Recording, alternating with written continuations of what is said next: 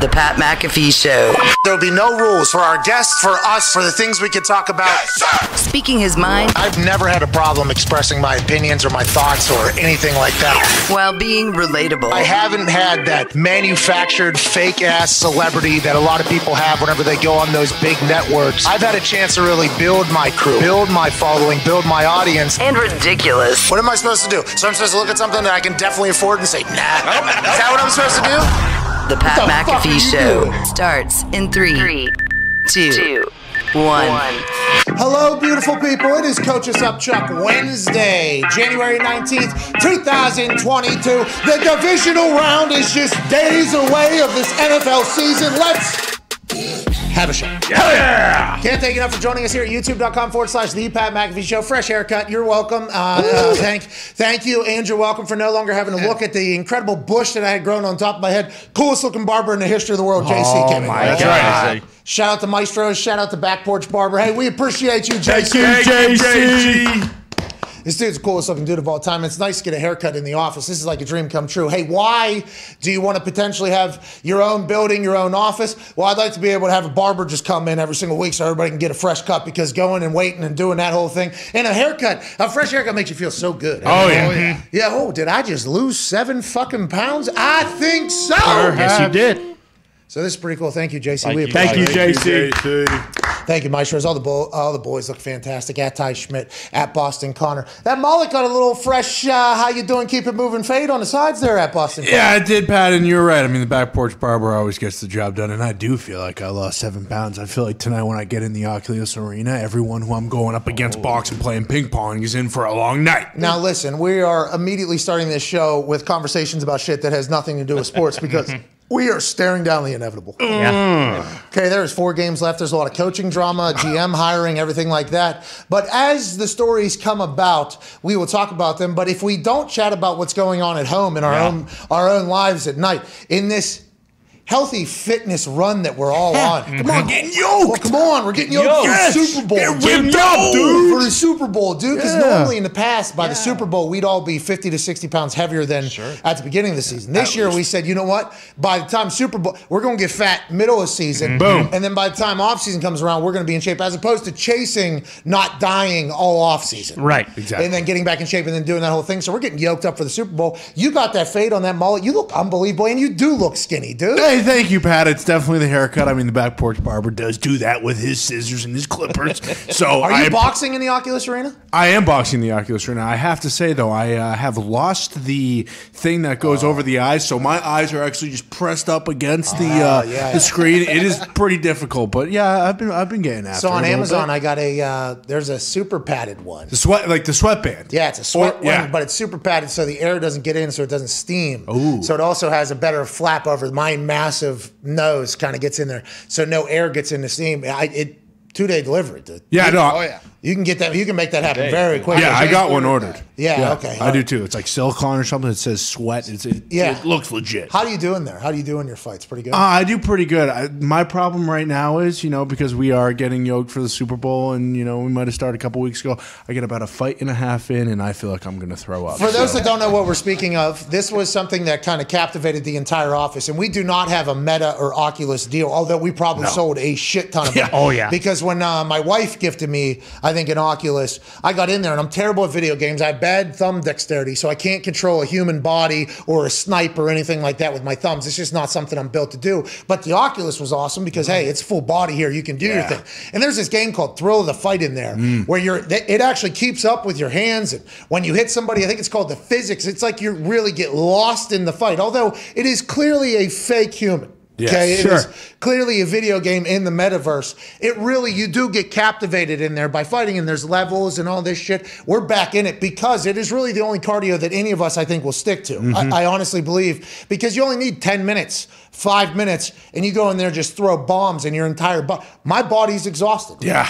I had 4 fights last night. Whoa. Okay. Jesus. That's a lot. 4 fights last Like night. an Iron Man. Well, 3 in the endurance. You know, I'm getting back into this thing. 3 in the endurance phase, which there's 4 phase. That's the third one. And then 1 in the outclassed one. Okay. The outclassed one was the last one. It was a burner. I should have had that one earlier, I think. Almost died last night on the floor. But I can't say enough good things about the workout that is the Oculus thrill of the fight game. Yeah. Legitimately. Even little baby-ass legs Foxy's in there fighting these right. people. I absolutely love it. I'm only good for 2 fights, though. Can't do 4. Yeah, and Makes Foxy does a lot of Floyd Mayweather in it. Oh, really? He's just Technician. dodging? Yeah, a lot of dodging. Oh, so he's really not even... Because they keep track of all your stats, how hard you're throwing, Yeah. how many punches you're throwing, where you're landing, how much power you're landing with. And my stats look drastically different than Foxy's stats. Foxy's doing a lot of, here's the game. Yeah, there's me knocking.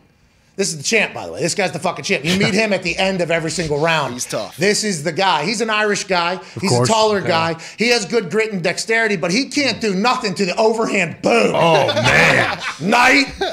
Night, See dude. ya. And you get lost in there, and I don't know what level this was on. Probably the second level, kind of easier. There's my trainer in the corner. He's been with me since the early days. Yeah. He's been with me since, I'll punch the ref every once in a while, too. Yeah, because that ref had no idea, you know? And then it's always nice at the end in the arena, get your hand raised. Of You course. get lost in there. I mean, it's a great game, unbelievable time. Are you knocking people out or not? Yes, I am knocking people out. TKOs. TKOs. Sometimes it's 3 in 1 round, which is the TKO, and then the other time is the clean knockout. See ya, 2 So hits. you're getting clean knockouts. Yeah, I'm not a clown like Foxy. There are 2 hits, Pat. It's me hitting that son of a bitch in the face, and that son of a bitch hitting the floor. Okay? Yeah. Feel good about it. I have a one-punch knockout in that game. It was at the bottom level, and I crow hopped out of my corner. Yeah, bang. And then just straight dead body. Well, that was right after the Tampa Eagles game, right? You said you started off with the crow hop. But I did not. I did crow hop, but I did not catch it as clean. There's a couple times in that Oculus though where I'm working. They have a little training body. They even have a speed bag in there. They have a focus ball in there. Yeah. They have a heavy bag in there that lets you know it's a lot better when you can box like full go and have zero worry of actually getting punched in the face. Oh, yeah. Not a bad gig. I mean, I let the hands fly in there. And then when you don't have to worry about your wrists or your knuckles or anything when you're punching a heavy bag, you can get a lot more work in, I think. So I go in there and I sharpen the axes in there. Yeah, you have to.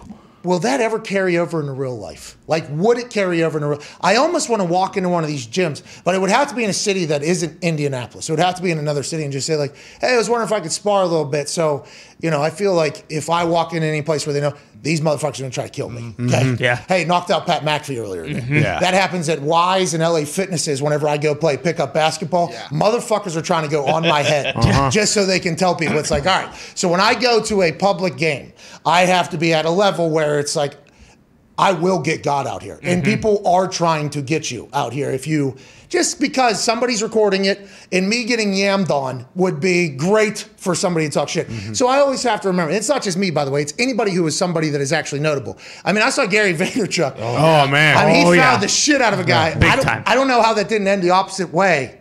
Like, Well, had as opposed to Gary Should've. fouling him, I thought Gary potentially dead there Oh, because yeah. of how those things go. Too much respect for the game. Five time.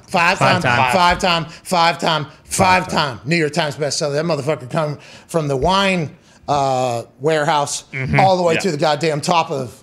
He's got Top of the palace. He's got an office in Manhattan that's just unbelievable. Congrats to Gary. But Hey, attaboy, when we Gary. saw that Gary. video pick up basketball, we did not think that. We thought those were paid actors potentially. That should have been a fight. Yeah, that's what pickup basketball is, and I would assume that's what the boxing world is. Yes. as Yeah. well. You can't just walk in, and I think there's a lot of respect amongst boxing folks. So I think in about 3 years from now, I'm gonna walk into some gym. I think for the next 3 years, we need to keep all cognitive function Yes. at an all-time high. Makes sense. For at least 3 years, 4 years, we have to keep the cognitive function high. The vitamins are obviously already doing some work, and we'll see how that ends up 10, 15, 20 years from now. I think I'll be okay. Seems like other people have been there, but I don't need to be getting battered in the face at this exact time for the good of my life and for everybody.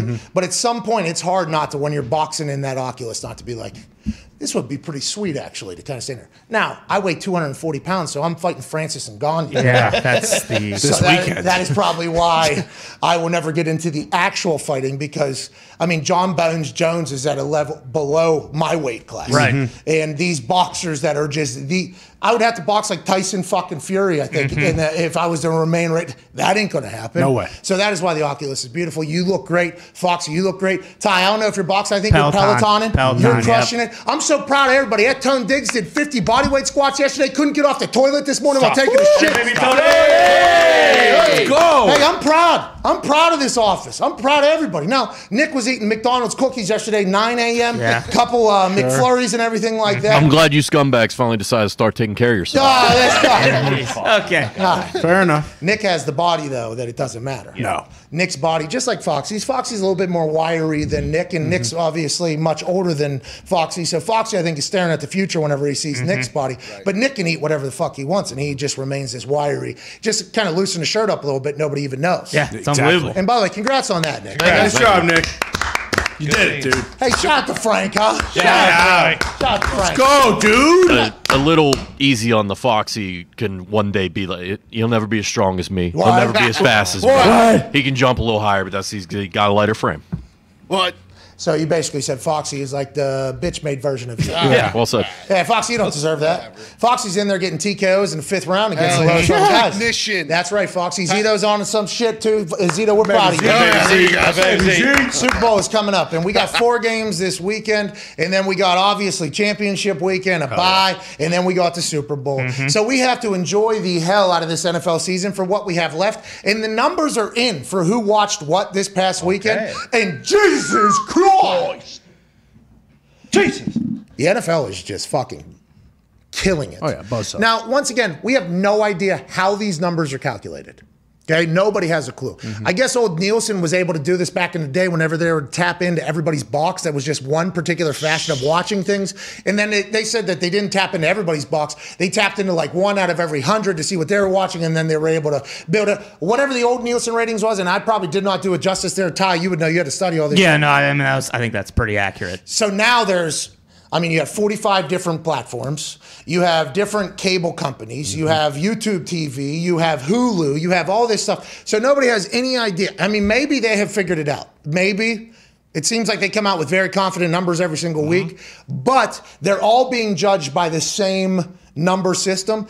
In the NFL is goddamn king. 50.2 million people were watching just the Cowboys-Niners game. That's at its peak, 41.4 average. So that means potentially 100.4 million individual eyes saw Dak get deboed by that ref and then them end the game that way. And Big Mike, what the fuck is going on out here? And then that is insanity, let alone what's about to happen when there's only 4 games and when there's 2 games. It's only going to go up and up and up. But congrats to the NFL for maintaining absolute dominance in a world where there's a fickle fan base for basically everything. The NFL is just climbing and yodeling. And 4 out of those 6 games were blowouts. Yeah. So I can't even fathom if we get like Chiefs-Bills on Sunday night should be unbelievable. Oh, crush. Yeah. Packers, Niners. The Niners have a fan base that has been around a long time. They might have got quiet for a bit whenever they stunk, but they are nationwide because of how big the Niners used to be. That Niners train used to be a real thing. They legit, I had friends at West Virginia who grew up in the hills of West Virginia, like, oh, I love the Niners. Like, how? Yeah, what? How the fuck do you love the Niners? And then they go through like the legacy and like everything that they've had and everybody that they've had. And back in the day, what they were able to accomplish, and their dads love the Niners. It's like they're one of those fan bases that I don't think everybody respects as much because it's from the West Coast, and in recent memory, they haven't been as dominant. But the Niners faithful is a fucking real one. You get that and the Packers, just like the Niners and the Cowboys have that same thing, and it's on prime time as opposed to the Cowboys-Niners game, or that wasn't. That is, I'm interested to see this weekend's numbers. That was going to be huge, and then the early game on Sunday with LA and Tom Brady's going to be huge, and then I think that one on Sunday night is going to break all the records. Chiefs-Bills. Yeah. I think Starts at a perfect time, too. Not too 6:30 late. or Because that something. is what I wonder about, like, Packers-Niners is I think it was Bills-Patriots had the lowest rating of any game over the weekend, and that was the late-night Saturday game. So now you have to dive into it. Like, is it because Jordan Poyer gave a speech to the defense before the game and said, I'm sick of these motherfuckers. Yeah. It's an end of a fucking era. It was, by the way. Yeah. Oh, wow. Everything he said to that Wow. group that he definitely didn't think was going to get leaked publicly. Yeah. By the way, these are things that I don't love that are being leaked, because now people are going to ask Jordan Poyer, do you think what you said is just motivation for Bill Belichick, who's been good for 20 years? And there's probably Patriots fans saying, oh, what the fuck does Jordan Poyer know? Like, Jordan's talking to his teammates on the field. And this has been something that's been happening this year. On-field shit talk has been treated as if it was media press conference shit talk. And I guess that's a world that we get in because everything's mic'd up and everybody hears everything. But I think whenever you get into the confines of a game, like, there's just some modes that people have to get into and have to go to be able to perform at the level that they're at. Jordan Poyer will come on here and laugh, have a good time, super nice guy. But it's obvious that whenever he's playing, though, he flips a switch, and he's fucking out there. And now forever, listen, Poyer sounded like a dog, and they went out there and won. I absolutely loved it. But it also fed a lot of fodder for people that want to talk shit on Poyer, which I'm not sure he was necessarily excited about or even had a thought that they would hear. Now, he knows that there's cameras everywhere, and he knows that people are mic'd up. But all those things have kind of been selectively chosen on what gets released and what doesn't. That one looked like it was a recording of a camera. I don't even know where that one, I don't know where it came from. No idea. I don't even know how. Yeah. Somebody snuck into NFL Films and was able to record it and let that thing. Once again, Poyer looked like a fucking dog because they went out there and won. But I didn't expect that type of thing. It was edited too, so is it going to be on the Paramount Plus show? And that's interesting that they're choosing to From put the Bills website. Oh, the Bills put that out?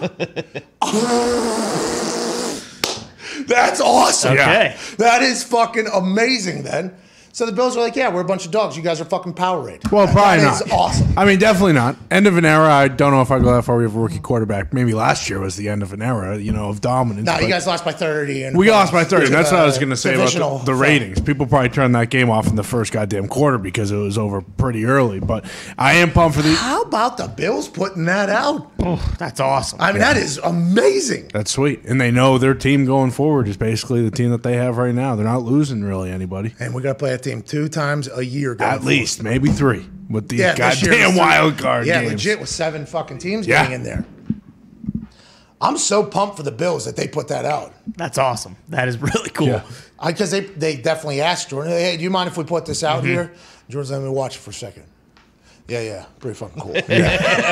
Well, because this happened when the Bills played at the Patriots, where it was like in-game, post-game, like trash talk that wasn't Josh meant Allen to get leaked. in the running out. Who they think this was or whatever. Yeah, and they're leaking it out. there. So it was one of those things where I also didn't think it was the Bills putting it out because it looked like it was someone recording a screen. Oh yeah, on the screen, and then the NFL put one out that you put on your Twitter yesterday of Poyer, but it was him talking about like Josh Allen. I'm so glad Josh Allen's on our team, which that is normally the shit that gets out. Yes, exactly. Not that type of shit, which is sweet that they're doing it. And this is exactly why stuff like Hard Knocks has kind of changed, because you get this from the teams because they can record all this stuff and then I guess selectively put it out, but they need to just start putting everything out. I would like to let everybody know that I do love that this is the way the NFL is going. Oh yeah. The way the NFL's going. Yeah, more access. Never would have expected it. As long as, and you said this and we've said, as long as what you started this conversation with is we don't see a fucking headline out there in the morning that says, is what Jordan Poyer said going to ruin the Bills' chance? Yeah, bulletin board material for Bill Belichick. It will be talked about this offseason. It'll be talked about this offseason for sure. Did what Jordan Poyer said before that wild card game motivate Bill Belichick or Robert Kraft to make a decision? That'll be absolutely quoted. And it's like that shit's been being talked by a lot of people in those pregame huddles when it's just the individual position groups or the secondary or the D-line or the linebacker. The shit that's being said in those. Yeah. These dudes are getting ready to go run their faces into people. Yeah. And there's some people that, aren't necessarily like, hey, let's go have fun out there. There is an attitude and a mindset that comes with that. Fuck these motherfuckers. A lot of, exactly. Yeah, a lot of. There's probably some from the Patriots, but we're not going to see it because they got their fucking asses beat. But we did see you guys dancing on the. True. Do that before every single game. So I right there on Bill's field. Yeah. Look at these cocky motherfuckers. Do it over before there. every game. We did it before the Windy game as well, which obviously you can look back and say it was a fluke. But dude, I love that the NFL is putting that type of shit out. That's a big time. That's a big time change, especially because they're getting into digital streaming now that isn't necessarily FCC warranted. Now they did mute it. They did put stars in there. Yeah. But it was real clear. He said motherfucker a couple times. Yeah, exactly. I mean, there's one thing, but when like they chose to put this out, and it's very evident, like, oh yeah, he said "fuck" in this like 5 or 6 times. Yeah. and that was their decision to put it out. Star, star, yeah, star. exactly. Yeah, it was amazing. Should be able to let it fly anyways. It's the internet. But I do wonder what Bill said to the Bills Concur, after the game. by the way. Yeah, Yes. like it should be allowed. We understand what football And is. everybody's on the internet. Yes. Okay, everybody's on the internet. So there's some sports networks that are, starting and everything like that. Sure. And they are FCC regulated networks, but they don't have like sport rights. Yeah. So you're just basically an internet show that has to be regulated by the FCC with certain commercial breaks. You're not allowed to say anything. It's like in the world that we live in, and I would assume the FCC is going to have to adapt at some point. These networks are going to have to be like, hey, everybody on earth knows that fuck is a word. Like the internet is just, the adults have kind of taken over and kids are hearing this. And I don't know, I'm not a parent, okay? I got a couple dogs, 4 cats, Shout out. What? a couple starfish I learned about. Yeah. And some other stuff. Crazy. This, but what happened to and I think it's happening now because kids are seeing everything on the internet. Like, I'm not allowed to say that word. Like you're not allowed to say that word yet. And I think that is always like the angle whenever people are like, that's why the FCC is the way it is. Well, we can't make kids think it's cool to say this word. It's like, well, when I was a kid, I heard the word, thought it was cool. And I knew when I was allowed to say it, when I wasn't allowed to say it. Now, my dad was a truck driver, so people can my dad, not a big time swear, but I would drop a fuck every once in a while as a kid. And it wasn't like, hey, you're not allowed to say that. It's like, hey, when you're in company of people, don't disrespect them. Like you are not old enough to say that yet. And people hear me now and they probably think I'm an incredibly foul-mouthed person, but then they go on the internet and they're like, oh, this is how everybody fucking talks. Yes. This is how the real world is, as opposed to what we've been trying to paint the picture of the fairy tale land that exists. And the internet has kind of exposed that to everybody. Kids see it every single day. Kids see more videos with the word fuck in it than they see any FCC regulated thing ever in the history of anything. So I like that the NFL is potentially adapting a little bit, that, there might be a little bit of a different time. But they don't have to hear Jordan Poyer say it, but at least in reality, we know that it is being said and this is something that's happening. I like that. That's good news for the future, I think, and that's good news for content as a whole, I think, for everybody. Yeah, I mean, it's just like, not everything caters to everybody. And you think back to like That's hilarious. the situation if you said fuck or whatever around someone and like my dad or like my mom heard it, like, yeah, exactly. Like the point got across very quickly. Like, hey, you don't fucking do that shit. When you're with your friends, you can say whatever the fuck you want. But exactly. Like not everything is meant to be for everyone. And especially with football, like kids know, like it's violent. You see injuries. Like there's some stuff that goes along with the game that isn't for everybody, but there are a lot of people who do enjoy that type of shit. This is good news because, and this is us thinking from a selfish standpoint, I always just assumed that the NFL would never allow us to be like work with closely them. associated because with. we do swear and it's much different than it. But I am a former player. I played a long time. We have a lot of former players on here who do the same exact thing and speak the same way. And in buildings across the NFL, this is very casual compared to what is being said in practices and everywhere like that. But so I like hey, Bills, if you guys keep putting those out. Yeah. Keep putting those Keep out. going. It'd be great for everybody. It'd be great for content as a whole. Remember whenever The Last Dance happened, they put it on ESPN and they just let it eat? Yes. Did the world burn down? No. Well, I guess Scottie Pippen's world. It was kind of already burning at that point. Yeah. Well, I'm not talking about Scottie Pippen. Scottie Pippen, by the way, is on the record saying he and Michael Jordan similar, almost better. Yeah. Yes, but he hates Michael Jordan, it sure seems like.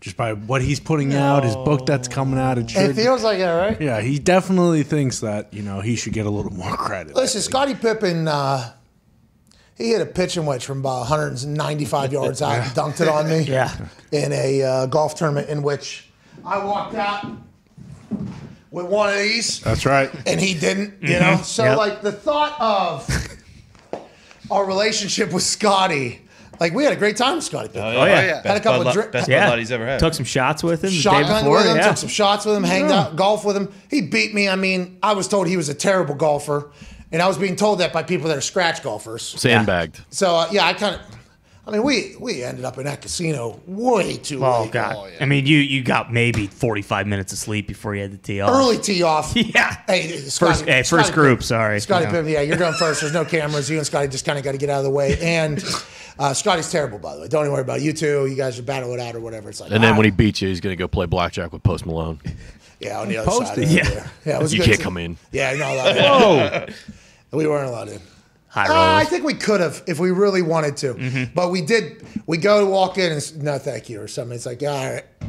Fair enough. We'll go play See, every I day. get it. All right, this dealer over here is about to get tipped out pretty large, and we're just going to need all the drinks that you got around here.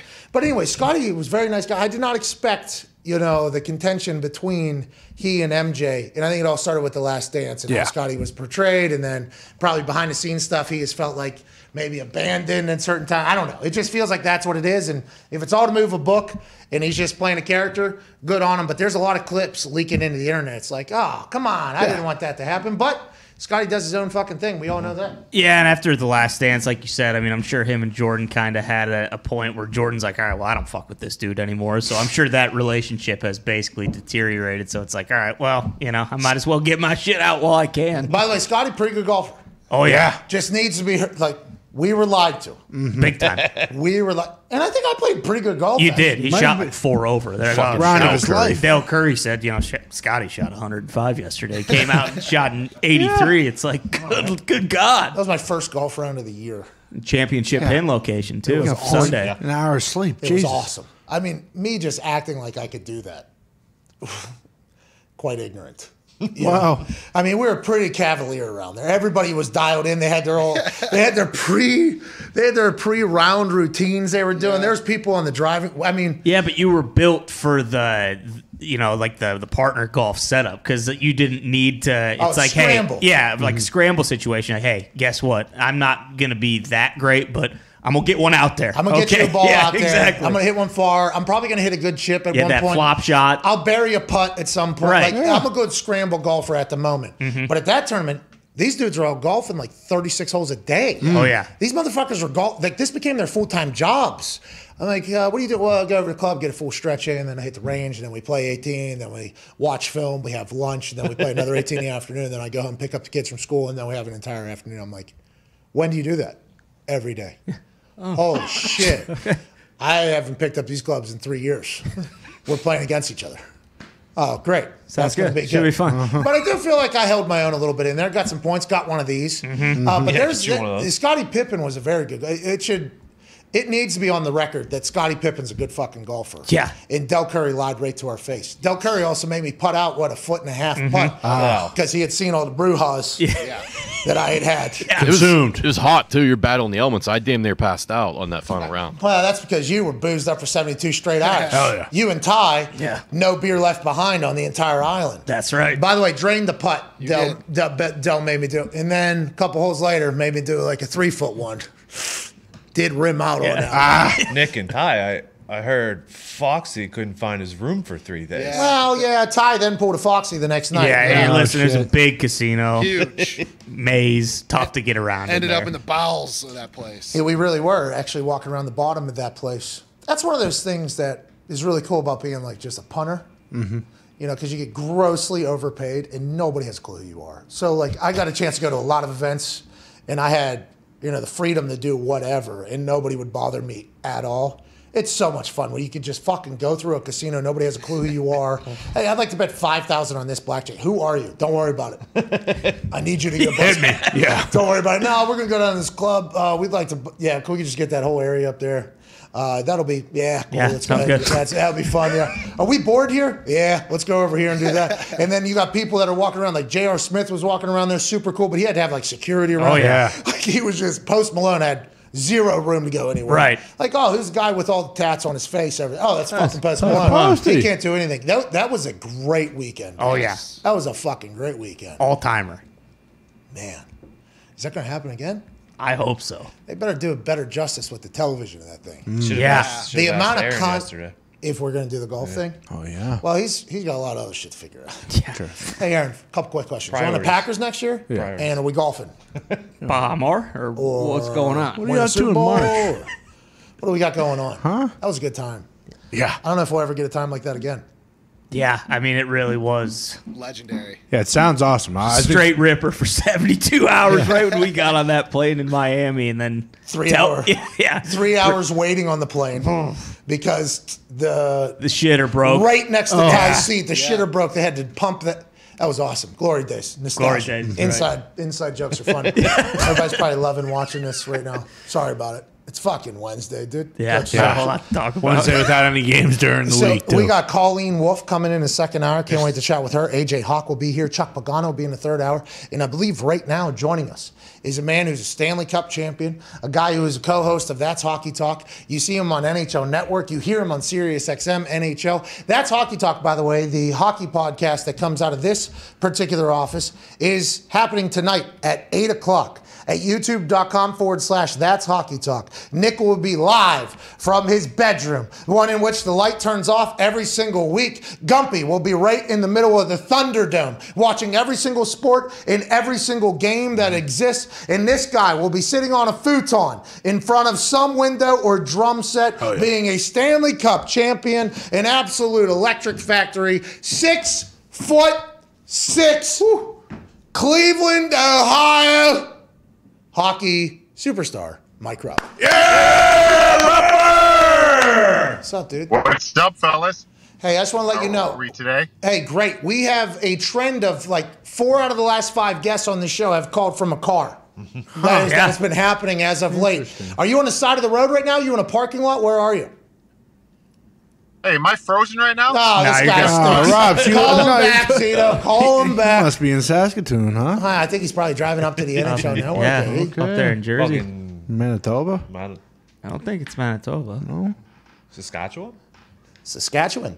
it's all right. Hey, there's a beast that walks around those lands. Listen, you fuck around in Saskatchewan, you might run into a Brock Lesnar somewhere. That guy. Don't get lost. He's actually, I think he actually lives in Saskatchewan. I don't know, but I think, you know, on TV, I just scream, Right. straight out of Saskatchewan. And nobody has corrected me at all. I think he is just up there living maybe in In the wild. wilderness. Yeah, he's While, made, while his Bigfoot sightings are up there. call him back, Zito, call him back. It's blurry. Robs. Must be way up there. Classic Cleveland. How are the Penguins doing? We're fucking great.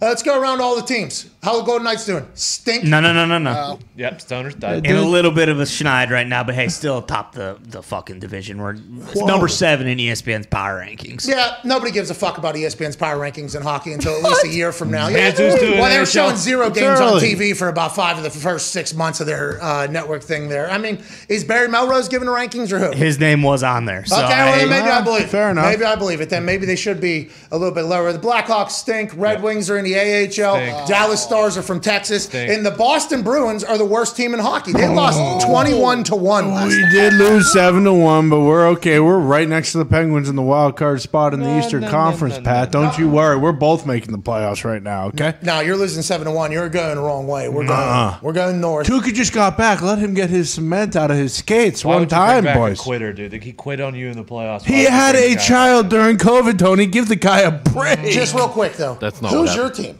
Penguins, dude. Oh, I thought it was a Kraken guy over here. From fucking no, I had a beef on the internet with someone. They didn't know it was happening, but I've since muted that person, so they're not in my brain anymore. I'm back to the Pens. what are you talking about? What? There's a is double M duty, you certain Tony? guy on the internet who talks a lot of shit on the Steelers. I know who his favorite team is, so I couldn't support them during that time. All right, welcome back, ladies and gentlemen. So soft. Just so soft. How come And you- what's wrong with that? How come we didn't get an update that you're back on the Penguins train, by the way? I've been talking about it. I know the last couple times I've seen you dipping your toes on our side of the That's Hockey Talk, which is the same conversation every single time. time. Wow. And you guys have stunk the entire season. No, you lost we're 7-1. Now right it's just getting next to worse. the Pens. Vegas Golden Knights stink. Blackhawks best stink. part in the NHL. Detroit Red Wings, terrible. Kick them out of the league, Doug. I agree. And Dallas Stars, I don't even want to fucking talk about it. Madonna's not coming through lost those the doors. worst. No, Tony did change his fandom back to the Penguins after the Kraken lost 9 straight. That's Tony. Hey, whatever your reason, Tony. We know that. That's I just told you my full. I mean, reason. that's a better reason than the other reason he gave. Yeah, because he didn't even give the person's name of the other reason. He said it. Connor knew. said who it was. Yeah. It's double M? Yeah, he's going up against a super genius. He doesn't want to say something and have him pick that Hold up on, through his double brain. M likes the Seattle Kraken? No. He hates the Pittsburgh Steelers. So if you hate the Pittsburgh Steelers and your favorite team is the Pittsburgh Penguins, I can't. There was an issue there. So what? You guys have resolved this issue? You I just muted him. Yeah. So it's not in your life anymore. Correct. Yeah. So that double M does have a gripe then with Tone for the muting or the banning of it. Not from me. I mean, granted, we need to get double M back on here to talk good Penguins hockey. That needs to happen. I didn't like there for a bit. He was telling people that we banned him because we don't ban people from this show. No way. Especially double M, a guy that I've listened to basically since I was a teenager for a long, long time. Joining us now, is he back? Okay. That'd have been good to know there. Well, you probably told me I was in the middle of a rant talking That's about on me. how the I Red thought you Wings heard me. stink. Well, I mean, Tony's from Pittsburgh and doesn't even like his hockey team. That would never happen in Detroit, Michigan. There's a lot of people that quit on the Red Wings, I assume, up there in Detroit. All Joining right. us now is the man who's a Stanley Cup champion for the Devils, ladies and gentlemen, Mike Robb. Again. Oh my gosh. Is this any better? That's great. What you do? Move the other side of the fucking parking lot, Paul? I did. Now I look like I'm frozen again. Oh, all right. All right. See you, Rupper. We'll see you tonight on That's Hockey Talk. See you tonight on That's Hockey Talk, Rupper. Good luck, Robert. All right, Rupper. We'll get to a break. We'll be back on the other side. We got to run around some tweets. Man, I was really looking forward to that. Me too. I know. This show. This show. It's your show. Calling into our show. Rubber. Yeah, then let's. Huh? Bruce Arians is fined $50,000. Oh yeah. Oh, for smacking that guy? Tom Pelissero is reporting that Arians says he was trying to prevent a penalty by smacking safety Andrew Adams in the helmet and elbowing him. Instead, a rare fine from the NFL for a coach's actions with his own player. The Bucks have fined him $50,000 for his actions on Sunday. Okay, that's interesting.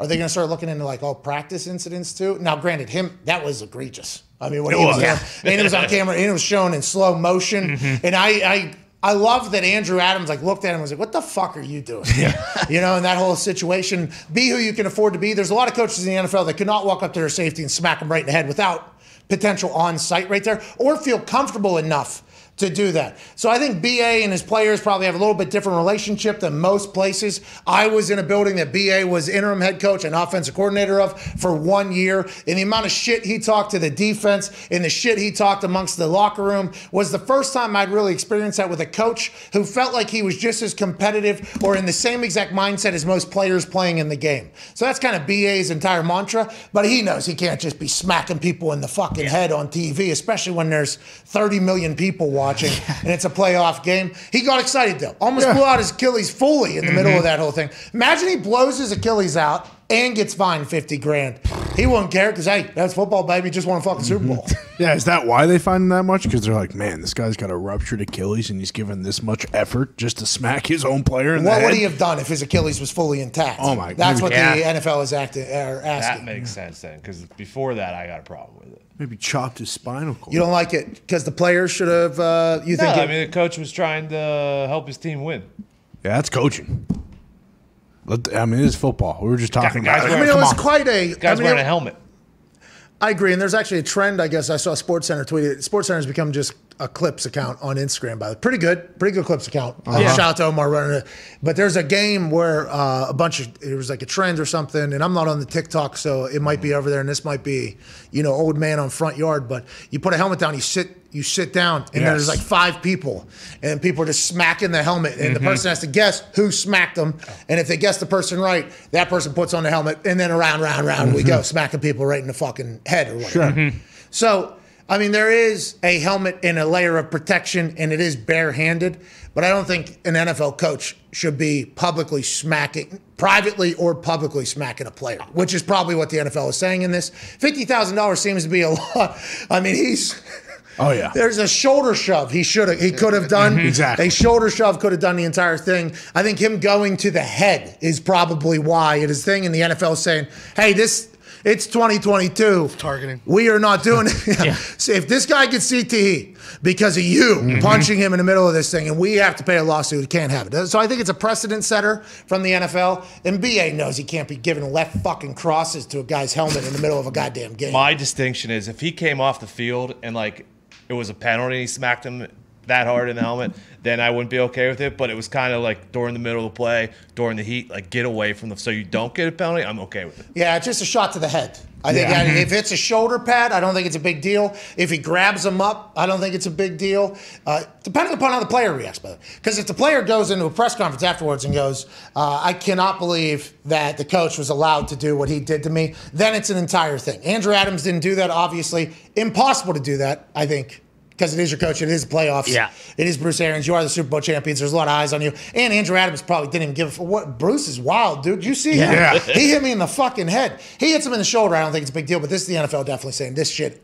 We can't do this anymore. It happening right after Antonio Brown's whole thing, though. Like, what if that guy did actually, do the whole throw his pads, go up to the podium after the game and, kind of go on a little bit of a run there? I mean, it definitely shows you that the players at least like him because he didn't turn around and smack BA in the face. But. So, and that's a very difficult spot for Andrew Adams. Yeah. You kind of just have to take it, which is another thing the NFL probably said. You are in a position of power. Right. In which Andrew Adams cannot tell you to go fuck yourself because you are making decisions, and this can't become a norm around the NFL.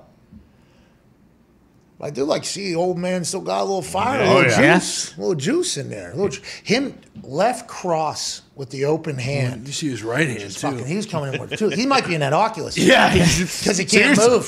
So he's probably just got the stationary. He's probably just in there boxing. Anyways, let's get to a break. I'm bummed that we missed out on Rupper there. Yeah. I know. Good news break there out of the NFL. There's more tweets that we need to run through. Can't wait to do that on the other side, and some more phone calls at 1-833-4-McAfee on the 5-Hour Energy phone line. We'll see you in 4.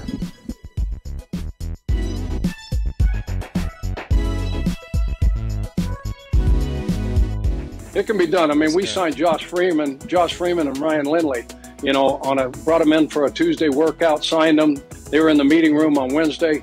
You remember, Pat, I told the whole team, I said, hey, just mind your own business. Everybody do your frickin' job. Don't watch one snap of either of these guys. Do not watch any of fucking practice. Hold on. No judgment. Trust our coaches. Trust our offensive staff. They'll get these two guys ready to go. And sure enough, we went and beat the Titans, to finish the season 8-8. It was one of the most memorable wins we had, because of how we did it. I think so. And Josh Freeman and Ryan Lindley, obviously incredible people, and they came in. And you did say in your Tuesday presser, I've told this story before, where we'll have a package for Pat McAfee. And I was like, wait a fucking minute, it's the last game of the season. Okay, we've lost 10 quarterbacks. There's no way I'm dying right now out there. But that was obviously a joke, obviously. But you bring in Freeman and Lindley, you making the proclamation to the team before they came in. Hey, do not watch, all right? Just don't judge. No judgment. No judgment. Do not watch. And then me and Vinatieri, obviously, immediately upon hearing that, we're like, all right, so we got to go fucking watch this guy. And it was bad. That first day of practice was bad. I mean, it was bad. Thursday, still banging the drum here. Hey, let's not judge. Let's just keep putting in the work. Let's just keep going. It started looking a little bit better. None of us could have expected getting that win on Sunday. You're right. That is a very memorable game, and it's because of the adverse conditions that we're under, Yeah, no doubt about it. And if you guys could have been at the workout on Tuesday, you would have said, no friggin' way you signed these two guys. Because you remember Josh Freeman had a cannon, right? Yeah. So you know how Frog and T and those guys had set up at the different areas? Like if you're throwing, quick game, you got a quick out or a slant. And then you go, 5-step drop, 7-step drop.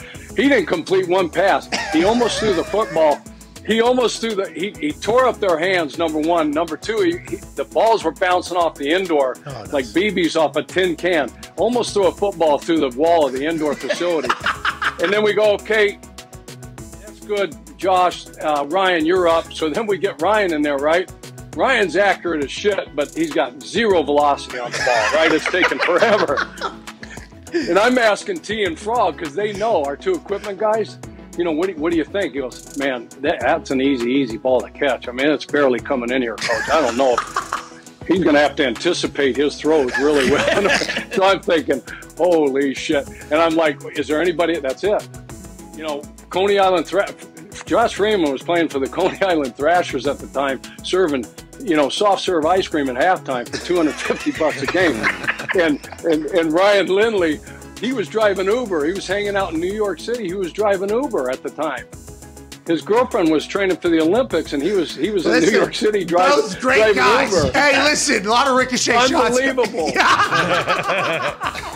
Hey, these guys, unbelievable. Hey, the gabagool on these guys, Coach. Honestly, they were very good, but they to walk into any Howl at the Moon and go, wish you would stand from that ledge, my friend. Jumper. We could cut ties with all the lies that we've been living in. And if you do not want to see me again, I would understand.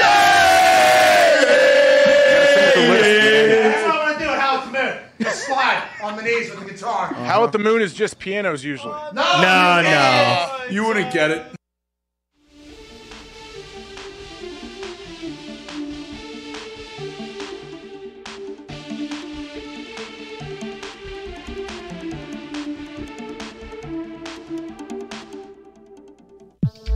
Welcome back to the Pat McAfee Show here on Coach Us Up Chuck. Wednesday, January 19th, 2022. Mike Rupp joined us for 47 seconds a little bit ago. Got some good hockey talk in. We will listen to more from him at That's Hockey Talk at youtube.com/That's Hockey Talk tonight at 8 p.m. Eastern Standard Time. Great plug. Thank you. Hey, no problem at all. I think 5Gs is supposed to be getting put in all over the place. Yeah, there's going to be a bunch of... All airlines were going to have to cancel all flights today because of it, but they struck a deal, so we're okay. Well, they struck a deal. They said, hey, we'll just put one of these like mirrors that'll deflect it around They're flights. not doing the 5G stuff around major airports today. Which is not good. Why? Because if this stuff's in the air, even if it's not around major airports, well, it's still. Oh, you're hold on. point. You're leading to a bigger point. Like, if these things can take down planes, what are they? Yeah. What are they doing? What are we What doing? are they doing? It's the instruments in the planes. Well, yeah, obviously, please turn your cell phone off while during takeoff. And I always thought to myself, if this thing is going to take this plane down, I would like off said plane Right now. I would right now. I would like out of here. But if 5G is going to be everywhere, that's great news. I think, even though there's probably long-term effects that are not. I mean, Gumpy just got perked up around the microphone. yeah. I'm sure he is excited to drop in on this. Gumpy, 5G making it to Canada, pal. There might be the 5G chip from the vaccine as well. Oh, Jesus Christ. All right, that is not confirmed information, and that is not what this program is about. Jesus Christ. Don't worry, no one can hear you now because they actually took us down immediately. Well, Gumpy's got a Djokovic poster hanging above his bed now. Okay, sweet. By the way, he just bought some medical firm. 80%. He's going to beat COVID. He's going to fix it. Yeah. The world is hilarious right now, and we like to let everybody know that we don't know shit about fuck, so please don't listen to any of us about anything that is actually of any importance. It is time now, though, for us to do a brand new segment that I think we're going to see a little bit more of as this season ends and the off-season rolls in. Ladies and gentlemen, it is time for Foxy. Let's see some tweets. Boom. Mike Giardi? Giardi. Yep. So Giardi in the Paisan, always a Gia, huh? That's always a Gia. There would never been a Giardi there. That's always a Giardi there. Is that right? Could be Giardi, but yeah, that feels like a GIF situation. Well, it's definitely a GIF. I agree, but just for the sake of Giardi. Wait. No, it's a GIF. Yeah, GIF's the peanut butter is GIF. Yeah, GIF is the peanut butter. Yeah, GIF is the thing that's on the Yeah, there it is. I said it wrong. But the stooge that invented it was like, no, it's GIF. Yeah, and then we all said, yeah, it's Yeah, cool. it's Drop not, the though. dude. Yeah, exactly. Yeah, drop the dude. Fine. Yeah, no big deal. Mike Giardi at Mike Giardi. Should also note that Bill Belichick did his press conference and went into the Bills locker room for an extended period. I wonder what that was about. Was he chatting with McDermott? Because remember earlier in the year, McDermott said, let's not get too crazy. Okay, everybody's saying that Bill Belichick beat our ass and out-strategized us and out-schemed us is basically what McDermott was alluding to. Didn't bury him, but answered in a way that isn't normally talked about when you're talking about Bill Belichick by other coaches. Rex Ryan used to come out and bring the shovel and say, like, this guy, we ain't scared of nothing. We're going to go punch him in the mouth. And I don't know if Bill Belichick ever took any trips into the Jets locker room, but I like the fact that Bill Belichick knows that he is in a position where a lot of people respect and appreciate his opinion. And if he was to come in and say, hey, I like what your team's doing. I like how you guys are operating. We got to play against each other a bunch. I like this move a lot. He's one of the only people that could do this. Not everybody that as a coach of another team could walk into another locker room. Because a lot of coaches would be like, hey, I don't need you fucking coaching, okay, my team. Okay, I don't need you fucking telling me that I'm doing a good job. And we do not know each other. And maybe they do, and who knows who he was going in there to talk to. Maybe it was somebody that he knows very well, and this was kind of something set up. But there's not a lot of people in the football planet that can do that. I like the fact that Bill Belichick is at the, hey, I'm going to give credit where credit is due in this football game. Not that my word means anything, I assume Bill says. Like, hey, not that this means anything, but I do believe it's a good thing. I like this. I like this a lot out of old Bill Belichick. I love a good, respected rivalry, and it seems like that's what's happening between the Bills and the Pats, the Steelers. Not if you listen to what's going on with Jordan Well, Poyer. that's just pregame because also Christian Barmore, rookie D tackle from Alabama on the Pats, who's been really, really good all season, was standing and watching the Bills kind of celebrate for a few minutes after. And the center from the Bills, who he was going up against all night, came up and like talked to him for a few minutes. Like said, told him he's a good player, dapped him up, did the entire thing. Yeah, I saw that clip. It was awesome. And those two are going to, I mean, Bill Belichick's always going to have a team. Now, granted, they lost by 30. I mean, fucking dog wall. Should have been more. Sit. Yeah, Big time. I mean, that was a tough game, probably. But that's not normal, right? Bill Belichick is not normally going to do that. These Bills-Pats games are going to be good for years to come. Everybody knows that. They have been. And I like this. I enjoy this. I think this is a cool thing. I forget. So Shane Leckler, I think he was the first one where he had somebody send over a bunch of beer to me and Vinatieri for the trip home. And I was like, man, that is so cool. Like, how come that doesn't happen more often? And it's because you don't want to step on any toes. You don't want to give any misleading signs or anything like that. I don't know if Bill Belichick wanted anybody to know that he went into the visiting team locker room. Probably not. This person reporting it. I wonder how much more information we could get out of the Paisan Giardi. Let's see another tweet here, Foxy, as we roll through. NFL on CBS. The Bengals have never won a playoff game on the road, 0-7, in franchise history. You're telling me the Boomer never won on the road? Wow. Wow. Boomer? I thought that's impossible. No, well, Boomer would actually walk to the away games. Oh. Okay, because bus plane, that's easy. Lazy motherfuckers are doing that. Hardworking Boomer Esiason walking to the actual away games. Never was able to get a win, not because of him, but Joey B and that team have to feel very confident. They have to be very comfortable. But they're going against a Titans team, especially a Vrabel-led Titan team that after 8 days rest is like double-digit wins. Dominant. Yeah.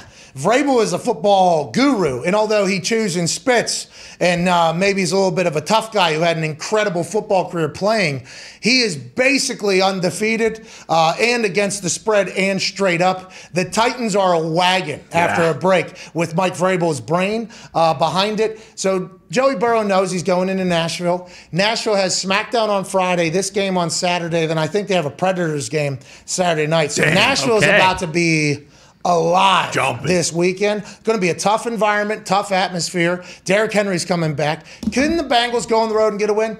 I don't think so, but this is an incredible start for the foundation that Joey Burrow and that team that is very young are only going to build upon going forward. Yeah, it's just a tough situation for them, too. Like we talked about it yesterday, the Titans are basically the healthiest they've been almost all year now going into the playoffs, and who knows how long it's going to take, Henry to kind of get back into the speed of things, but the Bengals D-line is really banged up, too. It just seems like the kind of game where more physical team's going to win, and usually that is the Titans. Who they? Who they? Who they say gonna beat them Bengals? Everybody that's ever played them at home in the playoffs. Yeah. That's right. Everybody that has ever been at home with the Bengals coming in. Who they, we they.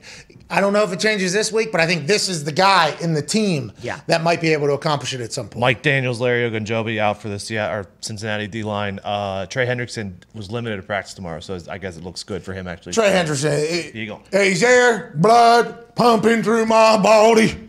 He doesn't wear gloves, right? I mean, he's like an old school guy. You're probably going to play. He had a hell of a career. Let's see one more, Foxy. The NFL UK. Shout out to UK. Hey. Hello, UK. Thank you. Thank you, Tom. Thank you. And when I watch, I see 1, 2, 3 different things when I'm listening. That's right. That was David Beckham when I heard him do his first interview, and he said tree different, and I was like, oh, they said tree. What the hell is that is a vat. How it's their language. Oh yeah. How are we so much different than them? None of us will ever understand. Wow. I mean, the dialects around America are already insane. I guess that trip across the water, everybody's like, hey, we hate the way they speak, right? We're going to say a lot of things differently, but I mean, what a beautiful place the UK is. Beautiful. What a beautiful place. A lot of history over here. Parliament. I will say, Shout out too, Big if you're Ben. scrolling Twitter and you see Sky Sports and all of a sudden you see a bunch of British guys talking about the NFL, it's kind of awesome. It is electrifying. Tom Brady is 44 years of age. Kyle Shanahan, obviously the Niners coach, 42 years of age. Matt LaFleur, the Packers coach, 42 years of age. Sean McVay, Rams head coach, 35 years old. Tom Brady is older than every other NFC head coach other than Bruce Arians, who just got fined $50,000 for a left cross to a player's head. Damn. I mean, it's a young division over there with young stars, but the old GOAT seems to still be sitting around. And then there's the hippie immunized MVP sitting in Lambeau waiting for everybody to come home. Will the Niners be able to topple them on Saturday night? How about the Titans and the Bengals? The fucking Chiefs and Bills? There's a lot to talk about. Hell yeah. I can't wait for this weekend. I can't wait. And when Ty was talking about the Titans there, the Titans and the Packers feel like the most similar team, with everyone coming back for the Titans, everyone coming back for the Packers, the most healthy they've been all year. Both have home field advantage. Both the 1 seed. It does feel like similar stories. Yeah. And the only question would be is how quick can they catch back into a rhythm? You know, how quick can they get back in there? And I just think having the bodies is huge. Yeah, and I believe the Titans have played both the Bills and the Chiefs, and the Packers have played both the Rams and the Bucks. They haven't played the Bucks this year. No? No. Oh, okay. Oh, that was last year. I mean, Aaron, when he does the interviews from the facility, it's different. Like, hey, he's working. Yeah. Like, hey, I'm in a work mode or whatever. Still seem very. He's laid confident. back. He's confident. They're all confident. There ain't no anxiety. It feels like it's just like, yeah, whatever. You know, we're not changing anything. Let's just go out there and sling it. Hey, would it be easier to, make a decision after you win? You're like, probably after I win. Yeah. So it's literally like house money, probably in his eyes. Like, hey, we got to go win this. Obviously for the legacy, they have to do this, and for this team, I love this team. But ultimately, everybody knows what the future holds at the end of it. And I like the fact that all these books that he's been recommending to everybody. It's all basically like, just live in the moment. Fuck it, we can't figure out anything else. So why even worry about anything? What if his mindset that has changed, obviously, over the last few years, maybe within the last, I don't know how long the thing is, but what if his mindset has just got to the point now where literally nothing is a big deal? And that radiates through the rest of your team. I saw Devontae Adams speaking about getting an award, I guess, by the local media members. Yeah, yep. I mean, shout out to the local media members, okay? Shout out. And you giving an award to a player from the local media, I think is pretty, But Devontae appreciated it. He did. So that was awesome. Just the thought of that award was very interesting to me, very high and mighty. Like, hey, you are our best. Like, what? Who gives a fuck, dude?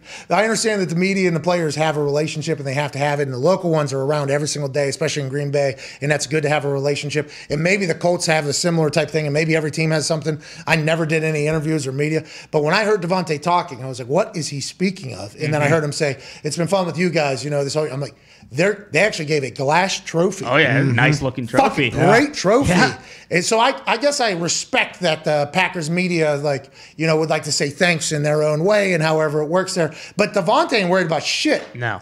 Devontae, he's just so relaxed. AJ Dillon was streaming the other night, I think. Yeah, with Lazard and MVS and a couple of and that just all radiates through the entire team. I'm not saying it's because of Aaron Rodgers. I mean, it must help if you have Aaron Rodgers on your team to feel that way. But that type of kind of cool, hey, we're good, we're supposed to be here type feeling, everybody sees that and reacts off of that, especially if it's quarterback position. And then you go back a couple games whenever they sealed the NFC North and they were in that huddle and he was giving that speech and the sky cam was kind of zooming in on it. And I don't know if he necessarily loved that shot was happening, but he came on this show and said, I was just telling him, like, hey, enjoy this moment. Like, we won the fucking NFC North here. This is what we worked for. Let's not just throw this aside, because everybody says the number one goal is to win the division, because if you win the division, you get into the playoffs and you get to dance. And if you get in the playoffs, who cares? And then normally whenever you win the division, it's like the division isn't shit. Okay? Yeah. We need to get to the Super Bowl. Nobody cares unless we win a Super Bowl. Him just having that, presence, and it felt like everybody was listening and bought in. And it's just like, that's a cool thing for that team. It feels like that's a team mentally and physically, and they're getting healthier, that's ready to go on a run. And Vrabel, hey, the most physical team's going to win. That is something that, even if you are a little bit tight or maybe don't make some plays, like being able to run into somebody is something that can kind of break the ice. And I'm not saying you don't have to have, very fine skill, because if you think about the positions that people normally say are choke positions, it's in a situation where the minute details matter. So it's a pitcher who, if they release just an eighth of an inch forward than they're supposed to, they leave one high, home run, oh, this guy can't do it. It's a shooter where if their elbow just locks up in a moment and they miss by that much and it rattles out, oh, this person can't do it. A kicker, if a ball is off this much and they hit that much off on it and it misses, oh, this person can't have the big moment. It's always those fine details that are in the positions where people question whether or not they're a choker or not, or maybe just in that opportunity or in that situation, something didn't go right and they're kind of just unlucky, but that is the narrative. Those big guys have minute little techniques that they have to go through. But if you're a physical team, I think that's something that even if you're nervous, you can run your face into somebody. No offense to the offensive lineman, and there's obviously you got to be able to read and see who and what angle and stuff like that. But I think the physical teams can travel because they can battle through any tightness or any anxiety, because the winning or losing of it isn't dependent upon just some tiny little thing potentially being off because you're overthinking for an eighth of a second. That's just the very, very interesting stuff, and that's why I think the mindset of teams is maybe the most important. When I saw that Eagles team after the NFC Championship, or before the NFC Championship, I think, their team meeting, and everybody was dreams and nightmares was going in the team meeting, and I saw everybody, I'm like, oh, that team is going to win right there. Look how loose and comfortable they are. There isn't any overthinking or wondering whether or not they're going to get beat. That feels like what the Packers have right now, and with what the Titans have, we don't know anything about them. They don't talk much. I don't think we hear much from them, and it's probably our fault. But that physical mentality, I think, is one that you can battle through as well. For sure. And like you mentioned with the house money, everyone's picking the 49ers right now. So The Pat McAfee Show. There'll be no rules for our guests, for us, for the things we can talk about. Yes, speaking his mind. I've never had a problem expressing my opinions or my thoughts or anything like that. While being relatable. I haven't had that manufactured fake-ass celebrity that a lot of people have whenever they go on those big networks. I've had a chance to really build my crew, build my following, build my audience. And ridiculous. What am I supposed to do? So I'm supposed to look at something that I can definitely afford and say, nah. Is that what I'm supposed to do? The Pat McAfee Show starts in 3, 2, 1. Welcome back to that show, hour 2 on this glorious Coach Us Up Chuck Wednesday, January 19th, 2022. Shall begin right now. Thank you so much for joining us. It's myself, the Toxic Table, at Ty Schmidt, at Boston Connor, with a fresh fade on that mullet that is flowing wonderfully. Thank you, Pat.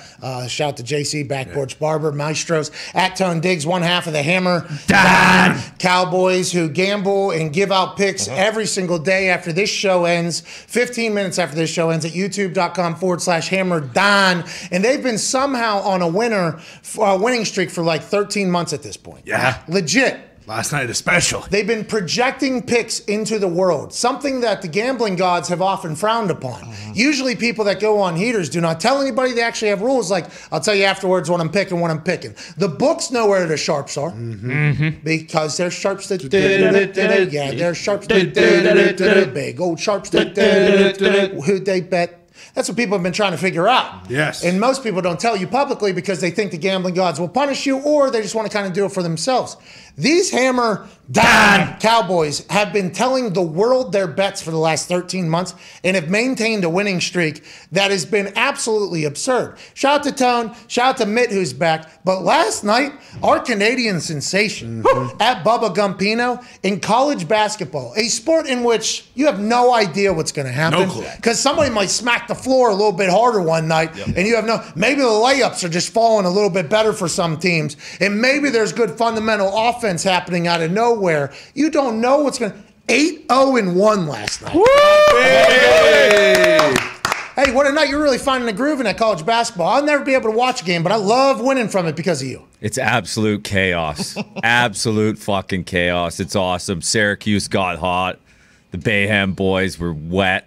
Couldn't miss a shot. I mean, what a night for the lads. Hey, what a night for you and the Hammer Down Cowboys. Joining us now is a man who I think spent the evening at an Apple store or maybe with the Geek Squad or trying to figure out his own thing. Ladies and gentlemen, a college football national champion, Super Bowl champion, Ryder Cup champion, and COVID survivor, AJ Hawk. Hey, you look good, dude. You on Zoom right now? No, this is FaceTime. Looks great, right? Yeah, it does look great. Actually, this is Zoom, I think, because FaceTime actually might be a little bit tough today because I guess 5G's getting put in and maybe 5G's dunking on LTE or the little lines everywhere. Rupper was supposed to join us in the first hour and have hockey conversation. We actually just bought time for about 30 minutes to get Rupper on. We were excited for it. We couldn't hear the fucking word he was saying. It was freezing up, so we're happy you're here, AJ. Hey, good to be here. And Gump, congrats, man. 8-0-1 and last night just in college basketball. Yeah, it's unbelievable. How much thought goes into all those picks? We're up all night. We're up all night, AJ. Hey, and if you watch tonight on That's Hockey Talk, 8 o'clock at youtube.com/That's Hockey Talk, you'll actually get a chance to watch a Gump in the Wild in the Thunderdome because he's on the show, he's at his home, but you see him looking at screens literally on every side of the camera, and he's like, oh, goal! Yeah. And it's like, how does this guy know? And then literally you see it come across Twitter, and then some basketball dunker, you're like, oh, and it's like, how does he watch everything? That's literally all this dude does. It's unbelievable. It's amazing. And he's, by the way, we're all benefiting from it. And if you watch Hammer Dahn, you will as well, AJ. Why don't you think about it, pal? I haven't sat down and watched from start to finish, but I'm definitely going to. Gump, I almost went in your apartment. Connor walked us through like your main lobby. We were trying to get out of the national championship game. So yeah, I wanted to go up and check it out, Gump. Hey, you're always welcome, AJ. He'll cut, and then don't worry about that. We got a guest joining us right now. She is a host of the Thursday Night Football Kickoff Show, I believe, on NFL Network. Also, the Weekend Good Morning Football. Friend of the show. She's been on before. Ladies and gentlemen, massive Eagles fan. They're not in any longer, but they showed great promise. Oh, great promise. Colleen Wolfe. Yo! What is up, boys? How we doing? Hey, great. How are you? Eagles kind of stink, huh? Might be a brand new team next year. Jalen Hurts might be out. Maybe there's a new quarterback. Sirianni's going to be laying the manure. What is life like as an Eagles fan right now, Colleen? Life is tragic. It was like watching a tragedy when I was watching the Eagles play the Bucs. Listen, it is Eagles fans have long been known to be reasonable, rational, like just really straightforward fans. And listen, I saw a lot of them in Tampa Bay, and they were very upset after the game. And as someone who's related to a ton of Eagles fans, it was no different in my household. So we're struggling, right? We're on the struggle bus. Well, if it means anything, the team that I pull for, they lost to Clowntown in the last week, and they didn't even make it in the playoffs. So, I mean, all NFL fans are a little bit bummed at some point during the season. Now we got 4 games left. We got 8 teams left, Colleen. These games, I mean, 50 million people watched the Cowboys-Niners game last week. I assume the entire globe is going to be watching this weekend. What are you looking forward to the most? And is there any teams that you like better because they treat you and your TV show better than other teams do? Right. I am. That's how I select my games. Really. Hey, I do. I'm Packers. I'm a big time Packers fan. I mean, right? Yeah, Love absolutely. the Packers. Yeah, absolutely. Right. So let's talk about that game actually, because I feel like the thing that I'm really wondering about with that game is the San Francisco injuries, and just waiting to see what goes on with Nick Bosa, whether or not they're going to have him back, because the Packers offensive line, even with David Bakhtiari back, like there are some holes on that line. And if you have Nick Bosa in that game, I think that could be kind of a game changer. But honestly, Fred Warner is the one that I think is the game changer. And when you look at what he's been able to do, just that low-grade ankle sprain, they thought it was a high ankle sprain, so thank God it wasn't that. But getting him back is going to be huge for them. And Jimmy G, now we're hearing about that shoulder being maybe a little bit of an issue too. So I feel like the Packers are in a nice spot here, even though they got to deal with Deebo Samuel, which is a whole nother thing. Yeah, you're right. He's Deebo, dude. Hey, Colleen, speaking of Jimmy Garoppolo, like they're in a weird spot drafting Trey Lance. Let's say Jimmy somehow takes him to the Super Bowl. Like, is there a chance they win the Super Bowl and Jimmy's not their quarterback next year? Well, I think if they win the Super Bowl with Jimmy, then they got to stick with Jimmy. The thing is, like, if they get rid of Jimmy, who's better out there next year? I mean, you look at this year's draft, and it's a pretty mediocre quarterback class. And who's going to be involved in free agency that's better out there? So I think, I mean, are you saying Carson Wentz? Is that what I'm hearing? Carson, I don't know. Just the rumors that I've heard from different people around town. They're not necessarily thrilled with old Philadelphia Eagle turned Indianapolis Colt Carson Wentz season ending there. So maybe we don't know. We have no idea. $15 million guaranteed. But maybe Russell Wilson, who knows what's going on with him. Ben Roethlisberger. Oh, like that. Hey, Ben Roethlisberger said he ain't going to be a Steeler anymore, but that doesn't mean football's done. Is he going to the XFL? I don't know. He's retired. Yeah, but you're right, though. Who is better out there? This is a bad year to need a quarterback, is what you're saying, yeah? Yeah, and if the Niners are able to win the Super Bowl with Jimmy G, there's no way that they should go away from that. And plus, their bread and butter anyway is the running game. That's where they get it all done. So they just need someone who can keep the team afloat and not make mistakes and not put that defense in a bad situation. Colleen, do you get yelled at for saying stuff that is maybe negative towards the NFL on for instance, on your show, Steve Smith turned into an absolute fucking savage. Yeah. I mean, it was awesome to see on the NFL Network because that doesn't normally happen. We all laughed. We enjoyed it. I assume some of the players weren't happy, but it is the NFL. It is the league being represented. But in the same vein, Dan Zeus ranks teams from the NFL. So what is there a fine balance there? Is that really not in your nature? Or do you guys hear hey, you can't say that the refs stink? Is there any of that type of stuff? I've gotten called to the principal's office a few times, and it's from teams complaining about things that I've said. So I'm not a stranger to that at all, but Steve Smith Sr. takes it to a whole different level, and that's what makes it so much fun. I mean, you always know exactly where you stand with Steve, and you don't want to be standing in the wrong spot with Steve. Well, he's very humble, and last time he came he was actually eating humble pie. It was pretty good. I think it was cereal. I think it looked like humble pie. Looked like it. He's electrifying. Go ahead, AJ. Sorry about that, pal. Hey, Colleen, I feel like you're not out there just tearing organizations down. What are you saying? PR people from a team could reach out. What have you ever said bad about teams though? I've gotten some heat from the Jags before, just about some jokes I've made.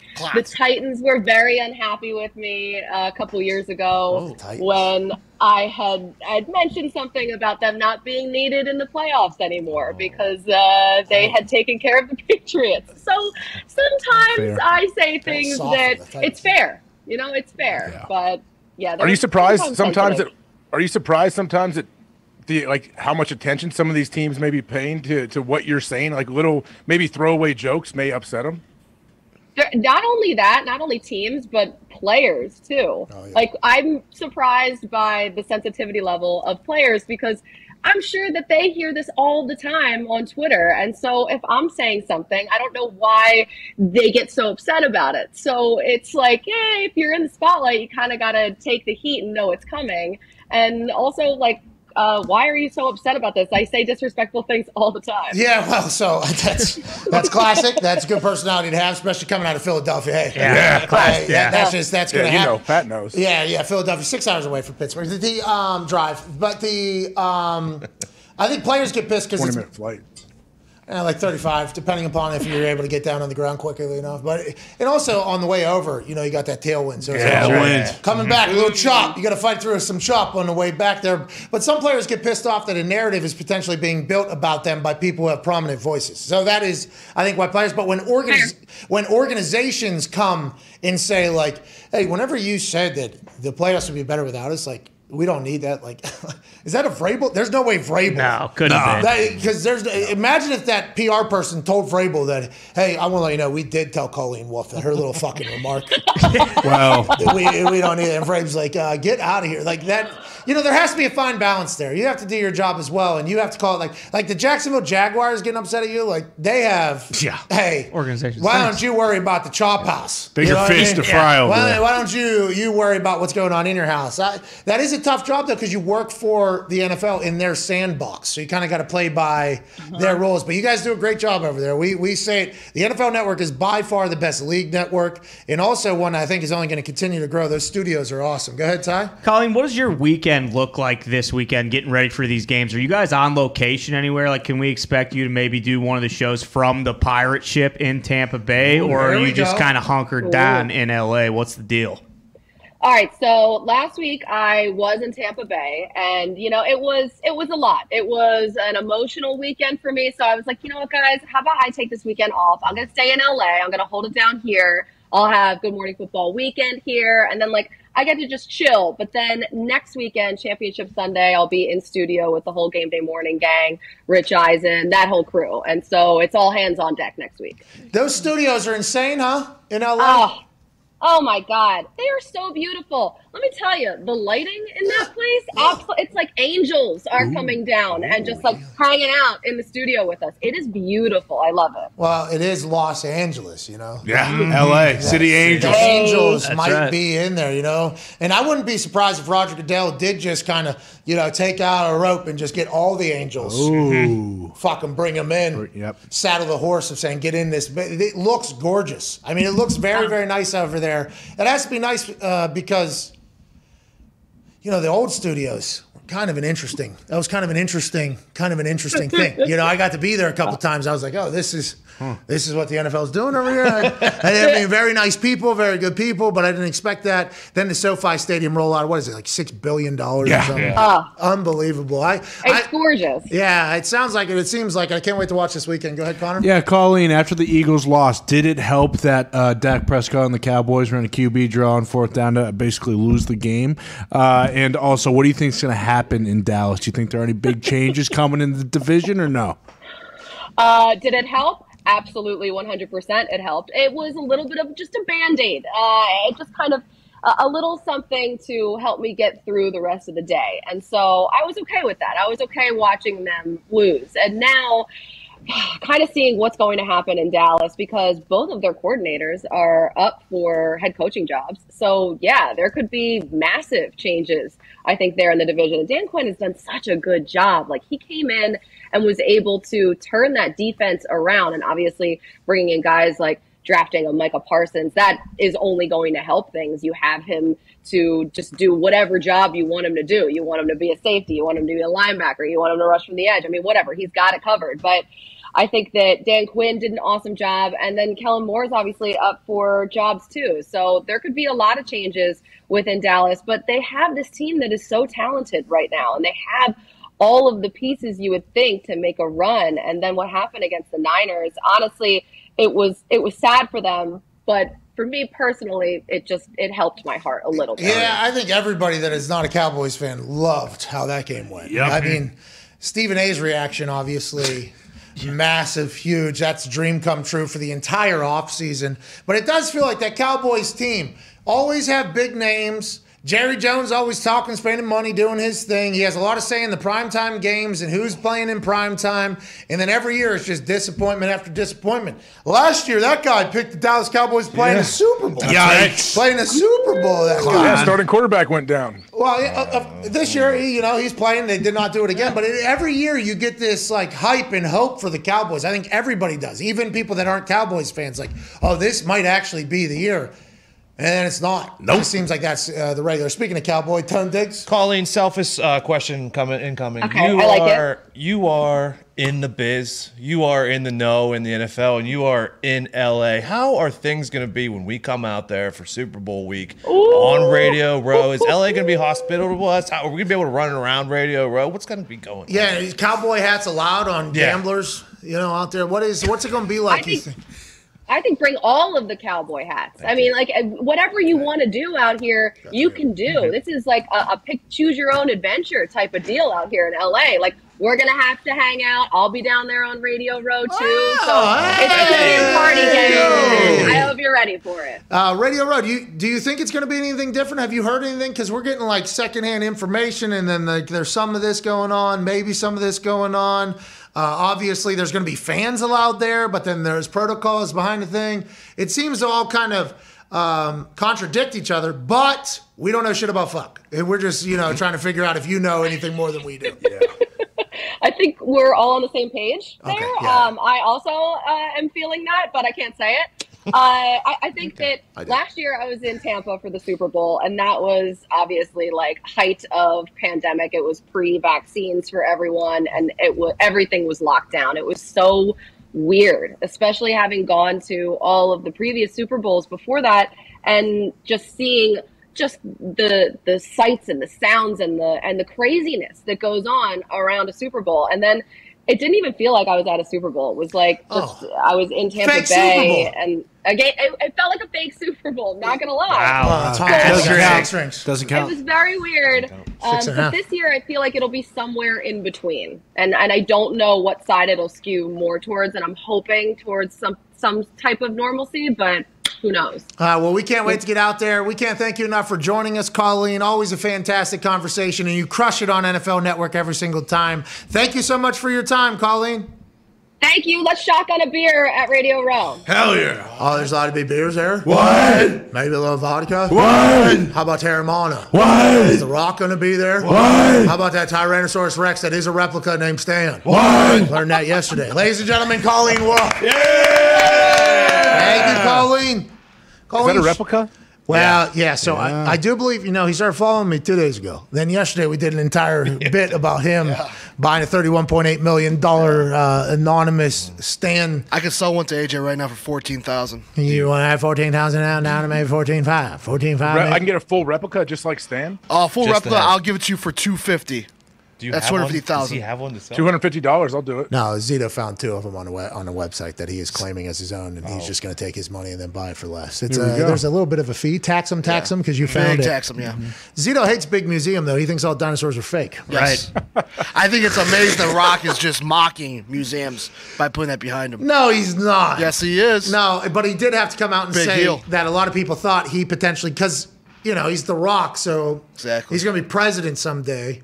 So people are like, why is this not in a museum? Why is this I in guess it would be a little bit more protected if it was the legit, real T-Rex. What's more protected than The Rock protecting you? Come on, dude. I mean, who's going to protect the Tyrannosaurus Rex? Brock Lesnar in The Rock? Yep. And Nick Cage. I'm thinking The Rock's little. Doesn't The Rock have a little kid? I'm thinking a little kid coming. Oh, look at this! This is fun, and start throwing rocks at it or something. No. That's what my kids would do. What's a fucking dinosaur, dude? My kids would ride it. They would try to ride the skeleton. Bro, if a dinosaur can't eat a rock or two, that's why they fucking lost the entire boom thing. That's right. If that's real. Okay? I mean, geez. Wait, so does Zito think that dinosaurs were never a thing? They weren't real? Yeah. It's big museum just trying to make money off us. Yeah, he always he says, these diggers and big museum go out in the middle of nowhere, and then they are I found something. Oh my god! And they're the only ones that can test for it, right? They're the only ones that can test for it. Let's get the carbon. Yeah, this is actually the biggest, and it happens to come like every few years. It seems like that's Zito's theory, not mine. A big meteor came, but all these bones just stayed in one spot. Very odd. Yeah, Zito is very loud about this. He might be the loudest anti-dinosaurs existent person. More misinformation on this program. Can't have. What are you talking about? Stan is real. $31.8 million. Boom. Yeah. I'm a big Funny how they dinosaur got that guy. price. I think they. You should get one. I mean, alligators. T-Rexes are awesome. Awesome. Yeah, they are. Pterodactyl, Fake. dude. A fucking pterodactyl flying around. Stegosaurus. They're good characters. The flying thing from Chris Pratt's Jurassic Park, the flying whatever, what are those called? Pterodactyls. I mean, Pat just I said think I it. just talked about a pterodactyl. No, not pterodactyls. Velociraptors, what I'm They talking don't about. fly. They don't fly. That's a car, too, right? character. I mean, they run That's a fast rabbit. enough, Didn't see it. That's a I only saw velociraptor. about 2 minutes of that one. Anyways, rhinoceros, still dinosaur. Alligator, crocodile, still a dinosaur. Yeah, we had rhinoceroses back in the day for sure. Yeah, that's what I think they are. What's that? Rhinos, yeah. We had rhinos back He in the said day. we had them. Like we as the earth, or like we as Yeah. Who, Pablo Escobar? He had them. Is that who For you were sure. with? So when did animals become real? Well, it's not animals. He's talking about dinosaurs. He Yeah, thinks there was no animals have T-Rex. always been around. Oh, okay. Is what he thinks. Yeah, that was a massive alligator. I'll give you guys that. The T-Rex or whatever you guys want to call it. so that was an alligator that could walk on 2 legs. That's why the arms were so small. Maybe, yeah. Okay, so let's just think. No such thing as a T-Rex, though. So you're anti T-Rex or all dinosaurs? All dinosaurs. What about a rhinoceros, an alligator, and a crocodile? All in on those guys. I've So seen were there animals that were the size of dinosaurs? Yeah, they made them humongous, massive, and they put these in these museums. And then by putting museums, you sell the tickets, and then you have people come in and you sell them for millions of dollars. Not real. There's a lot of money in this. Yeah. In the dinosaur game, in the artifact game, and we did think that maybe The Rock was an honest buyer for $31.8 million of this T-Rex, which is quite a thing to do. I'm sure Dana White has peeked around at how much a dinosaur intact is for that thing. There's a class of people that just have too much money and need to get rid of it, or move it somehow or Right. do something like that, Mhm. and they buy these incredibly expensive things. And I assume dinosaurs are that, but Zito thinks it's all bullshit. Yeah, Yes. Zito thinks it's all bullshit. But that, hey, by the way, this program is all about conversation. That's right. Zito has his conversation, Yeah. and the opinions of Zito do not reflect that of his peers or his employees. Someone inside told me NASA was funded by dinosaurs. No big deal. All right, let's get to a break. We're back in 4 minutes. Can't wait to answer some phone calls, see some more tweets. You believe it? It's starting to cook in your head, huh? This is your first time hearing this? I mean, I've heard it. Paper Usually mache, bro. There's a religious debate about dinosaurs and where humans are, like all this stuff. That's Oh, what yeah. I'm thinking Oh, about. yeah. But That's one of you know my what? favorite FCA questions. What's that? So dinosaurs.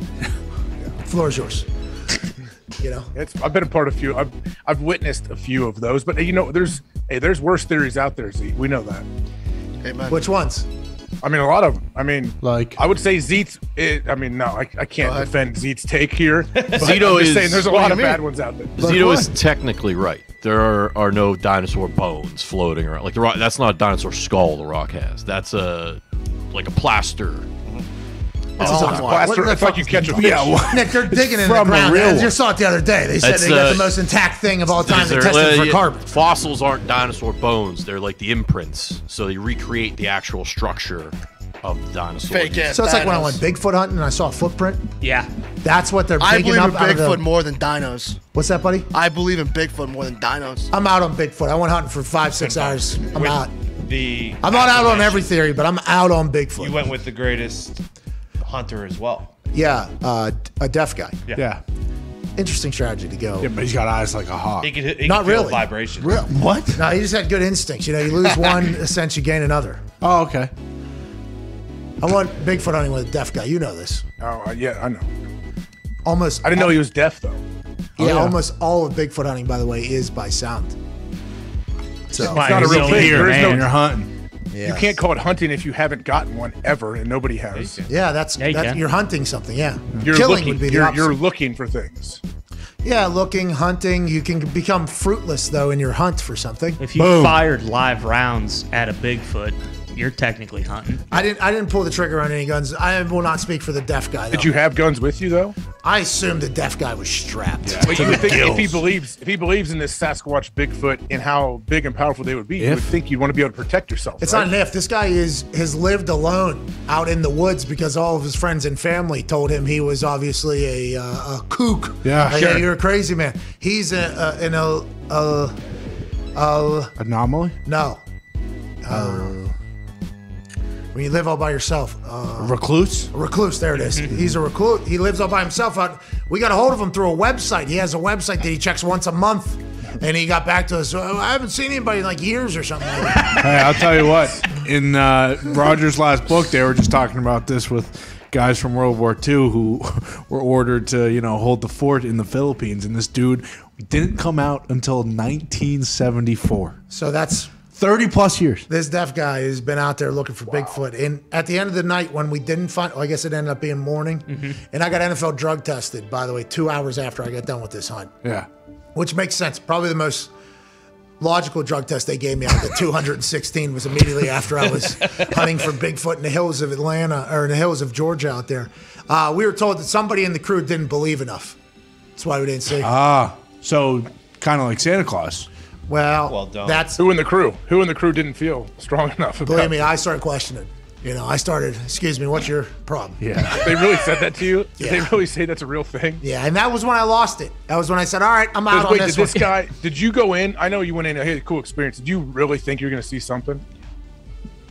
What the fuck? Yeah, Had this guy seen it? Living in the woods for 20 years? He had a footprint that he had plastered. He had a footprint. He had some hair that he had pulled from a tree. No pictures though, huh? Very odd. He doesn't have a camera. That's the thing about these blurry ass Sasquatch. Every photo looks like it's It just is a tree. tough to get. It is tough to get your hands on a camera these days. That's, Well, especially when you live in the woods all by yourself for fucking 20 years. there's kids that live on like huts on the water that have Xbox and cell phones, and they don't even have electricity. They're running a generator from 12 miles away. You can get a cell phone if you're out there in the woods. Oh, you think this deaf guy that's been hunting Bigfoot every day of his life for 20 years knows anything about anything with cameras? No way. That guy just likes. How do you think he does his research? He's got to research and put awesome stuff on his website. On the ground. Travel, dude. Maybe I'm being harsh on this guy. I shouldn't judge him. You're just being dumb. I paid him. I got nothing out of it, so I don't think you're being too harsh. It's like the ghost hunters too that show and they go around dark rooms. Oh, there's something there. Like on the TV. Well, I actually did that as well, and they had me download a radar app on my phone, and it actually would show you where spirits is around you. You just have to sit still and quiet. I mean, is that the highest grossing app of all time? Then sounds amazing. It told me 4 or 5 spirits were in the room that I was in. Holy shit! I did get the chills one time, and they said that was a spirit running through me and penetrating me. COVID. No, this is long before COVID. Did the ghosts survive COVID, I wonder? Oh, yeah. Mediums are still very much intact. That is What about Sasquatch? I think I'm out on Sasquatch. In on ghosts, out on Sasquatches. Let's get to a break. I believe there are bones out there. I'm mind blown, though, that these aren't bones now. I'm learning. What the fuck have they been digging up all this time? Oh, very odd. There are. They dig up bones. There are There's also bones. fossils. Yeah. So are they bones or fossils? They're two different things. So which one's in the There museum? are a couple Some are bones, bones, some are but fossils. most of the time they're just fossils. There's imprints in the dirt. No, because Stan was the most intact. Yes. Yeah. So that was the bones. He was, yeah. Right? That had to Where be is the real Stan? Where is the original Stan? I would assume The Rock. anonymous Oh, buyer, yeah. $31.8 million. Dr. Alan Oh, Grant so we don't know where it is. No. But Rock had to come out and say that was not me. Yeah. Probably Stop. Dana White. Or Bezos building Jurassic Park somewhere. Just so I know before we get to this break. Is Stan Lee died. Rest in peace. You know? Is Stan the Tyrannosaurus Rex that I was just doing research on yesterday because I thought it was over Rock's shoulder? The most intact Tyrannosaurus Rex in the history of Tyrannosaurus Rexi. Supposedly. Yes. That is bones they found, or that's just imprints of things that potentially Supposedly led them bones. to believe. Bones. Stan, it's So saying Nick, what are you saying, Nick? What are you even coming in here? Did you buddy, guys in not the pay water? attention in 8th grade Earth and Science class? I did. You don't know what fossils are? Dr. Alan Grant found Stan, and then John Hammond purchased him and put him in the lobby at Jurassic Park. We all know the story. Let's get to a break. This show has been bad today. I heard the headquarters of Fazzolini's has it made. Oh, shut up. Fazzols? Oh, speaking of fazzols, we got some gabagool. We got gabagool. We got gabagool sent to us. What? Hey, what time is Chuck on today? 2:05. I can't wait for it. This show has been terrible today. Cannot tell you. We stumbled out of the gate so hard. Started talking about ourselves and things that nobody cares. Oculus. Started talking about Oculus boxing. Nobody has a clue. Then we get Rupper on, and we were kind of just buying time for Rupper to get on because Rupper is an electric factory. The guy can't get 2 words out without breaking up on his phone. It's like today's show has been an interesting one. Colleen came through with a home run. We appreciate Colleen. Thank you, Colleen. But now we're on goddamn dinosaurs, carbon, and eighth grade science classes. I mean, what are we? All fixed. It's fascinating stuff, though. We got hey, it's pretty. The show has some great range, doesn't That's it? right. It does. Depth. Just trying to inform people. Like an actor. You know? That's all. No, we are not. We're No, not. on this particular. On this thing, we no. can. Yeah. I mean, this is science. How many people have hunted Sasquatch? On this program. I've had boots on the ground in the hills of Sasquatch country. Exactly. I mean, technically, I have too. When I used to walk through the woods as a kid. No. You weren't. You don't know shit, AJ. Ohio. Hey, by the way, all you Same time. all you Midwestern folks. That's you too, but yeah, continue. Well, now I'm here. Yeah, Pittsburgh was not. Nope. Oh, what's Pittsburgh? Pittsburgh. Fucking Oh, my bad. East Coast Yeah. or Mid Atlantic. I don't think we're East Coast. East Coast. Well, it's definitely not Midwest. We're just Yeah, Pittsburgh. East Coast. Yeah, coastal elite. Okay. So Wiz Khalifa, did the song Black. We all love Wiz Yeah. in Pittsburgh. We love it. Black and Yellow. We always heard it was Black and Gold. It is. Then he had another song called Midwest Cowboy. He's wrong a couple And I'm like, times. wait. So he's Uh-oh. So hold on, Wiz is changing everything that I grew up in the same city as he has, and I don't know any of it. He says Pittsburgh though, which is standard Pittsburgh. But anyways, Pittsburgh is Pittsburgh. Okay, that's just what Pittsburgh is. Fair enough. But we'd walk in the woods all the time. All the time. All the time. Walk in the woods. You have to walk through the woods to get to places and everything like that. Mm-hmm. I come out here and my wife is like, hey, we're going to go hiking. I'm like, I'm excited to go hiking. I've never gone hiking. Oh, you guys just walk through the fucking woods and call it hiking. That's all it is, right? Yep. I mean, I wasn't fucking hiking in Iowa. There's not a whole lot of Did you that. walk in the A woods? lot of woods, but it's more so cornfields and shit like that. Hiking, you got to have a grappling hook and stuff. Where are you hiking? You at least have, that's what I'm saying. Hiking is you at least have to have a backpack on. Oh, that's alpining. In Michigan, you have to go Upper Peninsula to do actual. Hey, let's do it in LA. What is it? Runyon Canyon. Oh, Everyone yeah. goes like you try to be seen. You go hike up there. Well, if any of those American lions are around here, I ain't fucking getting out of the car. No way. Have you seen those? They have tags. They got tags, or they got like collars on them and stuff. There's a real famous picture of that one under the Hollywood sign. Yeah, but you can shoot guns in Hollywood, I thought. Yeah, right. Big gun. What? Big gun What do you city. mean? You can't be shooting a tagged mountain lion out there. Yeah, but you if you can. don't know it's tagged, We'll you bring a can just blow shoot gun. it. If it makes a threatening move at you, you have every right to blow it This ain't like they're coming into your home and you can protect this house. Well, if you're Hey, walking didn't the up guy do to the Hollywood sign, Yeah. you're on a trail, and this thing fucking Yeah. does that. You have No. you are within your rights to blow its brains out. Hey, we have seen videos on the internet. If this thing, you don't have. No, well, I know, but that's what I'm saying. We've seen it, so you should know. Hey, pull a revolver out and put one right in that thing's head because it'll kill you. It'll kill you. My home is where I am. I have to defend this house no matter You're a where I Rolling go. Stone, huh? Yeah. Connor was a Rolling Stone. Wherever he laid his hat was his home. And when it died, he shot it in Hollywood and he ended up in jail for the rest of his life. Boom. That's At Connor's least story. at least if you kill it, I hope you get to stuff it and put it on your wall. Well, in jail? Yeah, maybe that'll give you that. Well, you one don't stuff token of it. appreciation. Yeah, let's get to a break. You got to wear its blood to honor it. I mean, what are we talking about here? It's a Yeah, No, drink you're animal. not Jacob Sully, dude. You don't see it. Like, No, I that's feel different. That's different. We're talking Yellowstone. You take the blood, you put it on your face, you honor the animal for giving its life for the better of So that it our kind. All right, we have to get out of here. Punish you and We your are family. back. Listen, we're going to have a full regroup here. Okay, the next 4 minutes. Yeah, go shave your pubes. Come on back. Reset, guys. All right, let's have a reset, all right? All right. Reset. All right. We're coming back in 4 minutes with some callers on the 5-hour energy phone line. Hell yeah. 1-833-4 McAfee. Can't wait to hear what they want to talk about. Has to be better than everything we've talked about. This is Coaches Up Chuck Wednesday. We got Chuck Pagano in 30 minutes. We're already an hour and a half into the show, though. Real. I cannot believe. Bring us home, Chuck. There's 38,000. What are you doing, dude? 38,000 people watching, allegedly. And they're learning. A lot of people on Zeet's side out here. Oh, for the record, I'm not a flat earther. I believe the Earth is round. Okay. Thank you, Zito. That'll be There we easy. Zito's reading the comment section right now. It sounds like. Yeah. They call me confident, yeah. Zeet, Israel, Palestine. Who do you support? All right, we're back in 4 minutes. 1-833-4 McAfee on the 5-hour energy phone line. We shall see you then, dude. Jesus.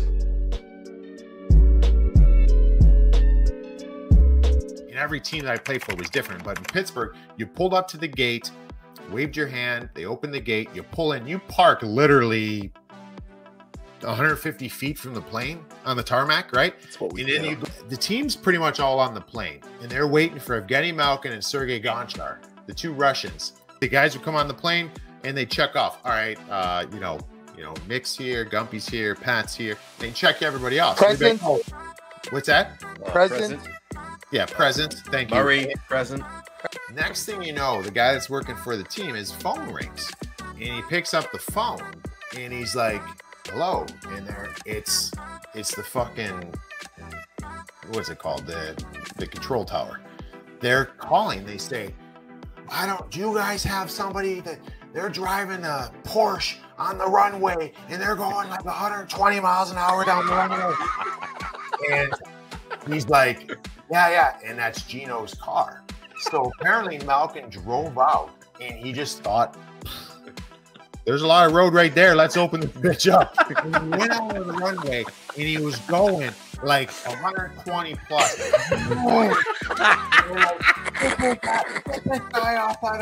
So they're calling, trying to get him. Gino just comes pulling over, and I guess his excuse, I don't know. This is paraphrased by he's like, I don't know. Yeah. And maybe it was apparently Gino and Gonch, which is hilarious because Sergei Gonchar was supposed to be the mentor for Gino. So, I don't know what happened right there. If Gino's like, let's bring this bitch out on the runway, and Gonchar's like, yeah, let's do it. But they went out there and they were ripping down the Pittsburgh International Airport down the main runway in their Porsche. He's a beauty, Gino. The thought of everybody sitting on that plane. We're waiting on that. Hey, he just did whatever he wanted at all times. Huh? You can't speak English. You can say whatever. I not understand. In Russia, we do that. You know? It's a get out of jail free card.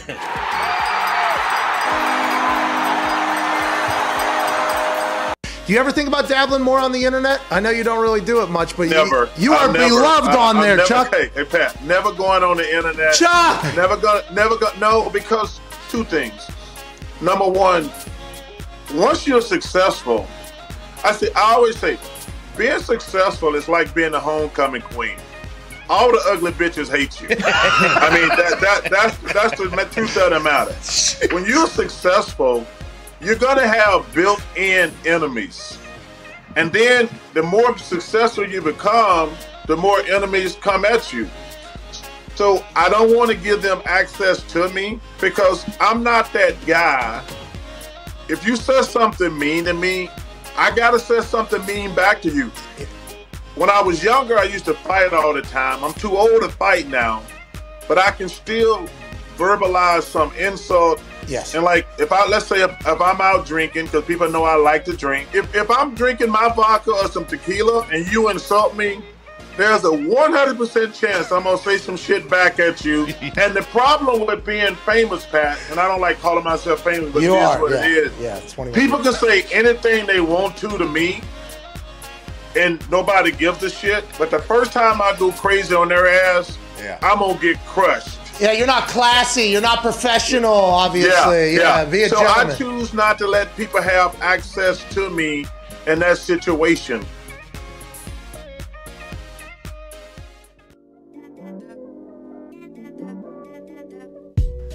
Welcome back to the Pat McAfee Show here on Coach Us Up Chuck, Wednesday, January 19th, our worst show to date. Can't thank you enough for joining us. Colleen Wolfe tried to save it a little bit ago for a great conversation about the playoffs that are this weekend. Cannot wait for the 4 games of the divisional round. Who's going to rise to the top? Who's going to fall off? Are the Tennessee Titans, who are getting healthy, going to have a win and start this entire weekend off in a beautiful fashion that will lead into the Packers and the Niners at Lambeau Field? High of 19, low of 0. Oh, yeah. 46% chance of snow. That should be a glorious evening on Saturday. Then rolls right into Sunday with Rams at the Tampa Bay Buccaneers. Saw Sean McVay speaking earlier. He's obviously much younger than Tom Brady. Has grown up watching Tom Brady. He's now the head coach of the Rams. They have played before, but he was nothing but complimentary of Tom Brady. How could you not be? Tom Brady's in playoff mode, though. Oh, yeah. Tom Brady and the Buccaneers are a bunch of vets who know that they're only playing for a Super Bowl, but the Los Angeles Rams are the exact same thing on the West Coast. A couple mid-season trades that have made their team better. That should be absolutely electrifying. And then we round out divisional round weekend of the 2021 NFL season with the Bills in Kansas City in the home of the Chiefs. In Jackson Mahomes. I'm excited for all these games. Should be an electrifying weekend, AJ Hawk. We just got to kind of buy time until then. Hey, the Packers are, 6-point favorites right now. We're up in the air about Nick Bosa. Fred Warner said he's playing. If Bosa is announced in the lineup, does the line change at all? Maybe a half a point. Yeah. I don't know how much defenders can affect the line. So quarterbacks are going to move the line because they touch the ball every single play. But I think like any other position, Bosa is an absolute superstar. So if it moves at all, that's a massive compliment to Bosa. Probably a half, though. Maybe I'm not as dived in as Diggs is, but that probably. Yeah, I agreed with you. Like in this game, like quarterbacks, obviously, and these guys aren't hurt. But if it was like Devontae or Debo, then it would maybe move 2 to 3. Devontae Adams was 3 points when Green Bay played at Arizona this year. And a Debo would be similar, I think, for the Niners if he was ruled out. And not that Bosa isn't as important, but I think it's in the point scoring realm that moves the needle more in the points game as opposed to the defense. I can't wait. Let's go. Huh? Here we go. 50 million people watched that Cowboys-Niners game, dude. So we're 100 million going to watch the Packers game on Saturday night? Well, this is CBS and Nickelodeon combined, so maybe Sunday. Yeah, night. I went back and forth. That's Sunday. Did you the whole time? Yeah. Well, for my kids wanted to see some of the, I get it. They're smart, man. Kids do. Kids eat that stuff up. My kids had a few friends over, and they had never heard of the whole slime game, and they're like, "Oh, this is really cool." Yeah, I agree that it's a cool concept, and if I had a kid, or maybe I'll ask Lil Phil how he felt about it to get a little, feeling on if I should enjoy. This was immediately after Scotty Miller lost by a half yard, so no fucking show had a shot, let alone that slime time bullshit that I was watching. No way. Although I loved it last year. Johnny Gargano, Johnny Wrestling, who's a big-time football fan. I think he's formerly of NXT. Is he still at NXT? Yeah. Think so. Is he? I thought he tweeted that it was basically done. I could be wrong, He's but I thought he really- had like a goodbye tweet. Type He was deal. very nice to me. They were very nice to me. He'd been around wrestling a long time. I think they were nice to Foxy and everybody that was down there. Really cool guy. He tweeted out, like last year I enjoyed watching the Nickelodeon game and also he added me watch the Nickelodeon game because I never watched Nickelodeon growing up. So I knew nothing of what was being spoke about really. And I didn't understand that sliming is a good thing. That seems like that's the worst thing. And then they're like, congratulations, you get to get shit. Does that all come from Double Dare? Oh, yeah. Yeah. Didn't you lose? You got slimed, right? Yeah, that was different then, yeah. Yeah. Now it's cool. Now everybody's winners. I never really watched much of it anyway. My only thing I've really seen is Double Dare as a kid with Mark Summers. So, yeah, I assumed getting slime is when you lost. It's kind of like But then it's somewhere, AJ, by the way, somewhere it became Aloha, Ciao. It became one of these Bingo. just all day, every day. It's a good thing to get slimed. And then Cameron Jordan was like, I don't think so. Yeah. Yeah. Back when I was watching, we did not do that. But, it was cool the first time for me. There was nothing that was going to be put on TV, though, after that Scotty Miller thing that was going to be anywhere near enjoyable, let alone something that, is Nickelodeon-ish for me. So I'm kind of bummed I didn't get to enjoy it. Hopefully they'll do it this weekend or next weekend. Yeah. Hopefully they'll do it for the Super Bowl. Get a chance to watch another one. They should just stick to doing it during the wild card round. I think that's probably the sweet spot. And I couldn't watch it out of solidarity to Lex Lumpkin. I don't know if they had it. No, young Dylan crushed it. I'm sure he did. Young Dylan crushed it. I'm sure he did, but I'm just saying they, basically took Lex Lumpkin out behind the woodshed and put him out of his misery. I don't know why. I thought he was pretty good on the They broadcast. didn't even talk about him. They didn't. No. They didn't. He just disappeared, and I don't know where. I mean, Where is Lex Did Lumpkin? he change his identity and move to Belize or something like that? I'm not sure, but if you're not a Belize, kid, second largest coral reef in the world, by the way. Really? This program, information. There you go. After the Great Reef. All right, if you're not a kid, we should be saving. Because your uncle. Foxy and I were talking about this. There's so much bullshit that they throw into it that you can't even pay attention to the game. There's just shit popping off the screen. You and couldn't everything. even see who scored a touchdown. Yeah, because they're so zoomed I out changed it for to I was slime like, zone. yeah. Well, then the field goal. I saw a field goal over there. SpongeBob in Robbie between. Gold's hitting from 50 something, which I didn't. 2 of them or whatever, and you could barely even see the ball go through. Which, by the way, AJ said Axel enjoyed it and Yeah, everything kids like don't that. fucking care. But I like the alternate broadcast. I enjoy it. Just the Scotty Miller thing kind of had me in a bad mood. I wish I would have enjoyed it more. Hopefully I'll get to see it again. Put it on 10 different channels. Let's see 10 different broadcasts and let the people choose what they want to watch. Yeah, like Amazon's getting a chance to kind of, they're doing their own thing now, right? Because they're getting the Thursday Night Football rights exclusively. So maybe they'll be able to do that type of a different broadcast and see how it goes, see all it can get. But 50 million people is a lot of motherfucking people to watch a ref Debo Dak and then that game end the way it ended. Yeah. I mean, that's a lot of people. Let's go to the phones. Let's go to Tio in Serbia. Whoa. Holy shit. Tio, what's going on? Hey, Pat. Hey. AJ, boys. How we doing? Keep it moving. Hey, real quick, before we keep it moving, and we'd be remiss if we didn't. Sure. Are you in Serbia, Reno? Yeah, I am. Where's that at? Like 2 weeks ago. Where's Oh Serbia? my God, geographical lesson again? Yeah. It's like southeast Europe. It's north of Greece. It's Close west to Russia. of Romania and You had Bulgaria. just left to go to. No. Russia Friday. is far more east. Yeah, I wasn't on the fucking show, Tio. I was about to say, I feel like I'm sorry I you were know. going through the I'm entire.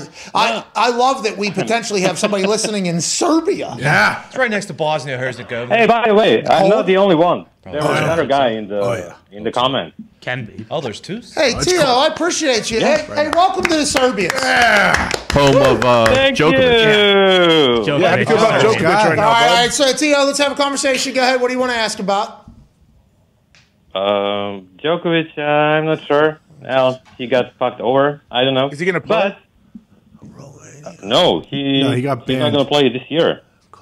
Yeah, Come on, AJ. he doesn't want to get a vaccine. He's not allowed in Australia for Maybe another 3 he years. should hook up with Dr. Joe Rogan and Aaron Rodgers. Maybe There they was can figure it out. Hey, there was allegedly a bus stop down in Texas that had an ad and it was a Dr. Joe Rogan ad. It said Dr. Joe Rogan and it said Spotify on the top. It was probably somebody that doesn't like Spotify that put that up there, but it did hit the internet. It might have been photoshopped. I laughed so hard. I'm like, okay, this Dr. Joe Rogan thing has really caught on. I wonder how Dr. Joe Rogan feels about it. But back to the Serbian Djokovic. He bought some medical company. He bought 80% of some medical company to try to beat COVID. That is his angle of, oh, you won't let me play. Okay, I'm gonna buy this company. I'm gonna cure COVID. Is that what's going on over there, Tio?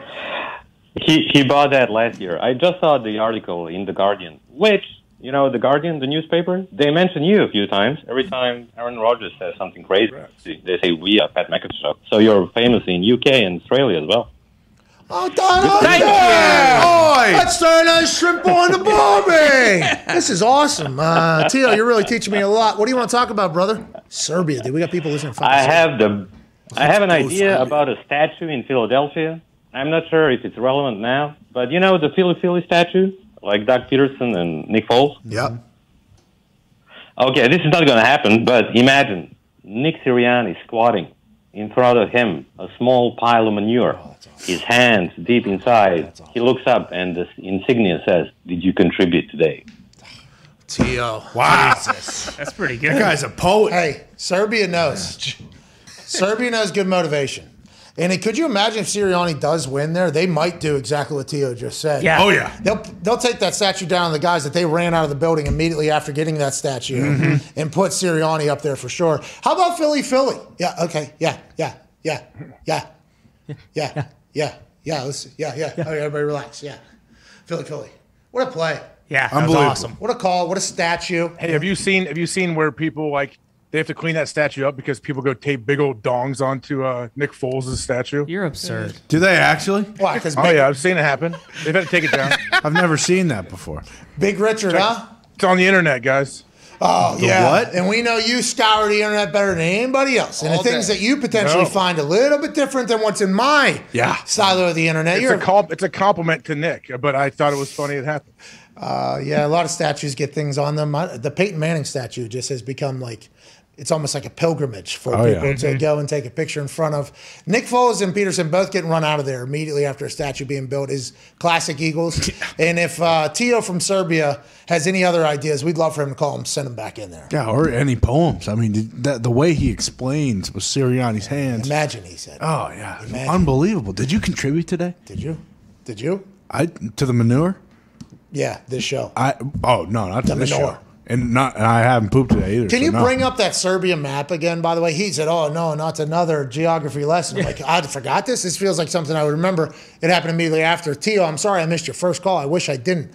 So there's a bunch of countries on there. I do not know where they're at. So whenever we were this zoomed in, then I saw the boot, the homeland. That's right. Of course. I saw the home country there to the left. Find the beacon. Find the North Star. Exactly. So, you know, the Serbs over there. That's not the homeland. North Macedonia. Yeah, it is. Dude, I think I'm actually pointing at the town that this one of your relatives was in Italy for like 7 minutes. That's the homeland. Oh, so you're saying that whoever it was quick, huh? I don't think that was the case. I mean, probably a smooth talking son of a bitch, but nonetheless, this is where me, Diggs, Nick, Jimmy Galante, and numerous other Italians, Allegretti, touchdown catcher. Sure. This is where we're from. Batali, you're right. The Fazoli family. I think I'm from a little farther south than you guys. Yeah, this is northern Italy. That's northern Italy, by the way, is the paler skin. That's right. Also where the money, wealth, and power is.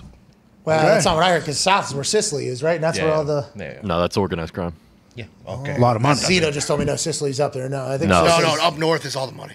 Oh, I mean, you're telling me since when does organized crime not make money? Yeah, well, it's made a lot of money. I think it's caused some problems in a lot of places, but I mean, also a lot of money coming in. Yeah, it still rakes. Anyways, the homeland over there is pretty good. That's right. And you can get the boot from the boot too if you fuck off too much. Bingo. And that's why I'm happy that I did. Let's go to Hunter in Connecticut. What's going on, Hunter? Hey, how's it going, boys? It's not Triple H. All right, what's going? Everything's good, man. I thought you were potentially Hunter Hearst Helmsley there, Hunter from Connecticut, but we're doing great, man. What do you want to talk about here on this terrible show? I think the show's pretty good. I just two quick things. One, AJ said that bobblehead was going to last no more than 10 days, but I still see it sitting there on that whiskey bottle. Oh my God, Hunter, you're right. What was that, 10 mil? There was no money involved, but Something. you're right. It has lasted much longer than I thought. No, it's a signed AJ Hawk Packers jersey. Oh, yeah, and we need another one, too, because we got to give one away yesterday because hashtag PMS Zoom AJ. Bingo. Where the Twitter person that had to describe it said, AJ Hawk, co-host of the Pat McAfee Show, has absolutely shitty quality on his thing today. That's right. Which is exactly what AJ loves to be said about him and the show. Hunter, you're right. We're going to have to figure that out. I appreciate you, man. Maybe Ohio State one signed this time. OH. IO. There you go. That was like me sneezing, blessing myself, and thanking you. Yeah. Does anybody say the entire thing ever in Ohio, or is it just you say one half or the other? You got to you just got to say OH, right? Yeah, you're on. When they do that catchy tune, the Hey, did you see the post he did on Instagram story? No. So I was like this. I was off, I guess, with the band when the band showed up in this thing, and Bobby was like this. And then he added IO next to it in his. It was like really. That's sweet. Okay. It was like super creative and artsy. Actually. Yeah. Like, Super creative. That's what I do, man. I'm on social media. I'm on the streets. Social media, always grinding. No, you're not on the streets of social media. You're just lurking. You're above it. You're like a drone. Yeah. Just kind of Listen, I've told you, Twitter is a great aggregator of news. That's how I learned about news from all different kinds of things. Yeah, but the things you learn about always seem to be the most toxic things of all time. You have no idea. That's just certain things I bring up on the show that you guys bring out of me. That doesn't Twitter. mean it's always going on. I mean, all That's he not searches. my Twitter's super positive. Yeah, he searches just is hashtag mine. scumbag, and then he just scrolls until he's I tired. don't search anything. I've That's been what on a- Twitter does. They know. Yeah, the algorithm knows. Like, this guy will love this terrible shit happening. Yeah, true. Insert name of this thing. I've been blocking people lately again. It feels good. Oh, it's the best. Nice. Feels good. Muting's fun, I guess. Like, I don't have to see this person, but a block is awesome. See ya. Hate you. I stopped doing it for a while, because the mute button came, but I mean, it's just fun to get back out there. Yeah, still hits. Hey, welcome to the SWAT team, dude. I'm blocking fucking everybody around me. We're back in hour 3 with Chuck Pagano in about 6 minutes. We'll see you then. Cheers. Nailed it. I hit that thing. I mean, I hit that thing so clean right there. Screws. We're talking about square, Yeah. bang. Sammy Sosa. Like a flush 7-iron. Everybody knows that feeling. Whenever you're hitting, you're chasing that feeling every single time. Tom Brady talked about that on Let's Go. He said he's chasing that feeling that he has when he throws a perfect pass. He said there was a ball to Mike Evans he threw this past weekend where, as it was going and releasing, he was like, that's a perfect ball. Why can I not throw it like that every single time? And that chase is what keeps him going, he says. That is what you're looking for. And he compared it to hitting a 7-iron flush. Like, when you hit that, you know what it feels like, and you're chasing that for the rest of the time, and you ask yourself, why can't I do that every time? Kind of an interesting tidbit coming from the greatest of all time, Tom Brady, talking about what keeps him going, what motivates him, and also his flaws, and him admitting that he threw a perfect pass, too, I thought was pretty cool. I've enjoyed Tom Brady here in the later. I've enjoyed Florida Tom here. He does seem to be much more open and honest. He's himself. I mean, it started with the Howard Stern interview. I feel like that started early in COVID, which was awesome. And I think, you realize these guys get to a certain age too, where they don't care as much, and it's awesome because when they don't care, they're not guarded and giving cliche answers. Let's Go. It seems to be a little bit cliche sometimes. Yeah, I saw a few clips. I think that's why it hasn't maybe gone. You need to relax. No, I don't get that at all. What are you talking about? I don't. Just, I mean, Tommy and Gronky, maybe that's a little cliche, but not the Let's Go podcast. All right. Well, we just, we expected a lot from the Let's Go podcast, I think. And Jim Gray and Tom have done a great job. But there is some things where you're like, okay, there's a reason why this maybe isn't catching on the internet while you're listening. But there's little tidbits that leak from the brain of Tom Brady through every interview and conversation, Let's Go podcast and Man in the Arena, that I really enjoy hearing. Like, I very much enjoy it. Why are the greats great? I will always seek to find out. It is a very cool thing. And we're thankful for old Florida Tom opening up a little bit, getting out from that, gag order that he had up there in New England. Yeah, it looked terrible all year in New England. But also because of Man in the Arena, I think is why Let's Go struggles a little bit, because you can just watch it and listen to it and hear his teammates like Vrabel talk. No, anything Tom's doing real time every single week should get tons of play. I agree. So whoever's marketing, whoever's not pushing it, whatever it is, whatever Tom is saying, I'm sure is very useful, but it sucks that nobody knows it's happening. It's probably our fault, too. Probably. This is something that we would listen to and talk about, I think, when other people wouldn't. Well, remember Mad Dog said, I'll promote the show when he comes and kisses the ring. That isn't what he said. Hey, what if Jim Gray gets the word? That is what he said. No. McAfee did it. But it was just you called them and said, "Hey, appreciate." I believe it was bending the knee. Tom reaches out. Bending the knee. That's what it was. the term. Kisses my ass. Then I will promote the show. What do you have to say? Pretty much. You don't remember that?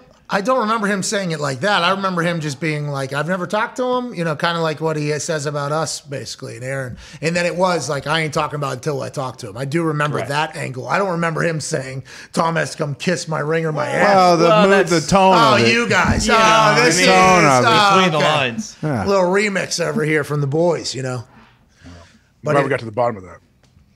I don't know if that's why people aren't talking about that. Well, I think so. Next time, like, is Jim Gray going to start, like, what if they come on camera and he's smoking dope one day on the show? Like, would I get it in pub? Tom, you like this strain? I veg. I love this dope, Tom. Do you? I What is your guys' problem? I respect I the would guy. watch. If you want I people like to him. listen to that, fucking get rid of Jim Gray. Whoa! Jim Gray's a pro, man. I know he is. took a photo of Fitz the other night on Monday he Night is. Football. And I respect the hell out of him, but until they get rid of Jim Gray, I ain't fucking listening to that show. The opinions of Ty do not reflect his peers or his employer. However, Orlovsky calling for heads. Yeah, you are. What's in this all this about? case, it does reflect one of his peers because the reason it stinks is because of Jim Gray. Well, it doesn't stink. Unfortunately, that is the reason why. You Hey, guys Tom, are the problem. did you You like guys the are game? the problem with the internet. No, because Yeah. that is exactly why we don't see it anywhere. Because he asked some questions like, "Tom, you still loving football? Are you like playing?" And it's Foxy, like, "Yeah, dude." Cut I'd them like to know off the the answer, camera. right? You got The answer is yes. I have Jim some Gray. mean tweets for you here, Tom. Yeah. This Jim- guy said Jim you Gray. played like poop. Tom Brady Brady does not deserve this right now. Tom Brady's the worst. What do We're you going to think, run into Tom? this guy on Radio Row. This is what's going to Someone happen. book him. Book him for Radio Row. And I'll Yeah. tell him I respect the hell out of him, but hey, you're killing that show. Yeah.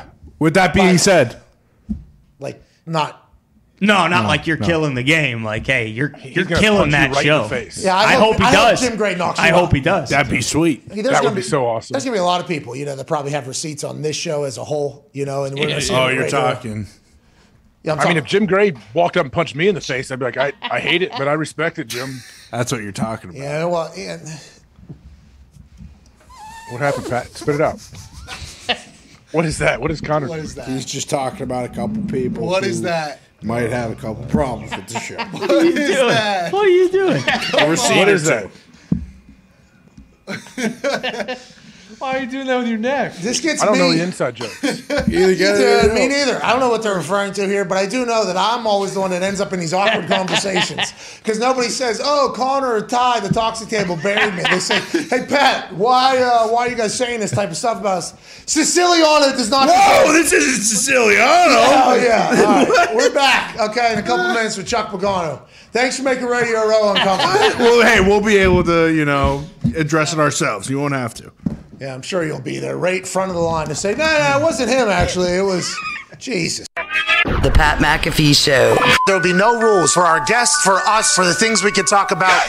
Speaking his mind I've never had a problem expressing my opinions or my thoughts or anything like that. while being relatable. I haven't had that manufactured fake-ass celebrity that a lot of people have whenever they go on those big networks. I've had a chance to really build my crew, build my following, build my audience. And ridiculous. What am I supposed to do? So I'm supposed to look at something that I can definitely afford and say, nah. Is that what I'm supposed to do?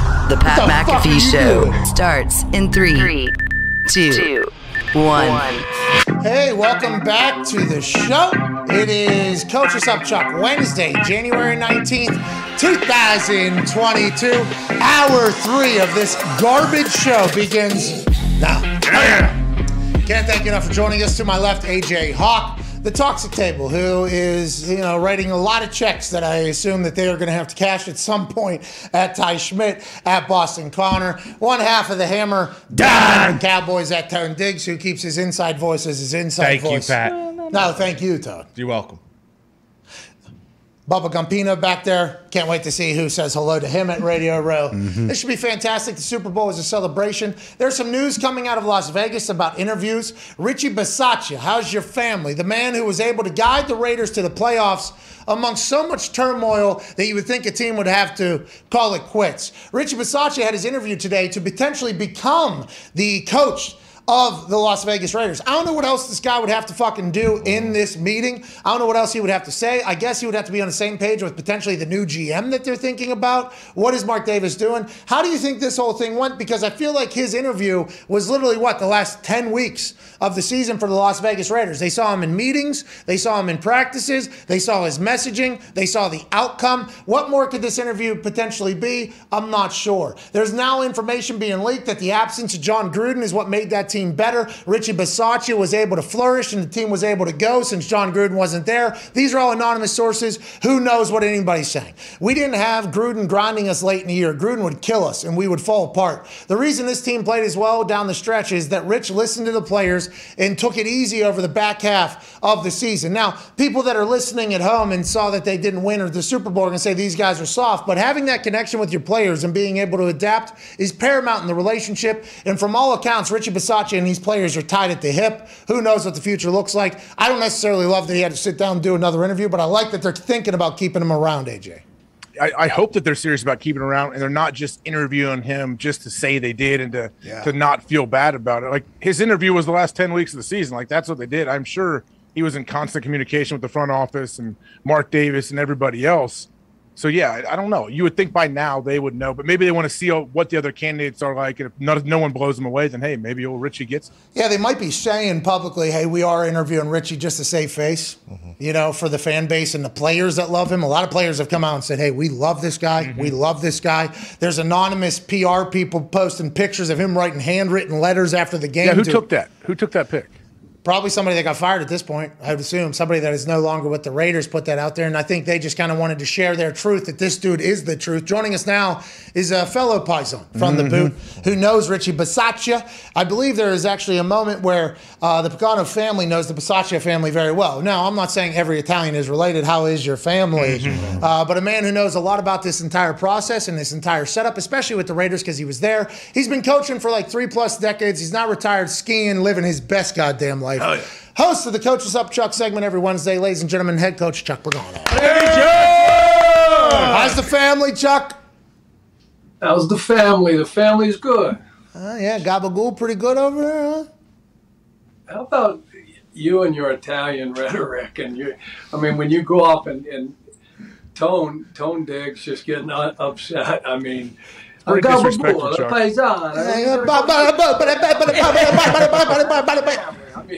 Yeah. What are we doing? No. I'm Italian. I'm allowed to do that. Yeah. Thank you, Chuck. No. I used to do this. Okay.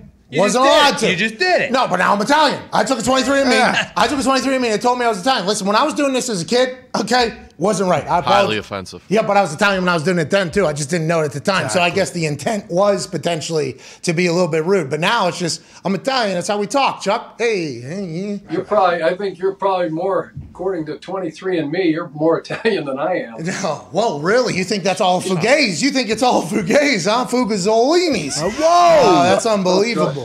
Chuck, let's get into another fellow Italian like you and me. Obviously not AJ. He has no idea about rhythm. No, I would never claim to be something I'm not, like you are doing. Oh, whoa! Just disrespectful to Chuck and the Italians. Oh, you're not back in science. You don't understand. I mean, you have science. Fauci's science, isn't he, Connor? What's that? We're talking about 23andMe. What is this? What do we do? I'm trying to get Connor. Listen, we got to get past that, Chuck. Sorry, I'm trying to get Connor involved. Hey, listen, we got to keep the blinders. Okay, Yeah. We got to keep this thing going here. Chuck, Richie Bisaccia is getting interviewed by the Raiders. 10 weeks he was the head coach. They saw him in meetings. They saw him in practices. They saw his messaging. They got a chance to see it. Now, Mayock's gone, obviously, so he was probably a little bit more around day-to-day than Davis was. Do you think this is just showcasing to the players and the fans, like, hey, we're giving them a shot? Or do you think Richie has a chance to really keep that job? Because it feels like everybody loves him over there, Chuck. Yeah, everything you're hearing out of there sure seems to lean, towards Rich. And sometimes that can be good, and sometimes that can be, the owner, Mark, could take that as, I'm going to do what I want to do. And he's getting, all the players and everybody in the building and, everybody that knows Rich has probably reached out, on his behalf. But I think he's, more than earned an opportunity, to be the head football coach there. I mean, navigating the waters that he navigated through the, course of all the circumstances that happened there with John being let go and then Henry Ruggs situation, and he's just done a phenomenal job. And yeah, you hear a bunch of the players. Max Crosby, I think, was the last one that I read come out on Rich's behalf. He's a. Remember, Mayock's not there anymore, but remember Mike said this is probably the best leader when he first he said this is one of the best leaders I've ever been around, leaders of men. And I think that's where everybody's missing the boat on these things, because you can hire offensive guys, defensive guys, special teams guys, but at the forefront, to face your franchise, I mean, you need a leader of men, a guy that can, obviously, lead that locker room and motivate guys and get guys to play for him, all that kind of things. And that team certainly did, especially down the stretch. So I think, Rich has paid his dues in this league for a long, long time. And we've seen, guys get opportunities and not do, a third or a quarter of what he's done to earn that, an opportunity to be the head coach there. And I think you do a great job. And plus, you don't, the turnover, hire a whole new staff, another offense, another defense, pay two staffs. A lot of those guys are under contract for a lot more years. So I don't know if I'd go down that road. I think they've seen enough there, at least from the outside looking at it. We don't know because we're not, in the building day to day, but you would certainly think that whatever you're hearing and what you saw on tape, and what you saw on, every week, throughout the remainder of that season when he got named the interim, that he's done a hell of a job. So you think the Gabagool is potentially staying over there, huh? Yeah, I mean, you can read into whatever you want to read into, with the Mayock, firing, and then, teams reached out and talked to some different guys and interviewed some different guys. Maybe they're just doing, their due diligence, and, maybe they have to follow the same protocols, as everybody else when you fire a football coach. Regardless whether you have an interim or not, you still got to go through a process. Chuck, I don't know if you saw a couple weeks back when Dean Pease, D coordinator for the Falcons, came out and had a 3-minute thing talking to the reporters about paying his dues, and it's all about relationships. And yeah, there's all these play callers out there that get hired, but they don't know how to interact with their players and take care of them. And he loves teaching, coaching everyone one-on-one, day to day. Do you think, are we going to see a swing? Because right now it does seem like some people think, oh, this guy's a great play caller, he's going to be a great head coach, and that's not always the case. Are we going to have to find a balance between these play callers and people that are culture builders, leaders of people? How do you find that fine balance? Yeah, it's a great question, and I think you're spot on with it because, we've seen some guys get put into these positions that, it's one thing if you got 20-year resume like Bill Belichick up in New England, and you can kind of be who Bill is, and we all look from the outside in saying, he's do your job. That's their culture, and you play well, you do well, you coach well, you get to stay, and if not, you're out. And the relationship part of it, not necessarily what perception is that it's not there, but yeah, I think you definitely have to have a guy that can relate to these players. You have to be relatable. You have to be able to communicate. You have to be able to, build relationships. More importantly, want to build relationships. Because again, you can put all the pieces around a guy to help him be successful, players and assistant coaches. But if you don't have that guy out in front, and it's everybody in the organization. They spend time building the whole thing and making everybody feel, important, that every one of their jobs and their roles is significant, in the team's success. So yeah, I would certainly hope to see a shift. Everybody, again, when Sean, McVay was first hired at 31 years old or whatever, I know he's only, 35 years old? Yeah, crazy. He's done a hell of a job, but I think that was kind of okay, the model. Let's go find the next Sean McVay, and sometimes that's like trying to find a needle, in a haystack, so to speak. But that certainly seems to, you see the young guys, you see the Zach Taylors, you see Brandon Staley, who's a young guy, seems to be a relatable guy that can communicate, build relationships. But I think a guy like Rich, going back to him, he's one of those guys that obviously understands people, knows how to communicate, knows how to relate, knows how to, how these young players think today. And how they learn, and that's all part of the deal. But I think so, yeah. Italians have always had, and I'm speaking for us here. Yeah, sure. Italians have always had great ties to Las Vegas. That's right. I mean, great ties to Las Vegas. Bisaccia leading the Raiders over there would be a glorious thing. We'll keep an eye out for that. There's a lot of conversations about hiring GM and coach at the same time. You're obviously a part of that alongside Grigson the first time. And then when Grigson gets let go, you're around with Chris Ballard. Did Jim Irsay try to sit you guys in a room and say, like, hey, can you get along? How are they doing this? And isn't everybody going to lie just to get the job that they like people? Isn't that like a pretty difficult thing to not get trapped into doing in those situations? For instance, the Bears right now, they're interviewing for a GM first and then a coach, allegedly, but then B-Flow gets announced before any GMs. It's just, who knows what's real. And then everybody's talking about them sitting in the same room. How do you figure that out? And did you guys do that when did you and Chris Ballard do that after you were already a head coach for some years and he was coming in? And how did Jim Irsay view that? Does he just have a camera on it? Like, how does that whole thing work? Yeah, so like when I interviewed, at Indy, it was, Ryan had reached out and, it was Jim, for the first hour, and Ryan was sitting in there, and then Ryan and I spent time together. But as you know, Jim did most of the talking in that first hour and a half, and, which was phenomenal, and then, Ryan and I had a chance to talk, and then Pete Ward and Dan Emerson and so forth, and I was out of there. But I think the blueprint is kind of like, Jim always talked about the three pillars: the owner, the GM, and the head coach. That's the three pillars, and that connection, and how every especially the head coach and GM got to be in lockstep. So most of the power is kind of like owner, and then the GM, and then the head coach. And I think more times than not, there's usually a GM in place, and he does, along with the owner, the interview process and whoever else they've enlisted.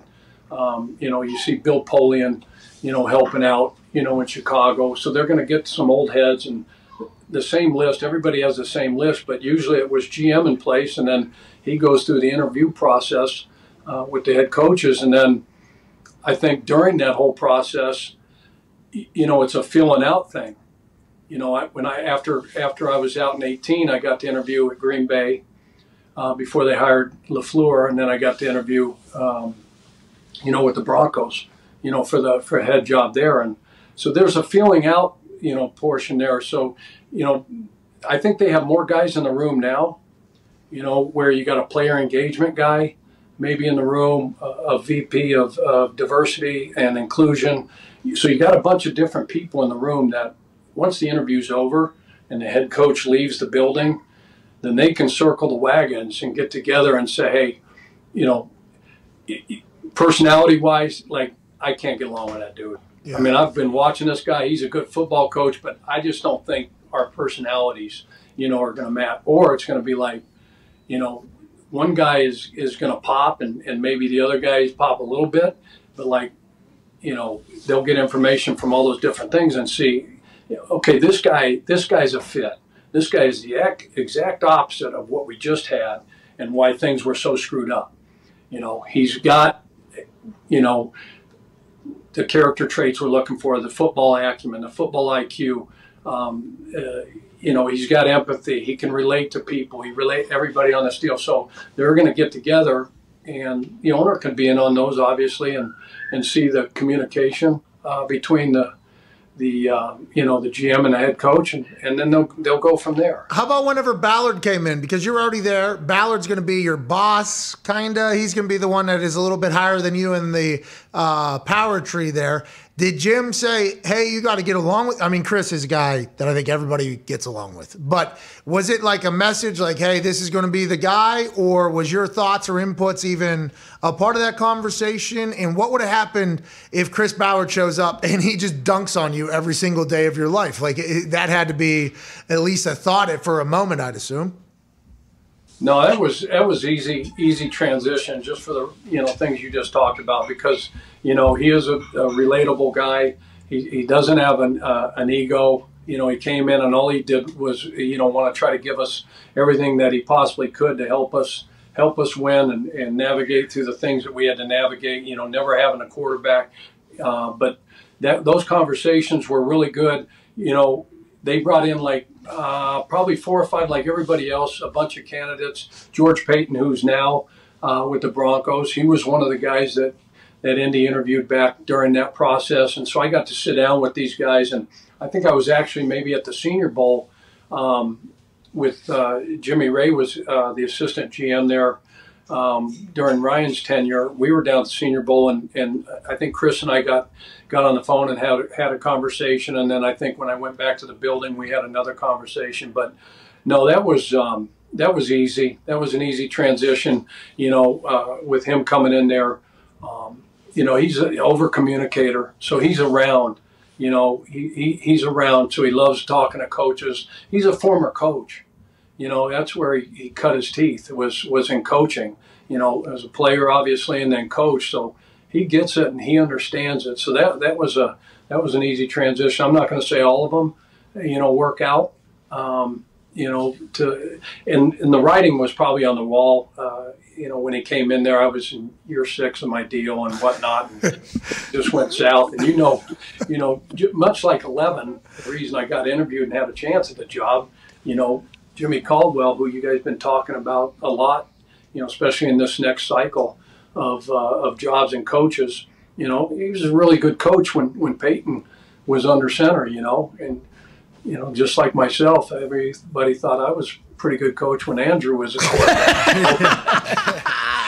I think we all know, and we've talked about it ad nauseum, that most important piece is that quarterback, and when you don't have one, it's really, really hard. I'm happy to hear that about Chris, and at least you had those conversations, because there's a lot of places trying to figure that out right now where the head coach and the GM position is open, and that's not easy. I mean, people try to put together in all walks of life, whether it's like board members or shows, try to just throw people together and just fucking make it work. You're both good, but there's a human element to that thing as well if you really want to succeed, and I feel like some teams get caught in a cycle of not worrying about that. They're just thinking of the X and O's, and it's like, nah, people have to be able to come together and work. I'm excited and thankful for you sharing your experience with that. We're talking to Chuck Pagano, former head coach of the Indianapolis Colts, defense coordinator for the Bears, the Ravens, Browns. He was at the U. Coach of Wyoming. He was a fucking hard-hitting safety, too. Oh, I bet. Hey, he was packing his lunch every single time he got in there. Chuck, whenever you think about some of these coaching experts. For instance, Cliff Kingsbury. Let's talk about Cliff. Cliff is one of these young coaches who I think we all enjoy. I think we all think is incredibly cool. He got a position that none of us thought he would get, especially after his career at Texas Tech. He's a USC offense coordinator. Then, holy shit, you're the head coach of the Arizona Cardinals. He buys a drug lord's house in Arizona. He's the coolest looking guy of all time. He's got Kyler Murray. They weren't great, and then they get better and better. And then towards the back half of the season, it seems like they don't have as much success. What can you attribute that to? Do you think this is just growing pains and that they're going to be great in the future? Or do you think there's really something to like defensive coordinators and teams figuring out what you got, and that's why later in the year it's a lot harder to play football? No, I think absolutely they figure out, especially within your division, playing twice a year. But yeah, I mean, he's done a great job. You look at it, the record's improved, every year, since he's been there.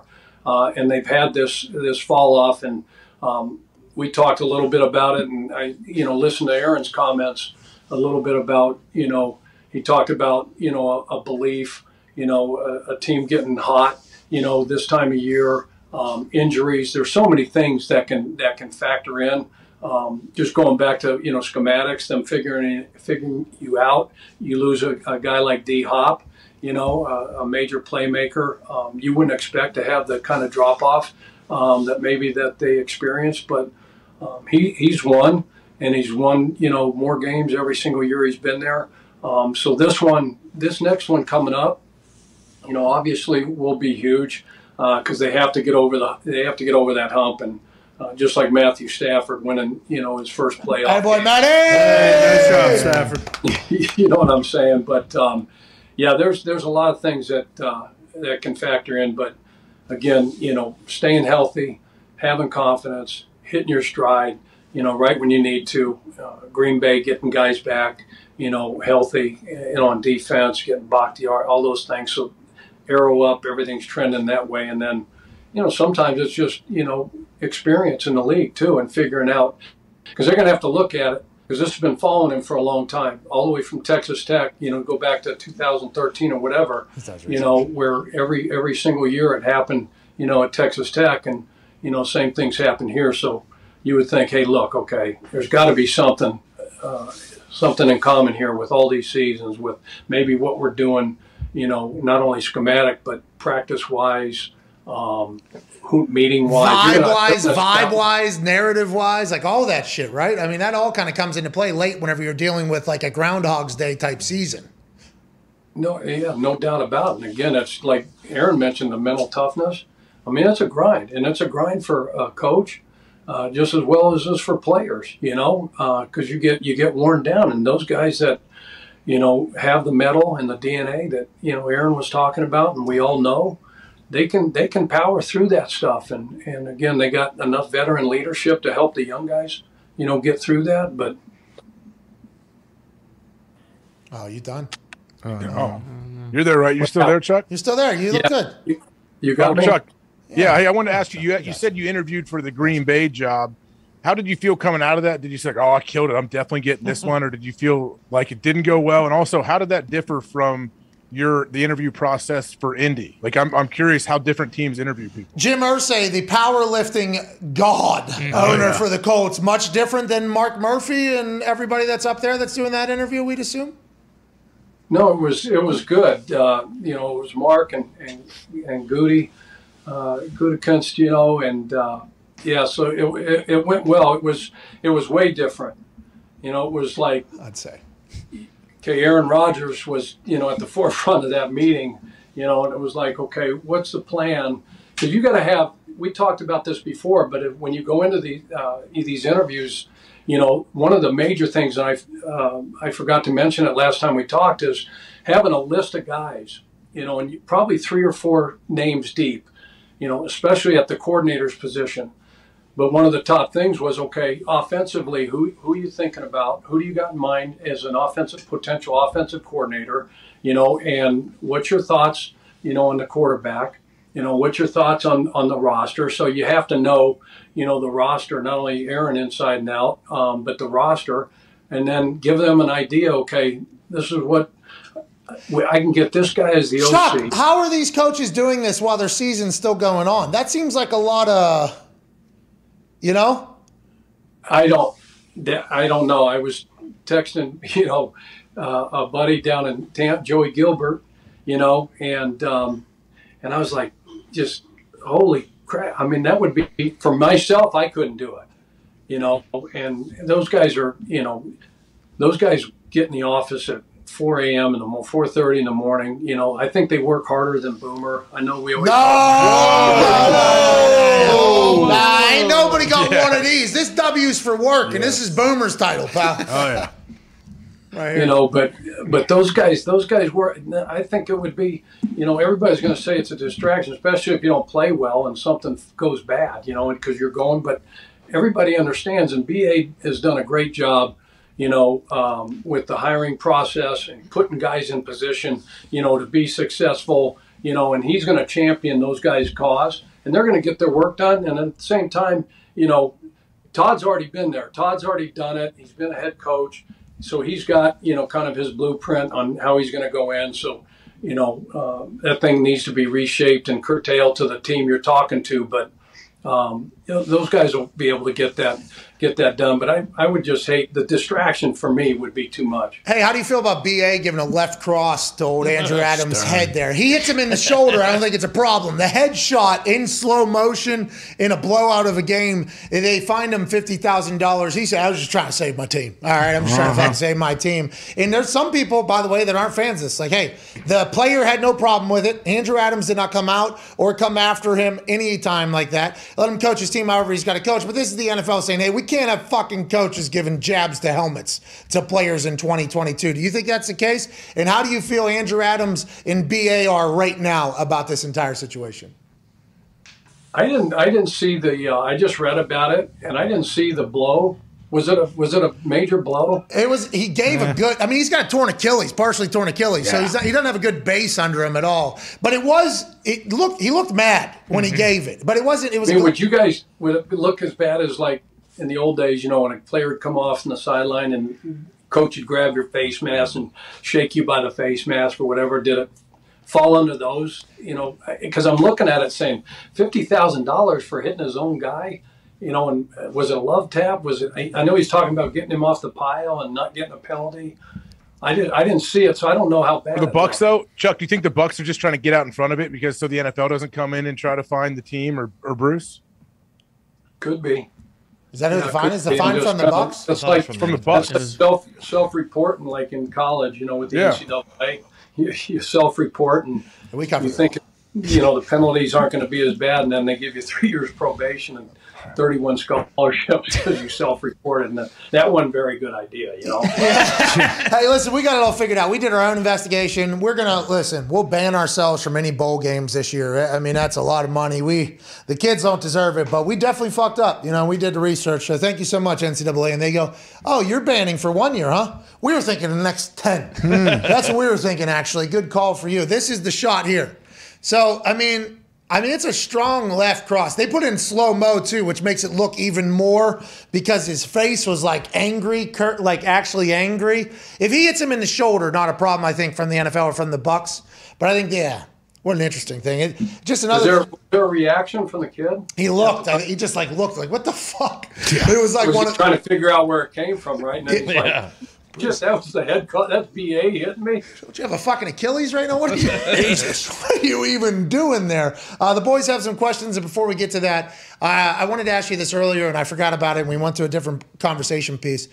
A lot of rumors around here and hearsay and conversation that, you know, Jim Irsay isn't exactly thrilled that Carson Wentz and how this whole thing ended, you know. And there's $15 million guaranteed for Carson Wentz next year, but the salary cap's like 200 and some million. They're going to have room. They could move on. They've done it before. They paid Jacoby and Phil, I think, $25 million each at one point because of how good that roster is. It's not acceptable for that Colts team not to make the playoffs. And Jim Irsay very much believes that as well. What do you think the process of that will be? And you talked about earlier, Jim Caldwell got fired after one bad year and Peyton Manning didn't have a neck and wasn't able to play. He had us undefeated just a couple years before that to the Super Bowl. Smooth transition after Tony Dungy leaves. Jim Caldwell was a great coach for us. One bad year, Jim's like, hey, we got to kind of change the entire organization almost. Like, we're getting a new quarterback. It's a new era. We're going to do this. Then obviously he moves on for you, brings in Frank Reich after the Josh McDaniels thing. Do you think Jim Irsay is a guy that'll cut ties because of something like this? And do you think Carson Wentz is potentially no longer a Colt? And just